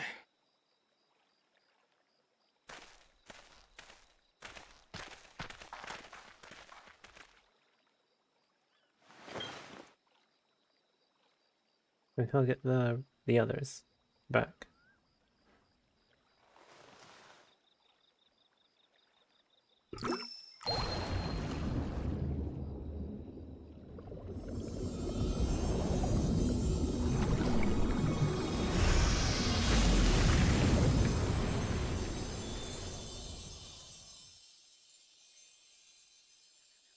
Oh, isn't that wonderful?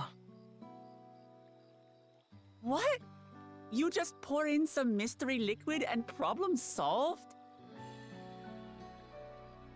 Stagnant ether was to blame for the reed's poor condition. I assumed that was an alchemical concoction which enhances ethereal conductivity. It utilized the flowing water as an ethereal current, thereby promoting the transfer of life energies. A method I could not have devised without the education I received at the studium and the cooperation of my Archon allies.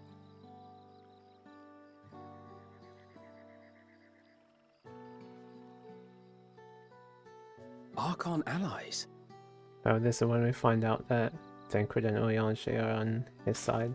You see, Lamachi, this is why we need to embrace foreign knowledge and technology. Employed appropriately, they make light work of what would otherwise be arduous labor. There's no need to lug around heavy floats.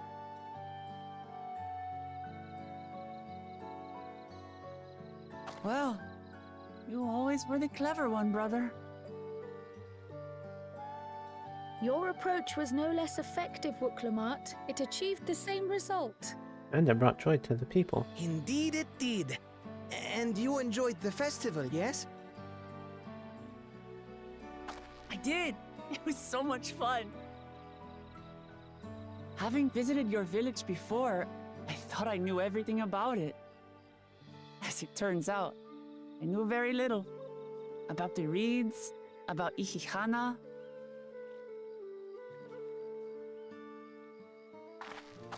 With all I've learned this time, I feel as though I've really come to know the Hanu.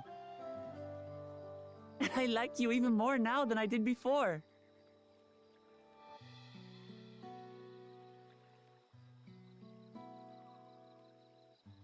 The feeling is mutual.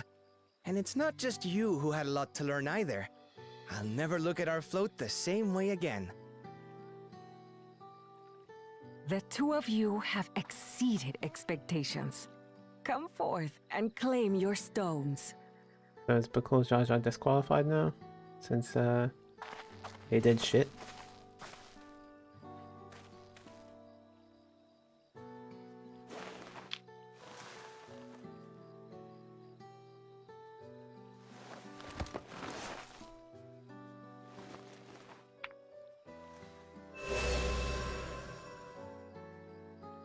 Five more to go. And on to the next.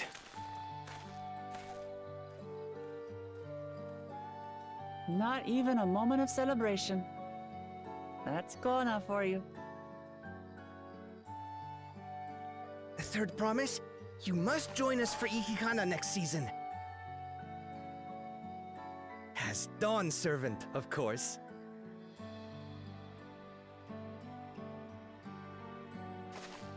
Right. It's back to Tolihiola for now. Thank you for having us. I look forward to seeing you all again.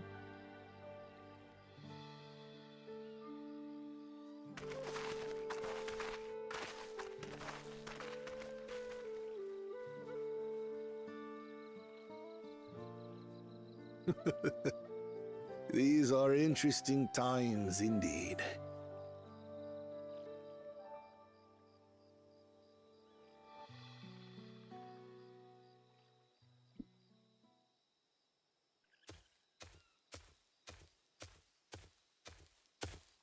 The concoction was brewed by Kona himself. It's a test vial, but it should contain the same reagents. Oh, darn.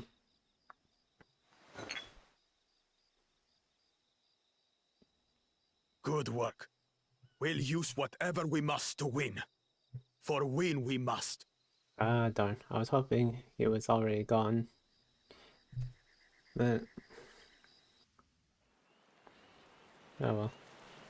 Well... yeah. Can't wait till... again, I still can't wait till we kick its ass.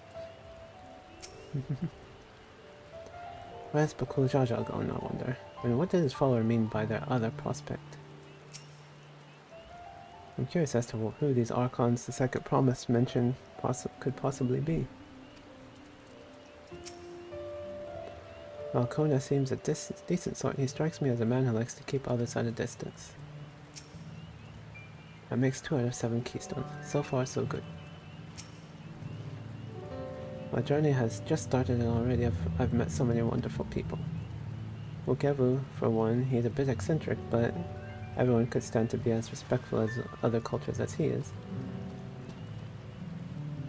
And Ninohanu, it warmed my heart to see him honor his departed friend through Ihihana, and to help others do the same. I can't help but feel excited thinking, let me put this back to free company. Okay, there. Come on, let's head, okay, I can't help but feel excited. Who else I might, meet over the course of the contest. Come on, let's head back to the restaurant. Let's head back to the taco shop. There. To the, or maybe I should say the usual place.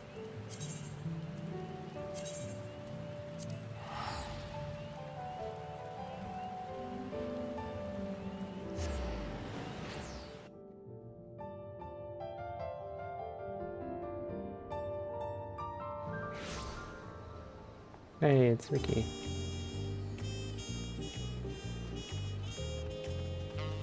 Oh yeah.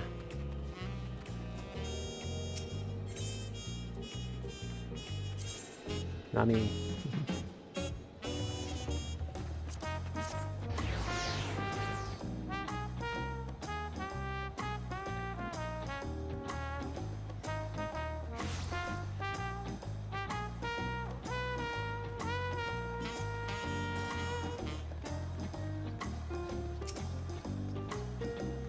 Hey, there's Kami.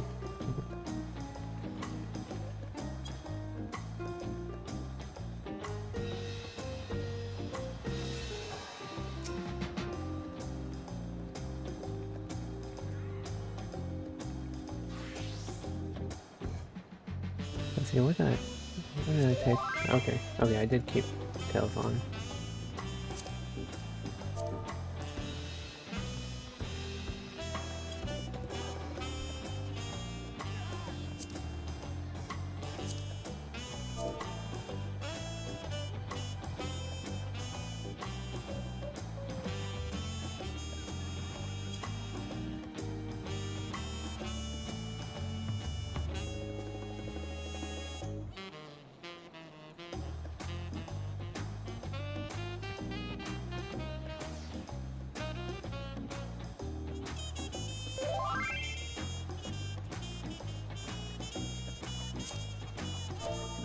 Okay, he went to go check.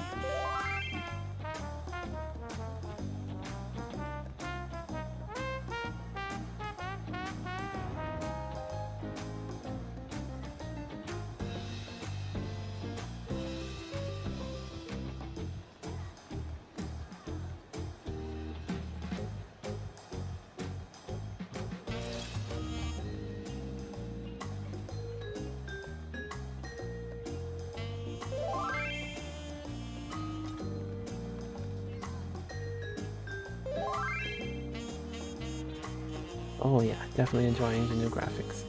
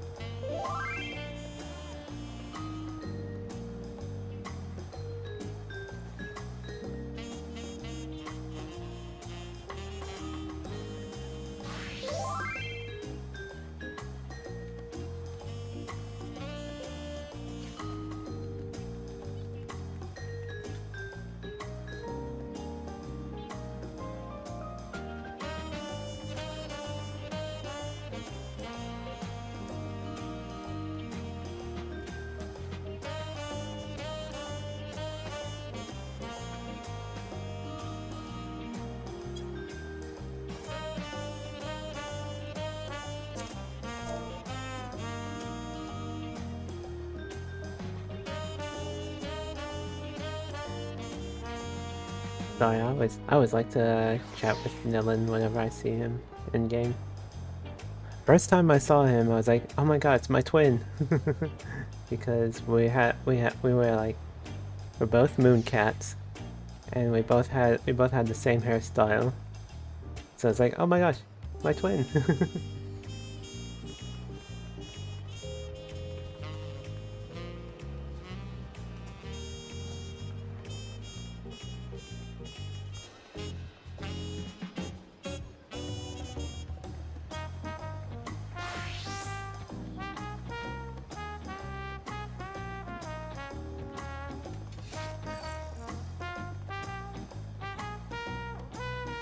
Alright, okay.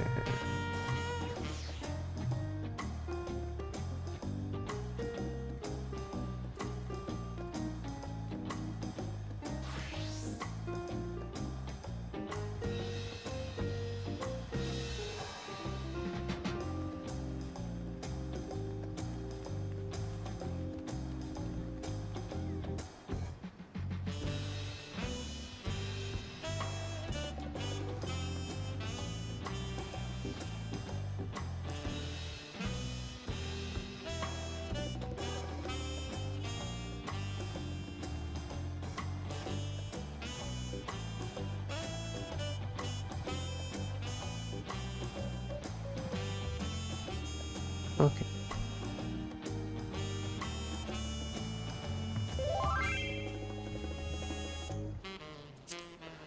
Okay, time to continue now.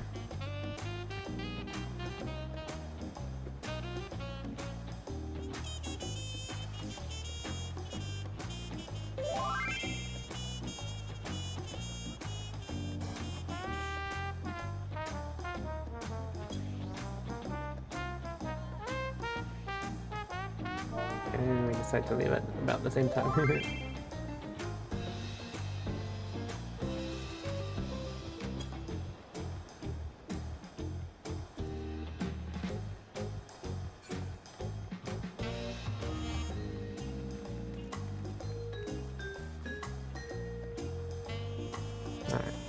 that is a...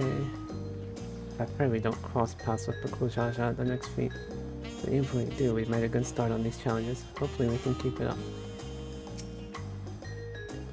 I noticed Saralaja was not at the Hano village. In a contest like this one, it is only a matter of time till the claimants are pitted against each other in direct competition. The Hano's festival must be essential to their traditions as Suntrop dance to the Vanu. I have not forgotten our obligation to Oklamat. But it's moments like these when we can immerse ourselves in the cultures of others that fill me with anticipation for the new experiences this adventure will bring us.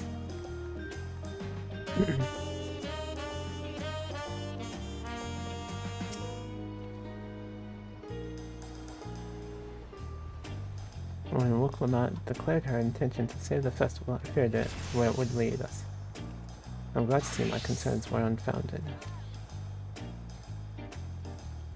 Traveling with so large and diverse a group is unfamiliar to me. Wish you could see me now. Oh yeah. I wanna yeah, one more thing.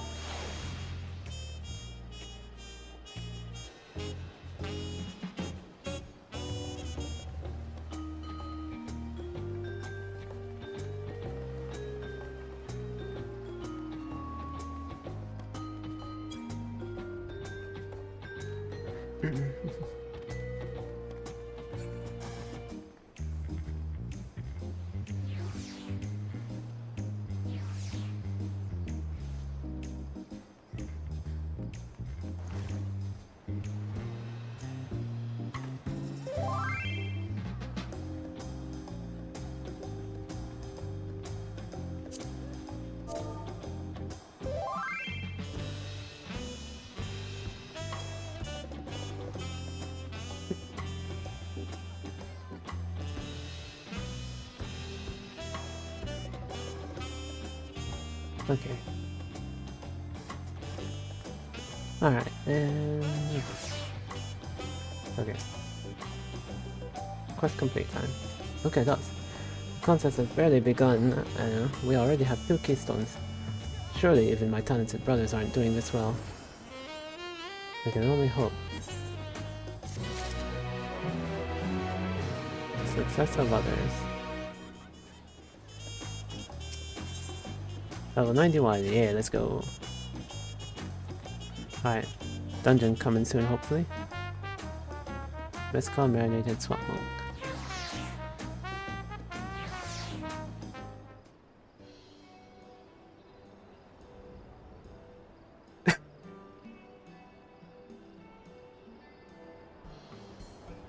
I should probably get up.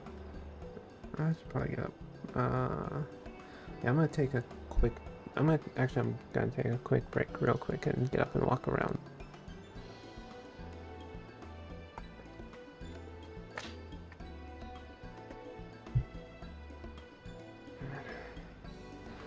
We've now won 2 keystones from both the Feat of Reeds and the Feat of Gold.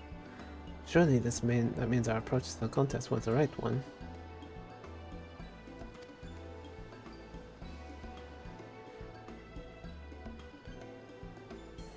So it would seem, by continuing to retrace Gulul Jaja's journey as presented in the saga, we should find our remaining electors in turn. And let's visit the giants next. Like Kral said, the fact that they were searching for the Golden City might mean they know something useful. The home of the Yokhoi is in the upper reaches of Urkopacha. Unless you're keen on scaling the cliffs, we'll have to take the long way around through Kozama-uka. So, this route will take us close to the Moblin village, which is another important location in the saga. Since we'll need all the keystones eventually, it makes sense to pay them a visit while we're passing through. So we call on the Moblins first then. And let's head there right now. I'm afraid right now is going to be a problem.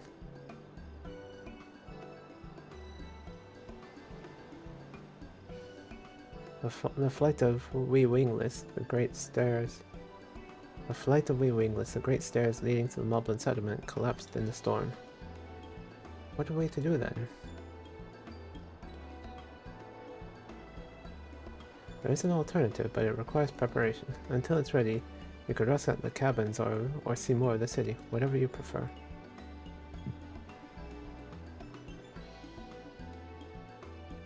Just to be sure, you'll accept any method of travel as long as it gets us to our destination. Of course, who do you take me for? But as your guide, I will see to the arrangements. Well, it seems we have some free time on our hands. Let us make the most of it.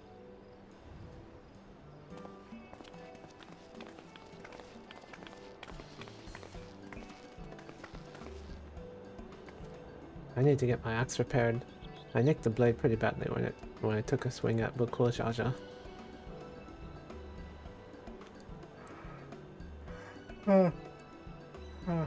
Excuse me. That reminds me, I never got around to introducing you to Ropli, did I? He's the man in charge of Wachu Meki Meki, and a good person to know. Want to come along? Sure. Let's go then.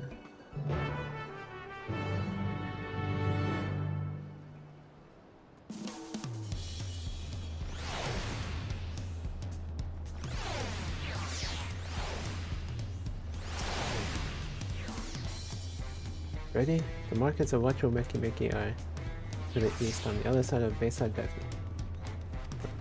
Accompanying me again. Okay.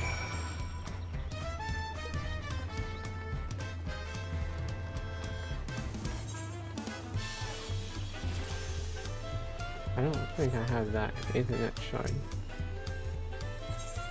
Yeah, I don't have that Ethernet shard. Oh hey, they're salty.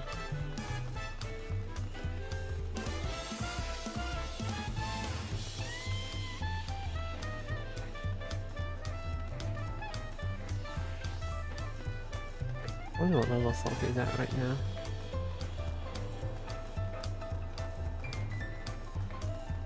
Oh, wait, is that? No. Yeah. What level is Salty at right now? 96, wow.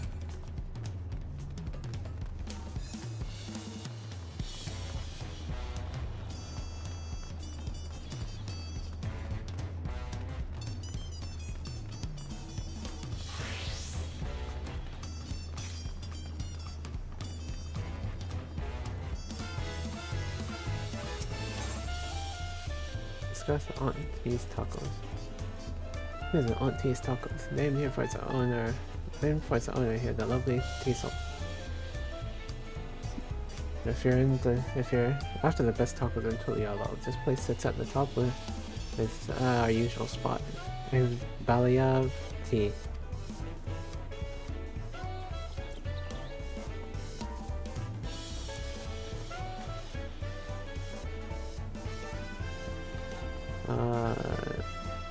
You say that, but promise, but you only ever eat at old Brookevus food. Come and buy mine for a change. Sorry, Tiesel, it has been a while, hasn't it? I swear I'll stop for a bite once the contest is over.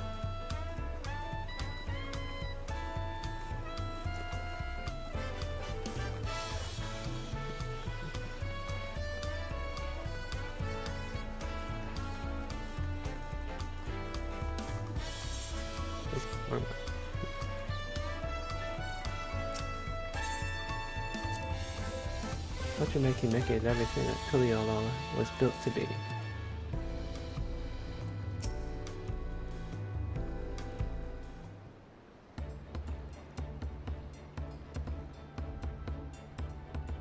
My, the third promise. How might I assist you this fine morning?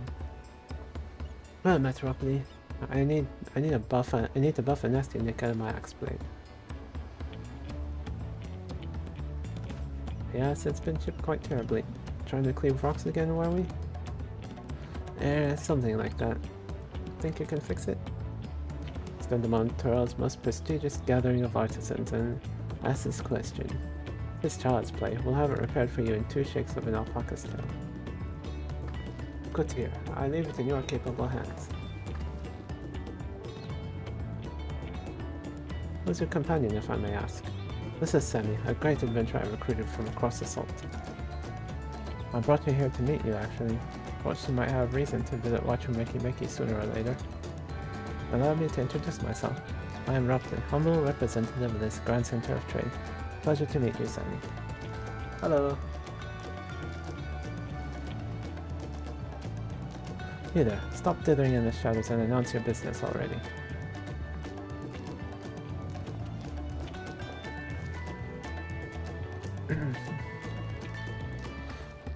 I've seen that man somewhere before. Yeah, I have too. Oh yeah, on the boat.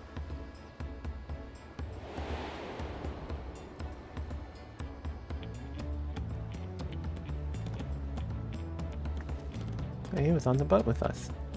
The jewelry maker you met on the voyage over. Oh, I remember. I spoke with him too. Bonjin Ten? Yes, that was his name. You've been loitering like a flighty admirer who can't pluck up the courage to confess his feelings. Out with it then. Why are you here? That is to say...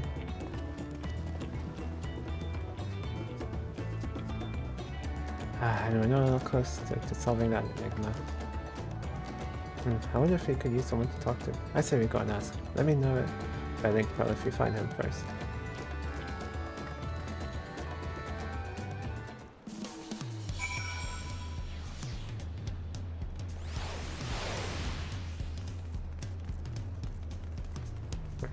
First.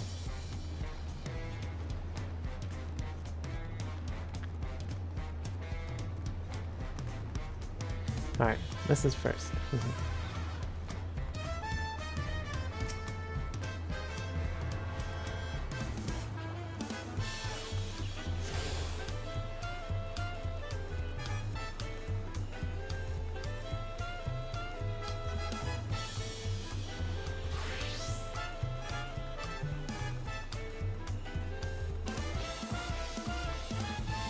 Okay, a Cryle cosplayer with her wind-up Cryle. Nice.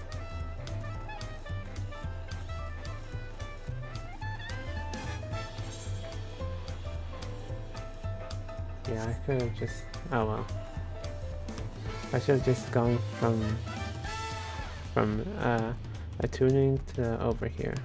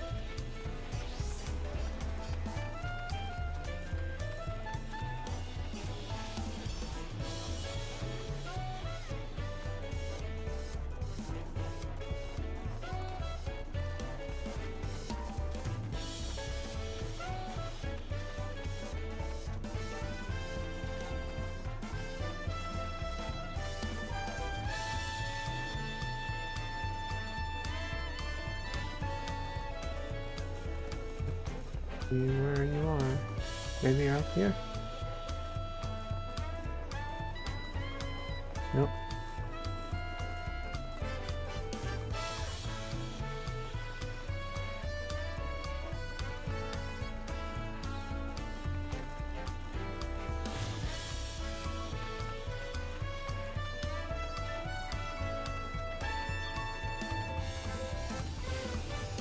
There you are.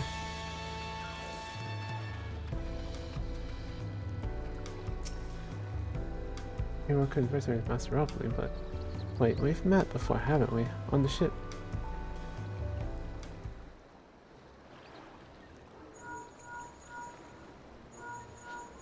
Yeah, I found him. You found him? Good, I'll be right there. Why did you run off like that? Did you have business with Robley or not? Please, you didn't concern yourselves with my affairs. I'm undeserving of such attention. What are you going on about? I beg of you, do not ask me to explain, do not. Sorry, but the more you tell me not to, the more curious I become. Besides, you look like you need a friend. You are too kind. So be it. Suppose I can show you with a morsel of my misery. Before I came to Tulioldan, I worked as a goldsmith at the most prestigious jewelry maker in all of Ul'dah, S-Thames Aesthetics. Oh, it started off well enough, but as the day passed, everything began to go wrong. Compared to the masterpieces of my talented colleagues, my products were lacking, mediocre. I lost all confidence. Crippling doubt had possessed me, and any veneer of bravado I tried to put forth seemed cracked beneath its weight. Thus did I take ship hoping to find the fresh beginning on new shores, yet as you witnessed I lacked the courage to even approach a potential employer. You stand before a man wallowing in the wreckage of his ill-spent existence. Alright then, you offered a morsel and served us the full course. You must have really wanted someone to hear your story. If you like, I could try to give you a few words of advice. And you have experience with my predicament, or feeling terribly inadequate compared to your undeniably superior peers. Well, when you put it that way,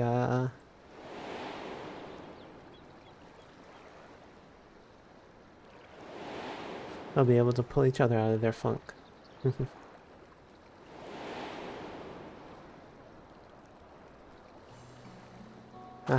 Not me. I'm Wukulamat, third promise of Tulioldan. Never mind. Daughter of the Dawn Servant. Oh, of course, you're a member of the royal family. Please forgive my presumptuousness. Well, what of you? Have you ever measured your work against that of your colleagues and found yourself wanting? You can't measure your worth by success of others.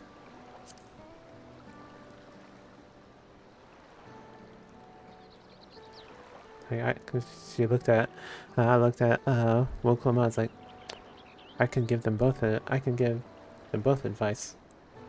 Hopefully she's listening. How can I not? Should my work not meet the same exacting standard? No new commissions will be forthcoming. What then was the point of my becoming a goldsmith?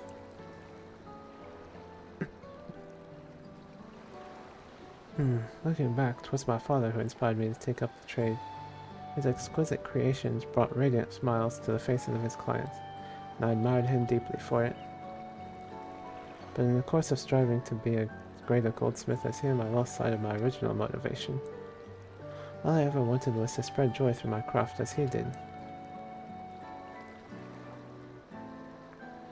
Perhaps I will give this one last try. Thank you both for reminding me of what is truly important.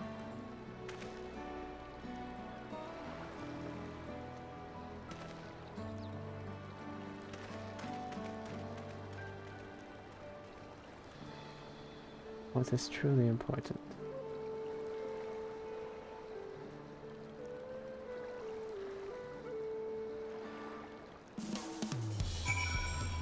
Alright, speak with Wukulamat.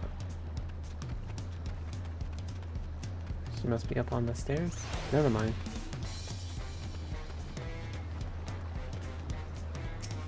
Johnny Depp was hiding her. Oh, sorry, Sammy. I didn't mean to ignore you. Yes, I'm glad to see Fongentin is giving himself another chance. Dungeon time, please. For all too early. Wonder how Fongentin is getting on. Couldn't help but wonder if Fongentin will follow through. Let's see if he's actually gone to talk with properly.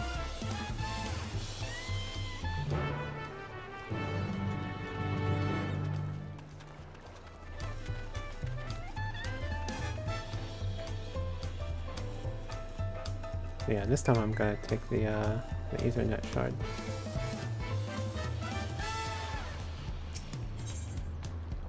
Watch him make it.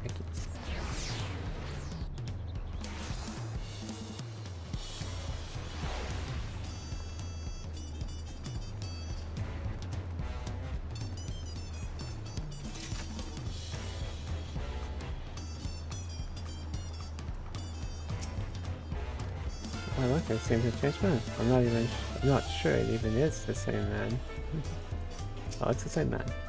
You can do this, Fongentin. It was kind of you to come, but you needn't worry. I found my courage.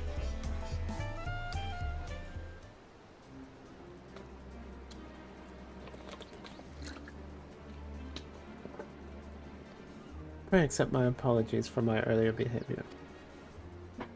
My name is Fongentin, and I'm a goldsmith from Ul'dah in faraway Eorzea. I realize this is a bold request, but I should like to continue practicing my trade here in Wachu Meki Meki, if you will have me. I ask only for the opportunity to bring happiness to others with my creations. So that's what it was about. You were looking for work. Consider yourself hired. Wachu Meki Meki is always in need of skilled craftsmen and women. I'll handle the necessary paperwork. Can you start tomorrow? Yes, of course. I must thank you both again for your sage and timely advice. I don't know that I was all that helpful. But you were. Had you not come to speak with me, I would not have had that much moment of needed self-reflection.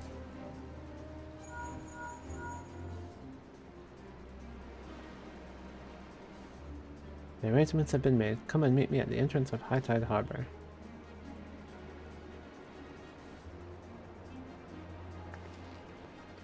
Oh, I almost forgot. Do you have my axe ready, Ropley? Ready and waiting. Behold the sublime touch of a Wachu Meki Meki artisan.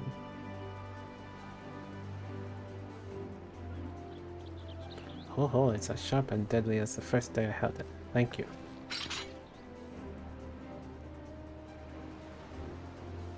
Well, good luck to you, Fongentin. Let me know if that doubt creeps back in. I'd be happy to talk you out of it. As for us, we should head for the harbor. Wouldn't want to keep Erenville waiting. Oh, it's another ship. That's why he said what he said.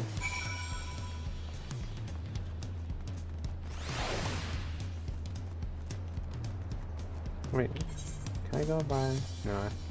No, I can't go by. Internet. It's quicker to just walk. No.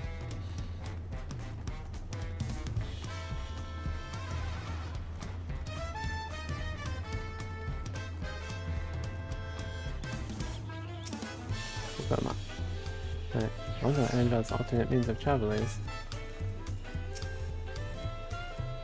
I wonder too, Bayside markets can find earrings almost identical to mine. They indeed seem to be a common travel charm, just as Mablu described.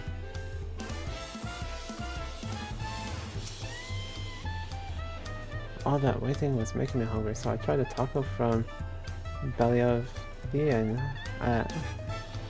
Auntie's. I think I prefer tea salt spicier flavors. I want to re-examine the Tuliolo saga. Should we continue apace, we shall come face to face, or rather face to knee, with those enormous Yokui. I'm told some of them tower even the hulking Galul Jaja.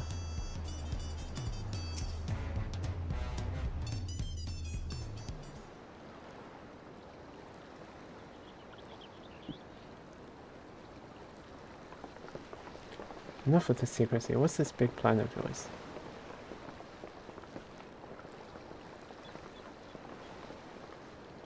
Look there. That is my big plan.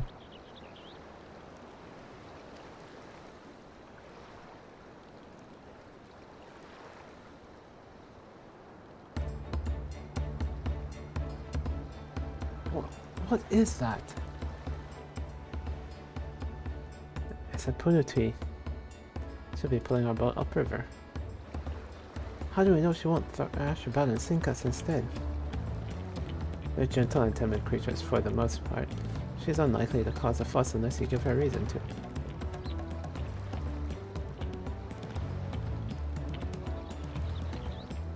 First alpacas, now punutis. We're relying a lot on animals for this journey. We should be thankful we have an animal expert as our guide then.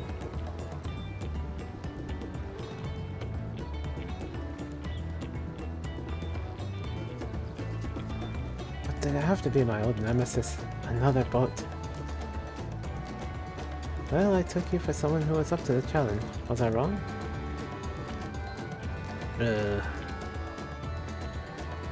Long ago, when fighting still raged between the clans, the inhabitants of Kozamauka rode these river boats to move swiftly through hostile territory. But the vessels will see little use with Thrall now at peace, so I was able to borrow one of the few which remain. I did consider it dirigible, but the pilots warned me that the updrafts near the falls would make landing difficult.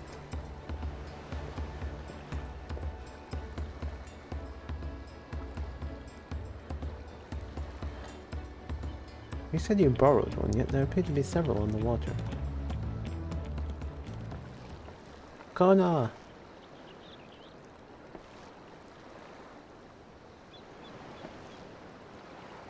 Hamati. Traveling up the river, I presume?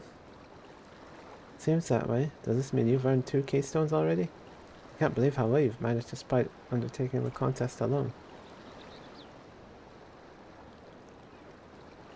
I was never alone. I've had my own entourage with me since the beginning. Yep. My friend, it's been, well, not that long.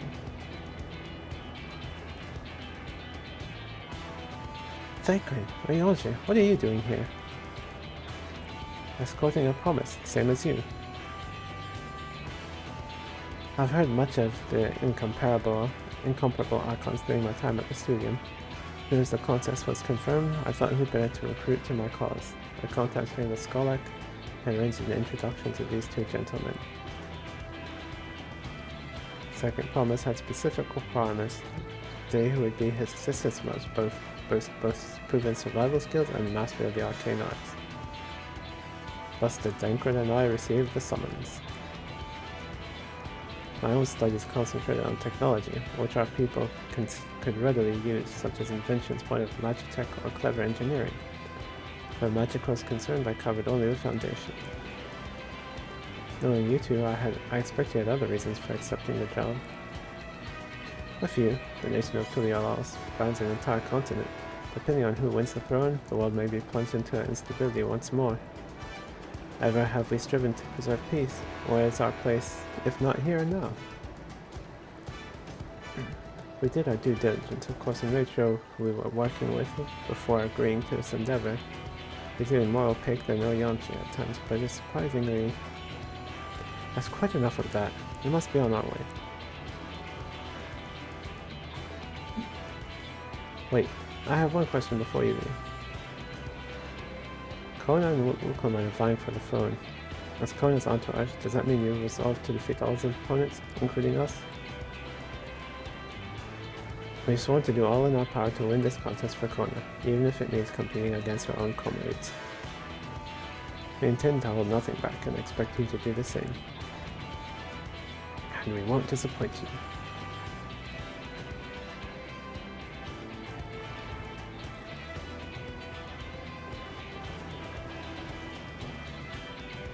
I thought you were taking a boat.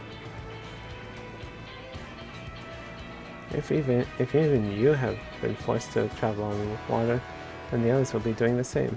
I would rather walk than risk confrontation on a leaky barge with no possibility of retreat. Hey J-Lo, happy Dawntrail. How far are you, or have you started yet?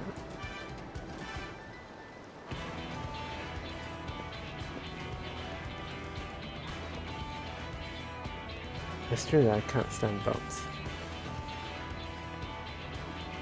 But I trust the route Erenville has chosen for us.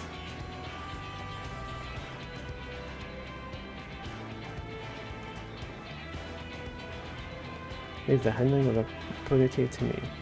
Should other wildlife attack us, however, I may have difficulty keeping her under control. Do your best to draw them away as far from the boat as possible. Waiting till Monday, cause that's when all my friends are gonna play, so... Alright, cool. Nice. Just at the same time, basically. Nice.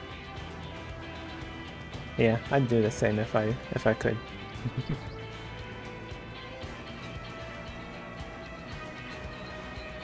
Leave the... Oh yeah, I already read that. So is it dungeon time? And we shall remain on deck and stand guard. Well, it may be wise to have at least one of us sit up front with Erenville, just in case. I'd like to stay on the deck. I'm eager to put my pictomancy to the proof. And I'll take the chance, any chance to show you that I can hold my own on the battlefield. And Cryle will stand on guard with Sammy.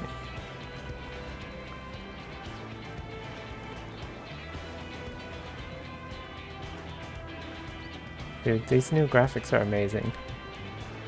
I look so much better. Everyone looks so much better. I'll keep Erenville company then. With my blade, I can respond more quickly to threats in Alphino. So we have our party then. Me, Cryle, Vuklamat, and Alphino. Thank you. If a fight breaks out, I'll try to stay out of your way. And I shall endeavor to provide aid where it is needed. I can do that as well. That should cover most eventualities. Secure your gear and board the boat when you're ready.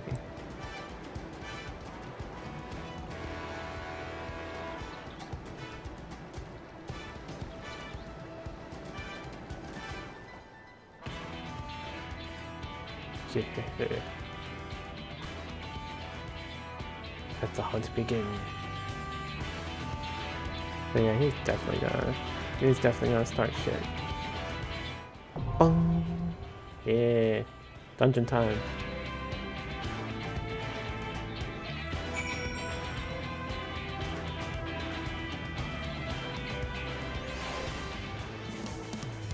Alright. I would do it. I would do it with normal. I would do it with people, but I think I'm gonna go with trust.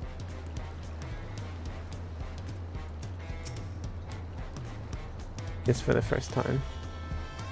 The river, Kona decided the river route was too risky, but I wonder how the other claimants are planning to travel.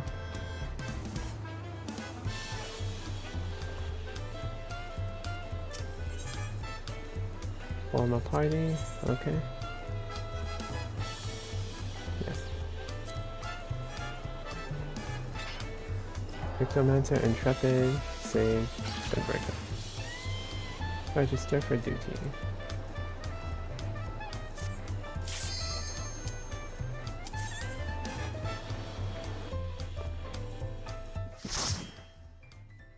I'll do the other dungeons with through Duty Finder.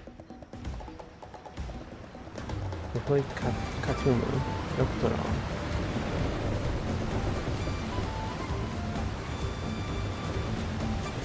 Yeah, they're definitely gonna start shit.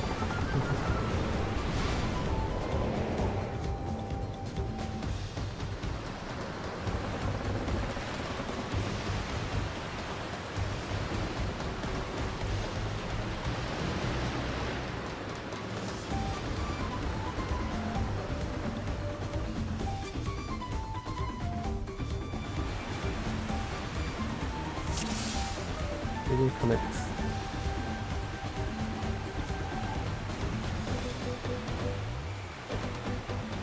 That's a blood up like Katsurolja. Oh god. Is it Kojaja? We're getting lots on the river right now. We have company.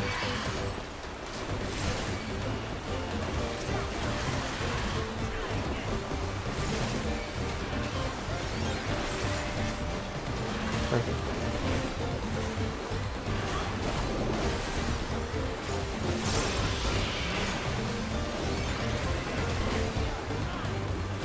Try this!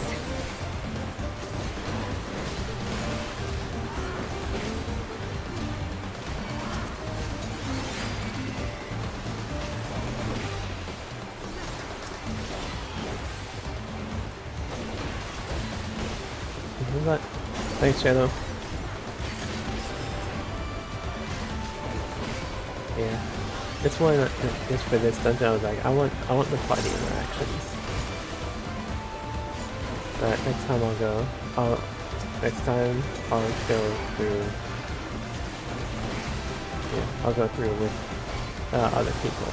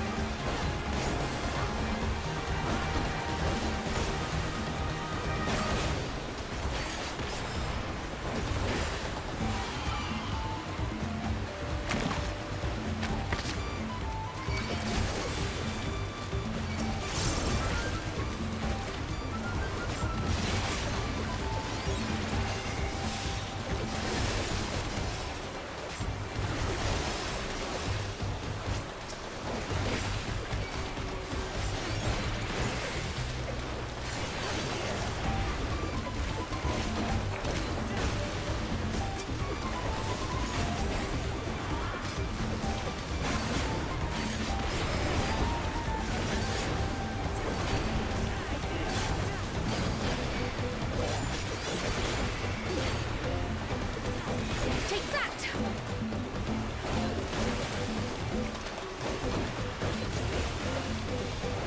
Alright, so you're down.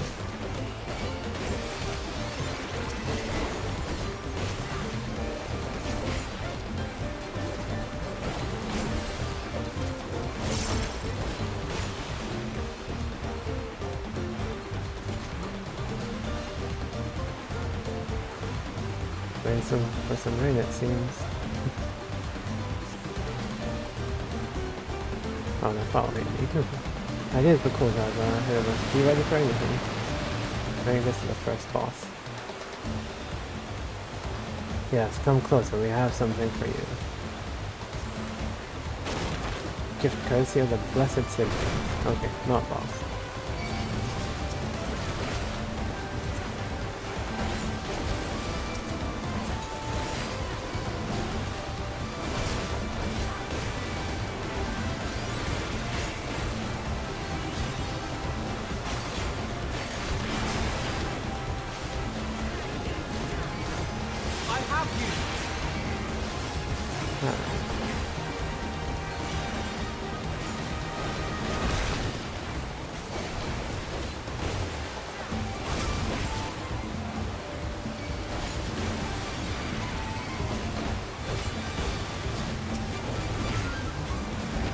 I got 126k HP with the party bonus.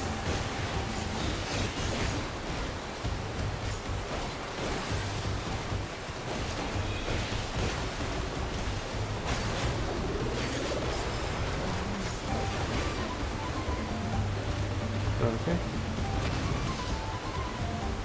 Yeah, this is not going to plan. We just have to improvise. So you gonna come here so I can kick your ass, or no? Harness. Ready to a fair fight? Damn you, the cool job. Feel upriver if we make it that far. Good thing our boat was a cowardly move. And we're losing speed. I can't remember penalty like this. Harness is broken, I'm sorry, but we have to pull over to the bank. See the cool job got his way.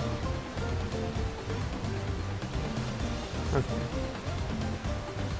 See if there's a route overland. We'll try to catch up to you later. Okay. Now, I'm not gonna do big pulls because Russ can't handle big pulls.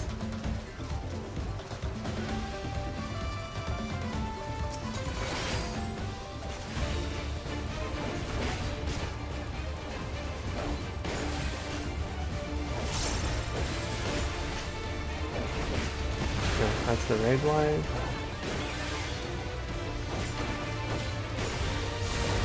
We mustn't hold back.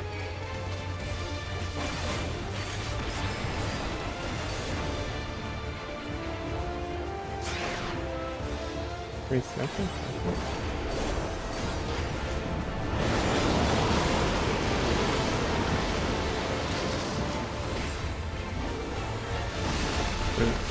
Okay.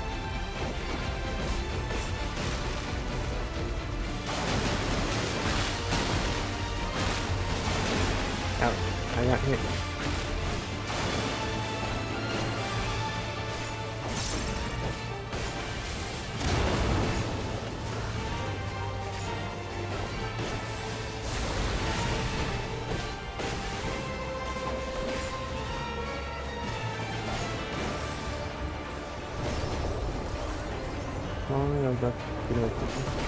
Alright, what's this do?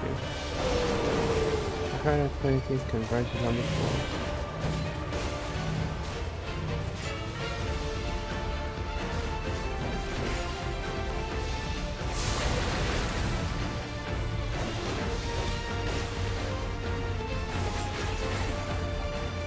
Oh. Wait, then that. What's it?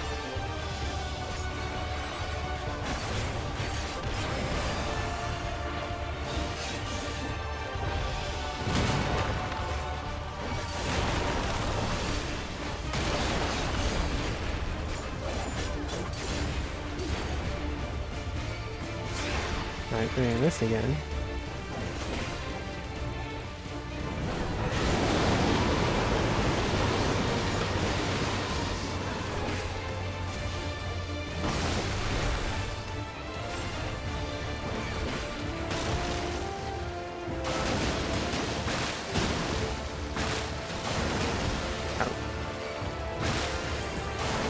Oh, that hurt. Okay.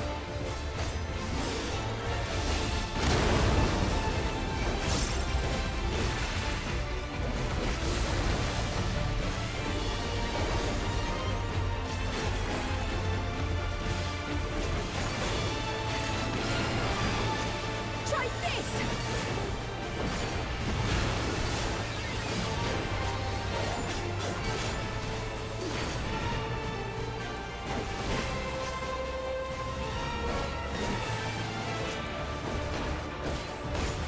I think I can kill him before.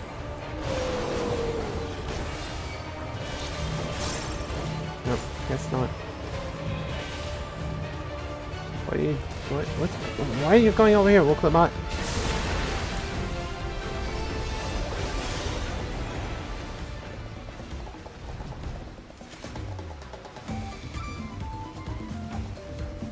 Oh, that's the only bad thing about trust. They have their own specific pattern.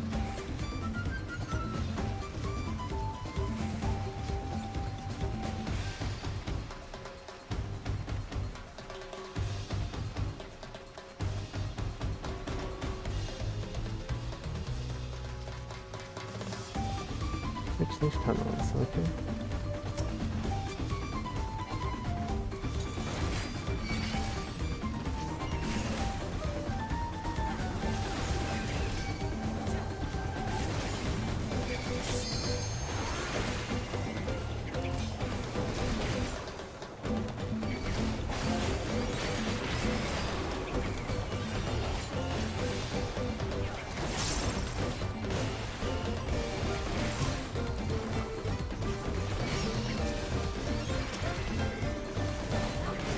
Okay, they're going after the attack now.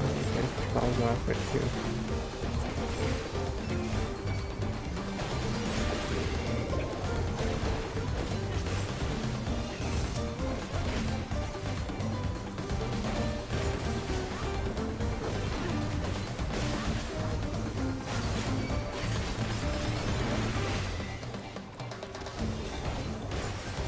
Okay.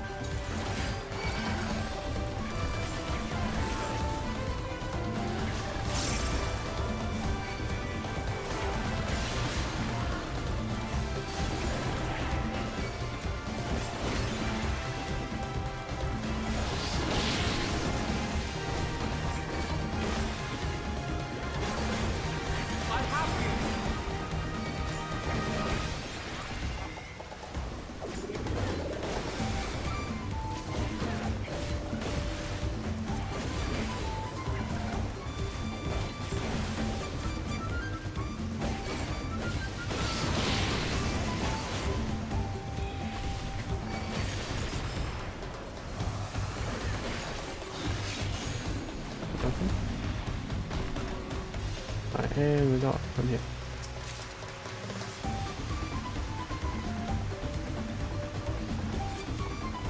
Climb up the ladder. Nice. Haven't climbed up ladder since Dalriada.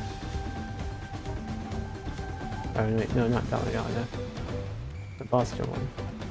What strange happenstance has summoned Flush Party's friend? Seems it'll be taking longer. Oh, come on, Thancred. Huh.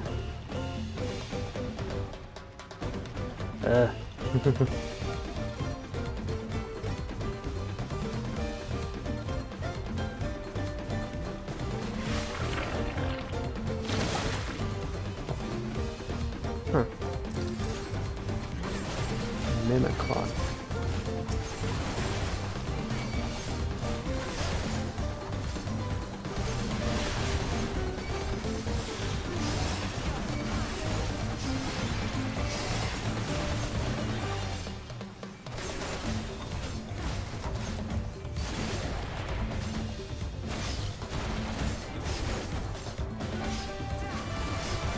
Yeah, that's one down.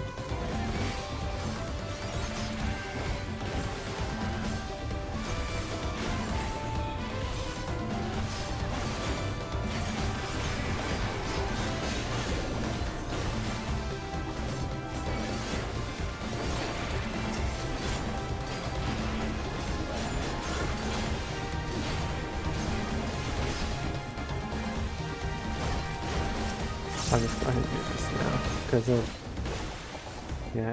it'll be done cooling down by the time I need it again.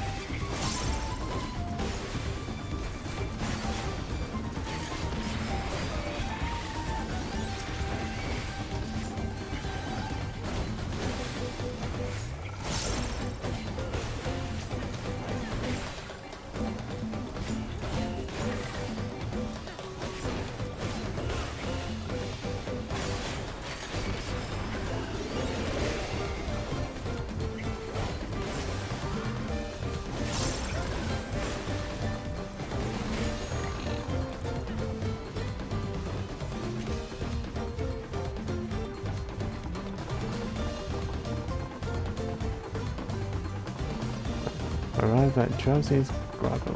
Okay. So this is the next boss.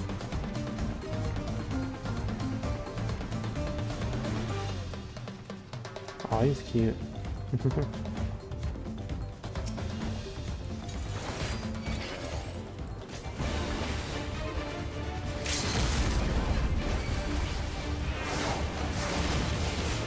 Okay, so look what my say LB here. Alright.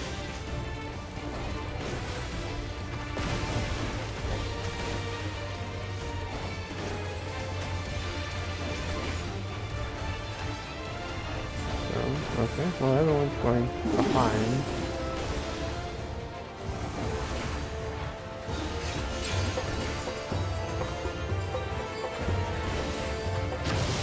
Ooh, dancing? He's watching. He's with the ether. Okay. Hey, I was out of that. He's dancing really excellent. Oh god, that's huge, man.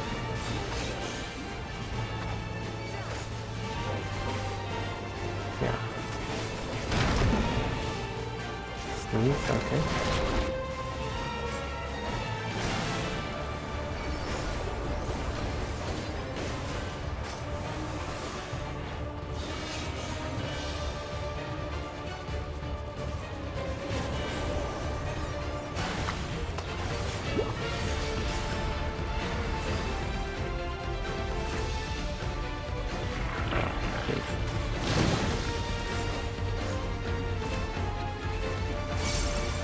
Ah, this gonna suck.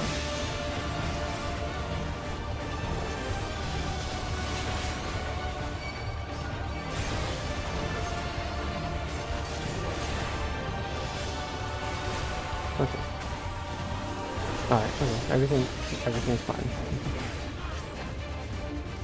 Thanks to my AoE skills, everything's fine.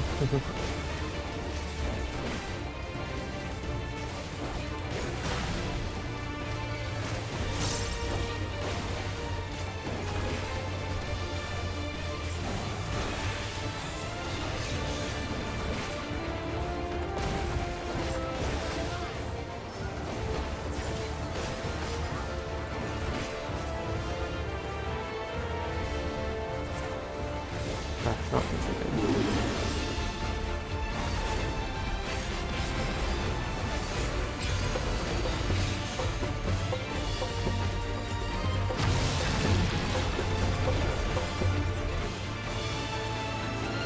Over here. Never mind, over here. Okay.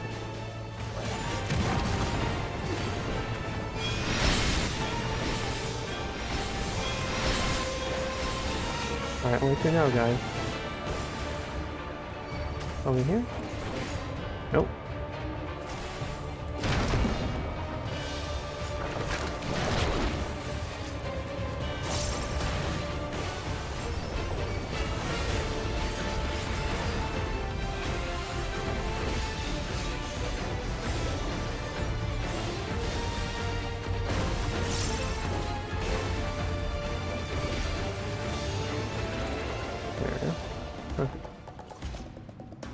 I have a tunnel to go.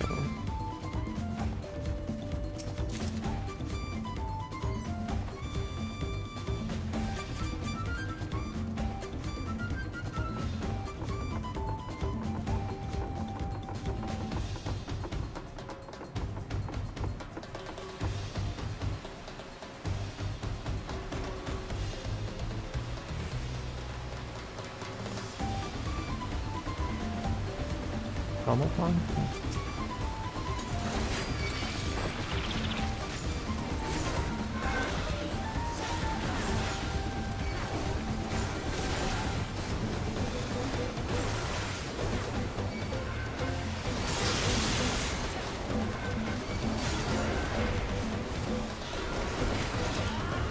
Alright, get rid of the mic, huh?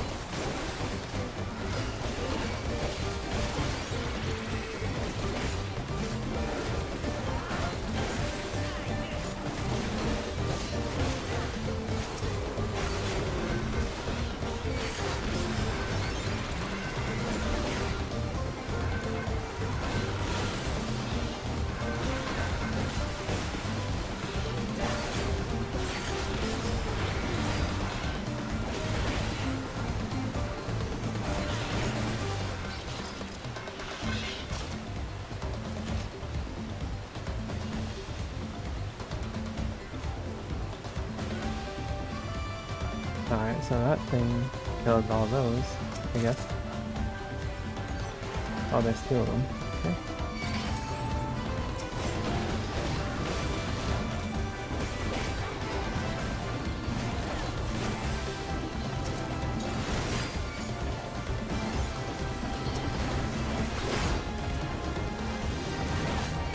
Let me get that one first.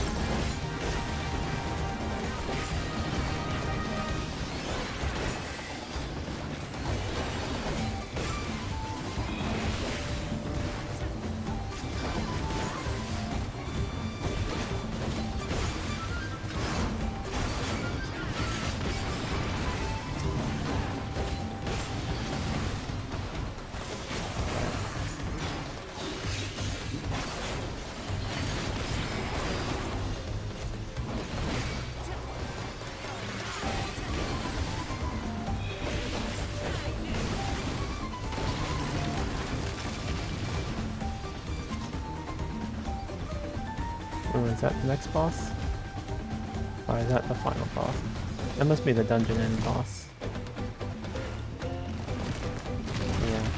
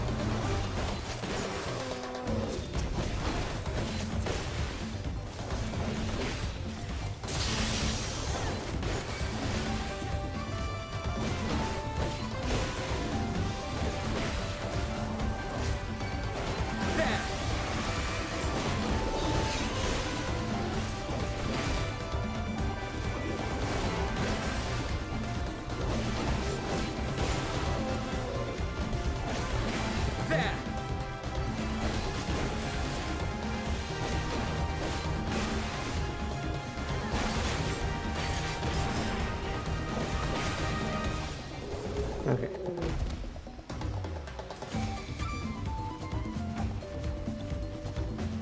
Alright, so we got 4 automatons and a big guy.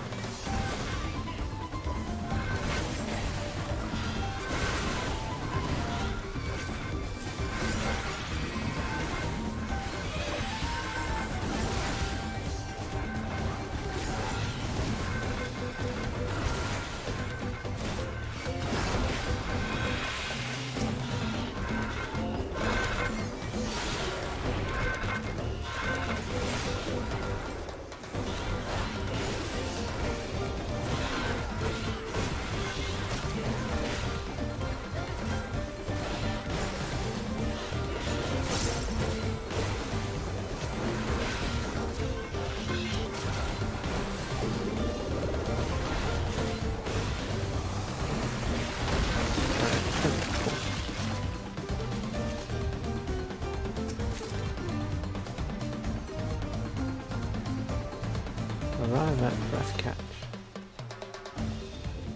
Oh yeah, this is still a boss arena. Yep, here's the dungeon boss. That big mantis creature. Apex Predator, Apollyon. Well, it hasn't met me, so I'm about to get into Apex.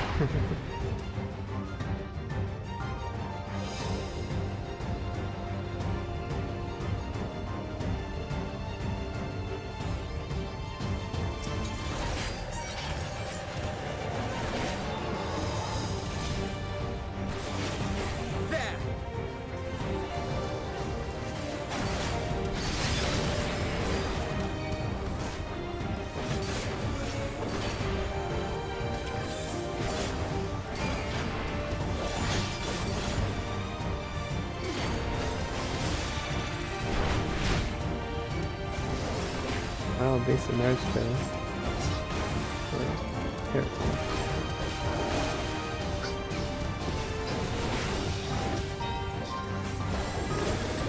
Back off! Stop.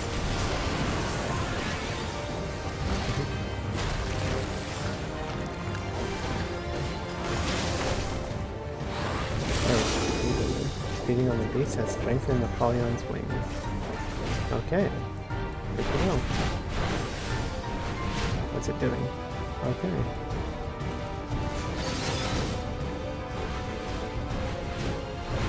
Okay, it's doing it again. Oh god, oh god, oh god, I'm gonna get hit, I'm gonna get hit, I'm gonna get hit. Ouch.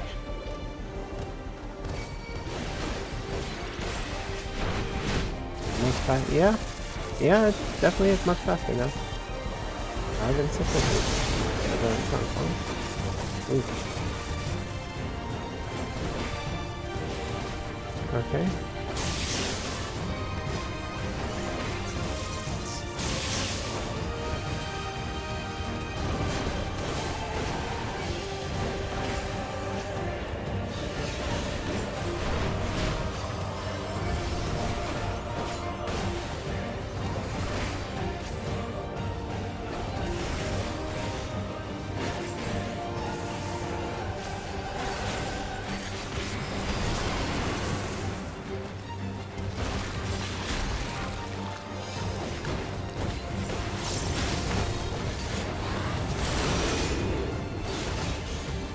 I think it's for. Oh god.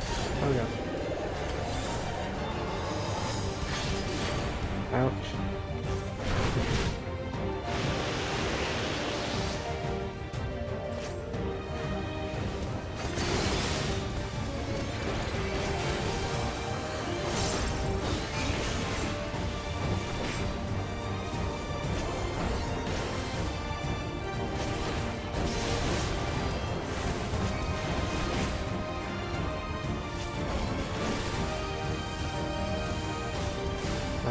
Then.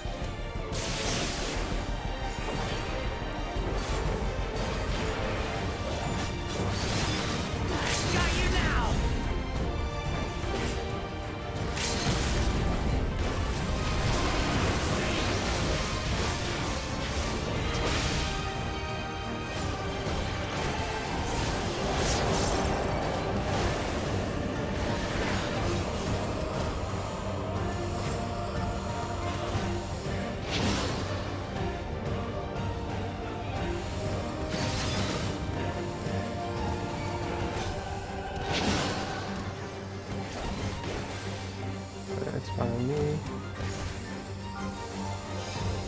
Ouch. Ouch.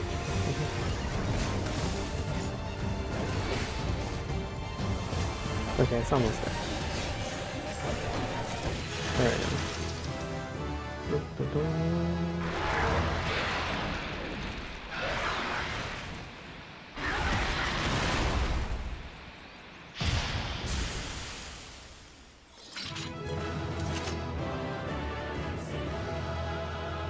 Yay, we're back to being happy. No more despair. No more despair in dungeons. I mean, I know we were doing that F in 6.1 also, but still. Alright, what do they have to say? I hope Alexander and Ellendale are alright. That's the biggest bug I've ever seen. Well, Kona has gotten ahead of us now. Yep.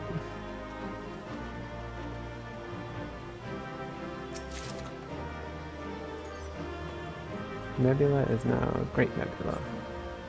Reduces damage taken by 40%, increases maximum HP by 20%, and restores the amount increase. Nice. So it doesn't just parry damage anymore. It's now also a mitigation. But it's a good mitigation now. Well, okay, it's a damage percentage mitigation, not just a parries 15% damage.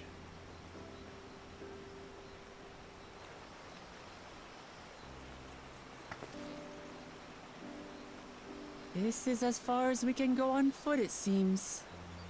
We'll have to head back and see about fixing the boat. They already got the boat fixed.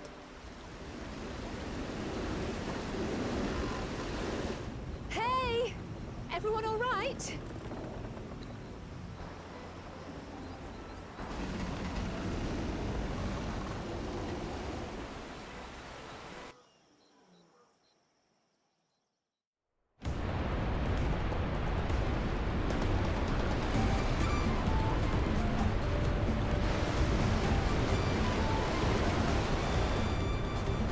I was worried we might not catch up to you. Those caverns you traversed were dug by the Yokoi in their search for gold. Remnants of the excavation can be found throughout this region. I appreciate the lesson, oh wise guide. Are we landing this boat anytime soon? She's seasick again. Our river journey is almost over. For proof of that, you need only look ahead.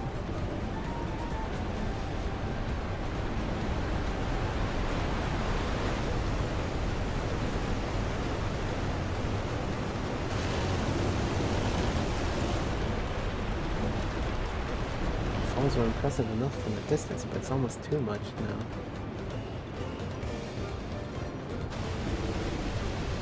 Yes, amazing. No, no, please let me off. Ah, poor Wokomat.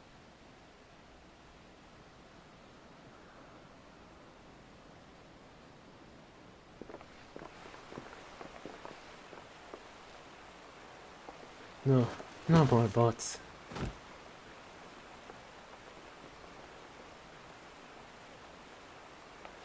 Are you? Oh, you're not. Are you? Oh, you're not alright.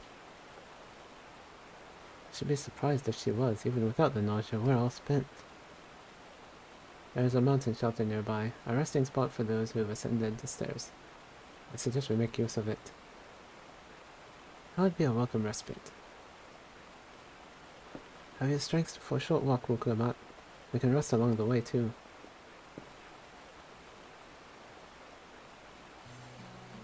Damn it all. A promise is meant to lead from the front, not mewl and moan like a sick kitten.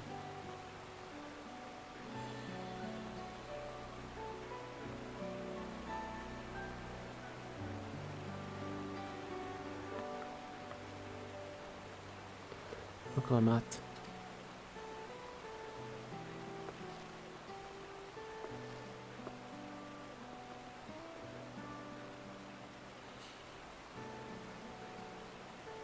ignore me.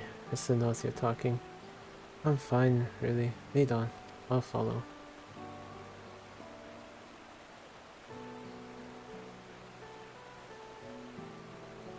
Very well, but if I might say one thing. Just because you're a promise or a claimant for the throne doesn't mean you can't be seen to struggle. You needn't bear this burden alone. So please, don't hesitate to talk to us. We're always willing to lend an ear.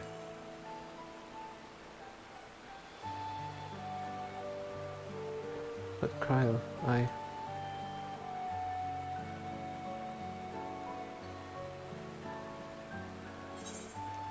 Everyone's allowed to be. Leaning on others is a skill all leaders require. Yeah, that's the better thing to say.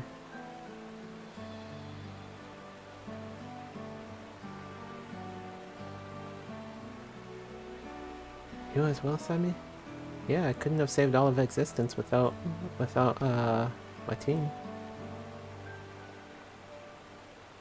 I've always believed this is my problem alone, but perhaps you have the right of it.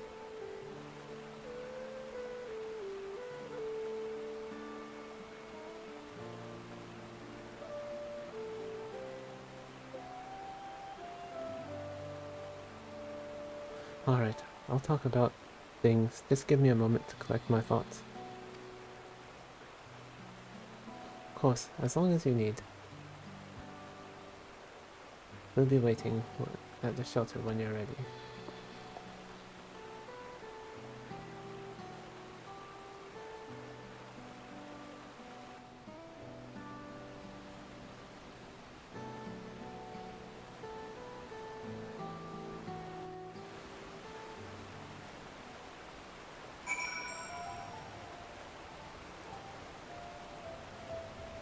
Okay, just will come out here. I long felt that I could never tell anyone I was confused or hurting. That admitting to weakness would bring shame to Papa's name. But if you say you're willing to listen, then there are things I'd like to talk about. Come on, let's catch up to the others.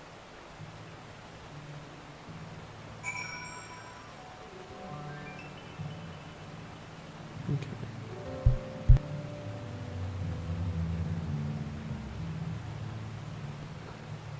I'm gonna take just a quick 1 minute break and then just stand up, stretch my legs, and then we'll finish off for the night. We'll finish this quest and then we'll call it a night. Goal has been met. I cleared the first dungeon. BRB. Alright, let's finish up for the night.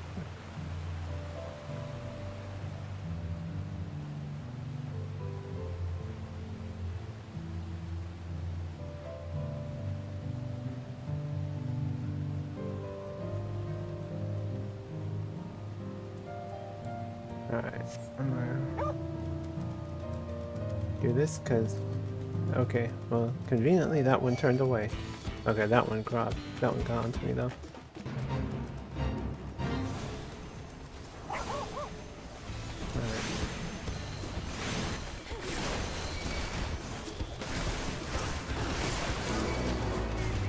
Sorry. I joined that too late. Oh well.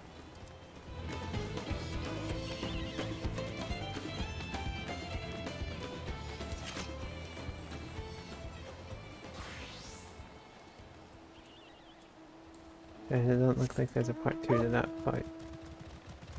Or to that fate.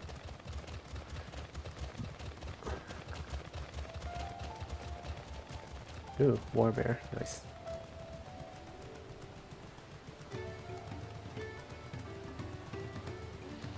Alright. I'm gonna do like I'm gonna tune to the Aetheryte first and then I'll finish the quest.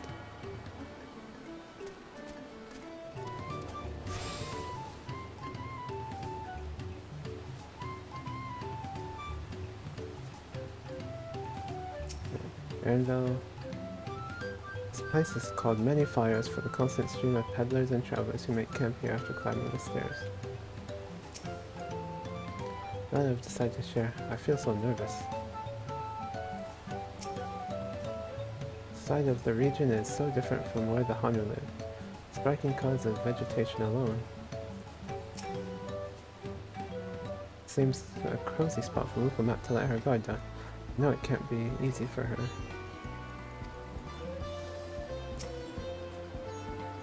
We should stop here for the night.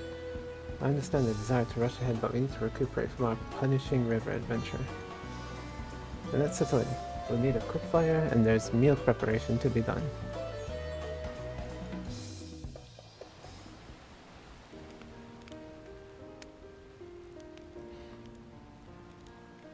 I've been meaning to ask, but how does one become the adopted child of the Dawn Servant? Yeah, I've been wanting to know that I too. was but a ball of fuzz at the time, so I don't remember much. My earliest memories are of life in the palace. All I know is that I was born in Ikbrash, a village in Yaktel. But I've never bothered to return there. As far as I'm concerned, Ulul Jaja is my only parent. I quite understand. I have no memories of my birth parents either. For a while, I wanted to learn who they were. But over time, that curiosity waned. Galuf was my dear grandfather, and he was all I needed. So our situations were quite similar.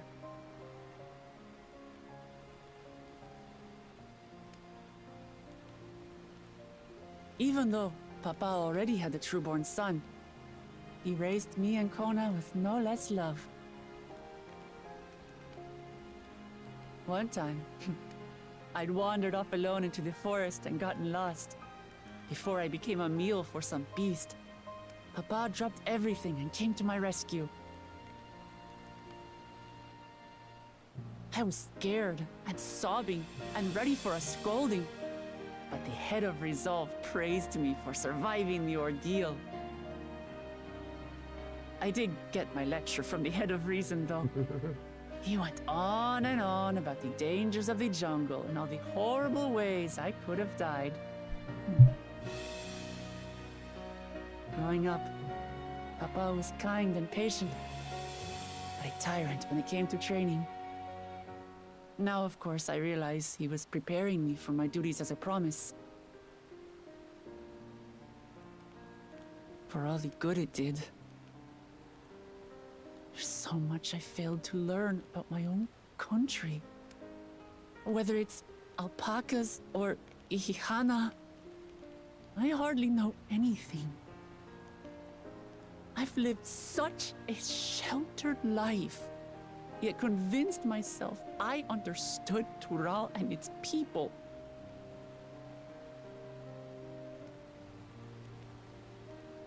I don't have Kona's education, or Zoralja's strength.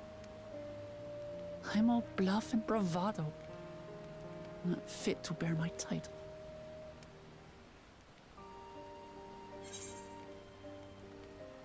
Yeah, okay.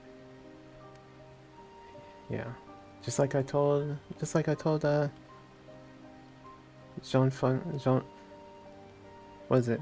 Fontaine? Yeah. Can't measure your worth by the success of others.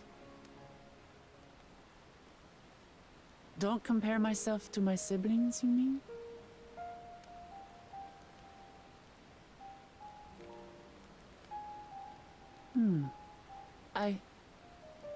I think I see what you're saying. My reasons for joining the contest have nothing to do with my brothers. It's always been about the Turali and what I can do for them. Yep. You said it yourself. How important it is to properly know something. To hear the voices of others, empathize with how they feel, and think how best to serve. In so doing, you'll come ever closer to being the person you wish to be. Hear, feel, and think. They're still doing that. I'm sorry, everyone. I've been a fool. From this moment on, I'll stop trying to be the promise I'm not.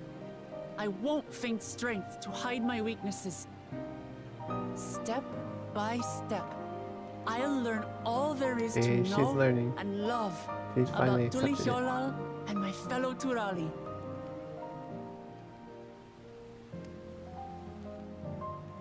It might not be the smoothest path, but it'll be a path of my own making. I will find the City of Gold for all of us, along with the answers you seek about your grandfather, Kryl. I swear. I appreciate it, Wuklamat. But you needn't take on that burden as well. Galuf Baldessian dedicated his life to protecting people from all manner of threats. As his granddaughter, I wouldn't wish to endanger others for the sake of a personal investigation. So let's just concentrate on winning the contest. We have a shared goal, and, if at all possible, I'd rather we enjoy the journey.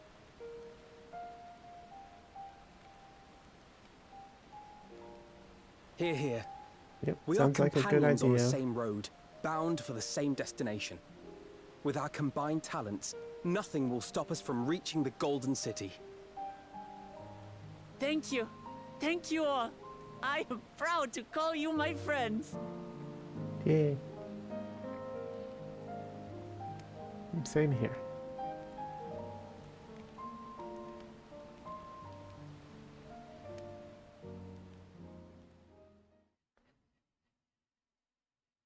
Meanwhile, in the second Promises camp,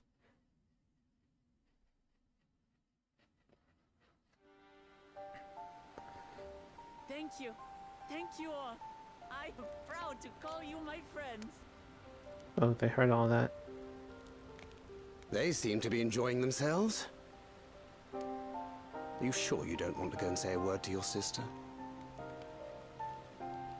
Nay, there is no need for that. But what of you two? Wuklamat's allies are your comrades. It must feel strange to be rivals. Helping you has made us rivals, aye. But we're not about to break into fisticuffs over it. Unless, of course, it is a matter of winning or losing the contest. Then I'll have no qualms about putting Alizé on her rear.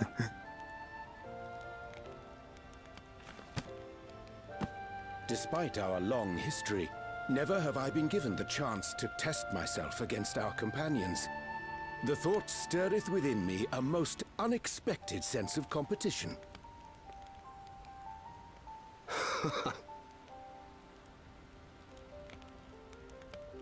Lamachi has surrounded herself with distinguished figures indeed. One of the Studium's finest graduates, the head of the students of Baldessian. And then there's Eorzea's vaunted champion. If she's half the hero you say, then the odds are stacked against us. I'm more than half the Not hero. that I have any intention of bowing out.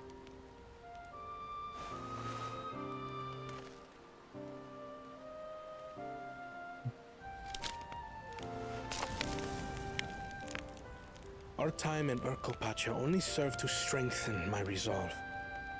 We saw how a single storm cut off the alpaca roots and threw my people's lives into disarray.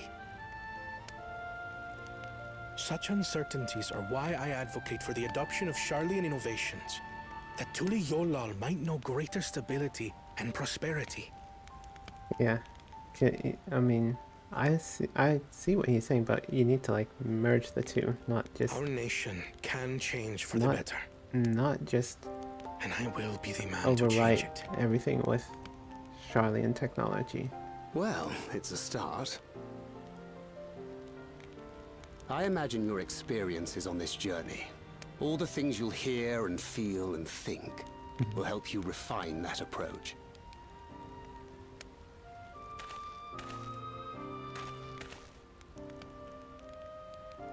But to return to the subject of the rite, I'm a touch concerned by the condition for victory.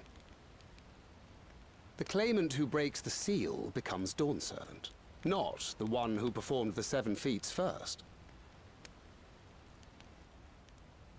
The would-be victor need only possess the 7 keystones. Yeah. That is correct. As the contest wears on, we must brace ourselves for greater conflict.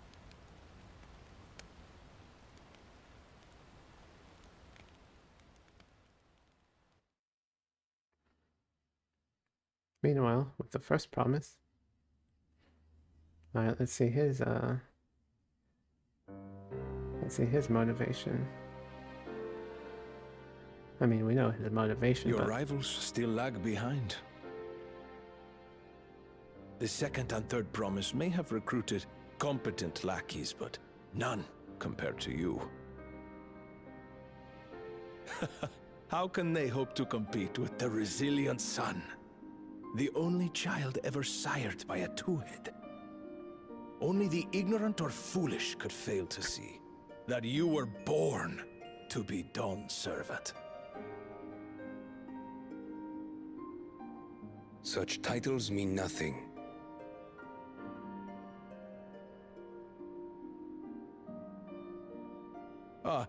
I neglected to mention, when I first heard the rumors that the contest involved the Golden City, I spoke in confidence with Gulul Jaja's inner circle. They all agreed on one thing. Whoever reaches the City of Gold will attain a power so great, it can dictate the course of history.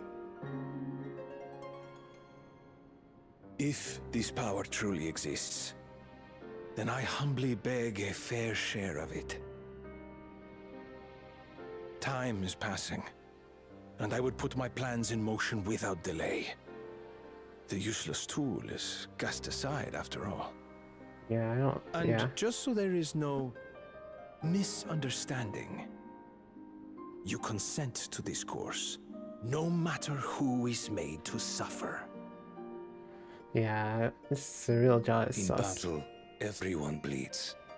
The Dawn's promise is no exception. What better lesson to teach our people the folly of war?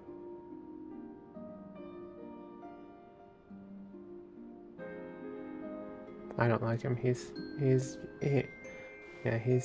leading him down the wrong path. Earlier with Makula Jaja.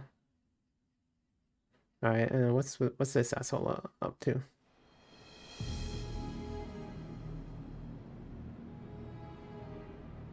I was hoping for a good scrap, but this bloated sack of bile was no challenge at all. I wonder if the house cat is dead yet. Be a shame to lose a plaything, but we'd still have 2 more. If I may ask, Chosen One, what are your plans for Tuliolal after you take the throne? Plans? What makes you think we care about all that? We care only about the contest and proving our superiority. That would surely please Mother and Father. Yes, and when we become Dawn's servant, we'll drive out the weakling masses and invite our king to live in the city. Fine idea! Our family deserves better than that rotten jungle. Back to it then. We must catch up to that one-headed pretender and remind him of the natural order. I made it. And you're gonna get killed now. I thought we were missing someone. Because you're Where have you a been? weakling, quote-unquote weakling now. Oh, I feared I was done for when I fell from the boat. Yet somehow I made it. Oh, my arms, I can barely lift them. If I could just rest a moment. You expect us to wait for you? Those who can't keep up will be left behind. My brother has spoken. March, or be fodder for the beasts. but I followed the teachings. Everything I've done, everything I've sacrificed, all has been for the blessed seedlings. Wait. Don't leave me behind! I'm begging you!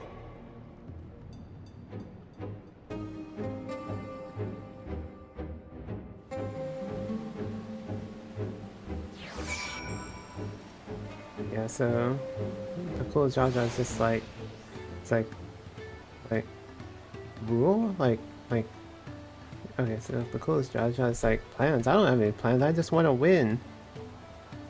I just want to win and kick, and then kick everyone else out. That's my plans.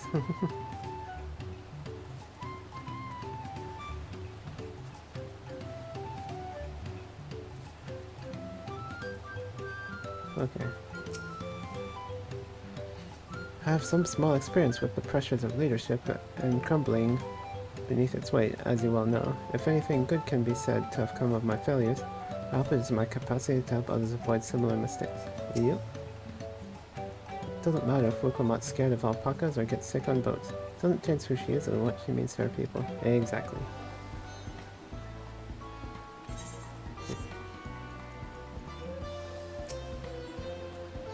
Glad we could take a moment to talk things through. Wukomat seems much happier for it. It is good to see Wukomat more sure of herself. Being able to say those things has brought me such relief. It's like a stone has been lifted off my chest, and I can take a full breath at last. I don't want to encumber myself like that again. I want to be better. Will be better for myself and for my people.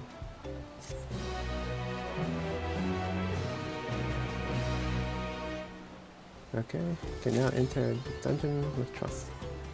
A promise for the people. Okay. I need to move on. Alright. Level 92. Nice. Okay.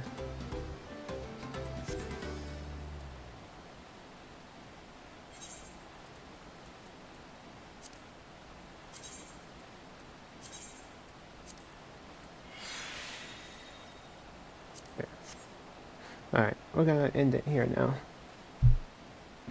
Goal has been made. Goal has been met. Complete the dungeon. So yeah. Let's see, who can we raid out to?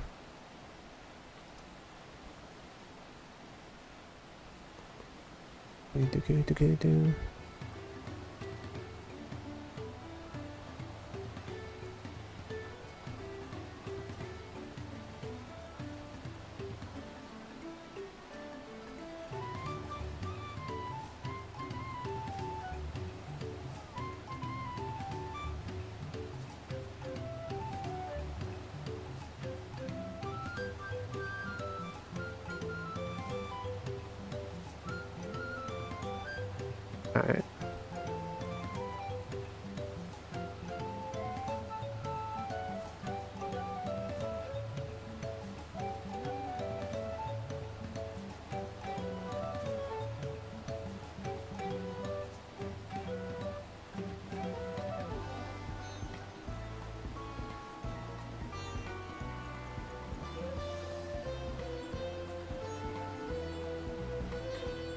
Alright, let's go see Orin, I guess.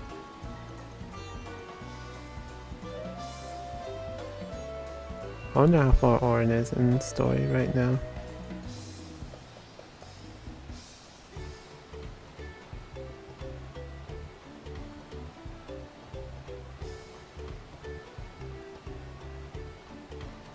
Oh, okay. They're leveling Viper. Okay.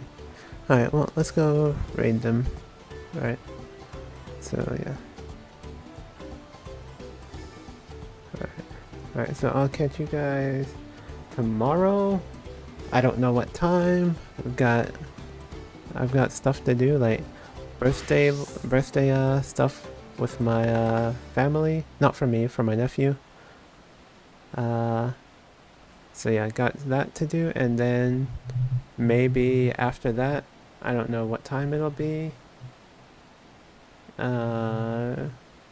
We'll get back here and continue MSQ maybe. Alright, so yeah. I won't make the goal to be like do the 93 dungeon tomorrow because yeah, like I said, I don't know what time it'll be when I start, so it'll probably be around 6 or 7 maybe, which means I'd only have like 4 hours maybe to stream. So yeah, I'll catch you guys then. Later.